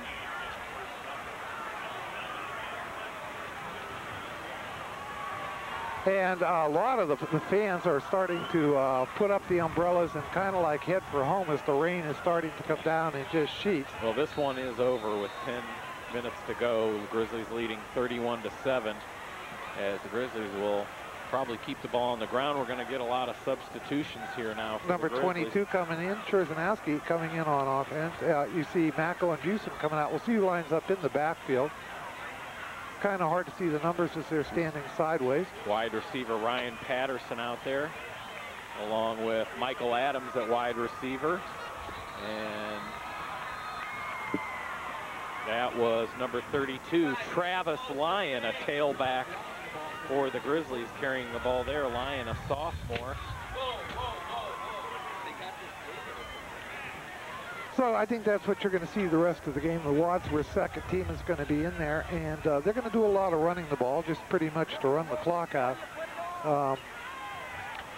So hopefully starters done a good job, get a rest, and look forward to next week at Copley. That handoff was to Krzyzanowski. He was met at the line. Well, we call Krzyzanowski's number a lot, but of course that's on defense. You don't see him in there at running back that often. So it's going to bring up a second down and 9 yards to go. And Kyle Karowski coming in the game. Brian Svensson, Josh's brother. And a lot of the fans are starting to leave. You can see the taillights of the cars as people are heading out because that rain is coming down in sheets. And I think everybody pretty much agrees that this one is over. Jake Blatter, the JV starter, and they're at quarterback now for the Grizzlies. The hand goes to Travis Lyon. Or was that Krzyzanowski? That's Travis Lyon. Okay. Again, it's a little hard for us to pick up the numbers of the kids that are just coming in. There was the number 5 coming in for Wadsworth, and that is Ryan Patterson. Sean Moore, number 8.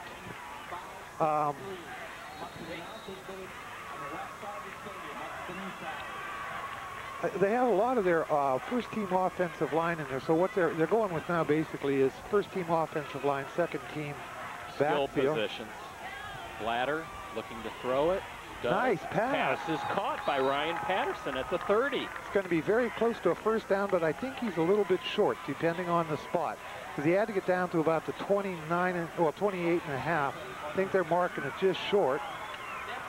And if that's the case, it'll bring up a fourth down and about a yard. And if that's the case, Wadsworth will undoubtedly go for it. Rain still coming down in sheets, as you can't see anything on your screen right now. The Grizzlies fourth and one on the 39. In motion, Michael Adams. Quick handoff to Krzyzanowski from the fullback. And he got it. He did get the first down. You know, I want to call people at home your attention to something that happened last week. You talk about a class act. If you remember at Talmadge, we were up 21 points with not much time to go. The second team was in there, and they busted a 20-yard run and a 30-yard run and had the ball on the 5-yard line with 58 seconds to go. And you talk about class, and this is what Wadsworth was all about. Dennison had the quarterback just take the snap and take a knee twice rather than run up the score. And I personally appreciate that, and that's what I think what makes Wadsworth so great. They're not trying to humiliate anybody. Same thing's happening here. Nice run, Travis Lyon. These kids want to score. There's no getting around it. This is their big chance. First time they've been in maybe this year. Well, but and now, Larry, there's enough time on the clock that the coach will allow them right. to score. He'll allow them to score right now because there's still 7 minutes to go. But I have a hunch if it were like under a minute to go, this type of thing wouldn't be happening. So it's going to be interesting to see if these kids can punch the ball in or not. Second down and 5 for Wadsworth is the rain looks almost like a hurricane out there at this particular point. I don't know if you look at the top of the screen, well, after this play. That's Krzyzanowski down to the 16. Well, hold on. If you look at the top of your screen, you can see just the sheets of rain pouring down against the fence. And the umbrellas walking out. But this, Larry, is at least it's not a thunderstorm. It's just some hard rain. Thunderstorms, at least it's not a tornado like the last time we had something like this. Being up there, it's a beautiful press box and a beautiful stadium, but it's not the place I'd want to be in a tornado. Sorry. So, first and 10 for Wadsworth. Fumbled on the snap. And I think Norton got it. Looked like Blatter tried to jump in and dive on top of it there at the 15-yard line is where the ball is. He got enough. And Norton does have it. What happened is the ball squirted forward just a little too far for him to get. If you watch this, yeah, the ball's getting wet. And you can see just didn't make it. The snap was a little high, too. It was up on his numbers instead of down at the hands. So, Norton will take over. First and 10 on the 15-yard line. And let's see if they're sending in their second team offense or not. I don't think so. Well, Justin Mosier in there at safety now for the Grizzlies. Cochran's ending up as day 16 for 21 for 256 yards. And Mako, I think, has 133 yards rushing. Very good. That hand went to Justin Fowler. Or was it? It's hard to see now with the rain coming down, too. I think it was Bubba Adkins running the ball there for the Panthers.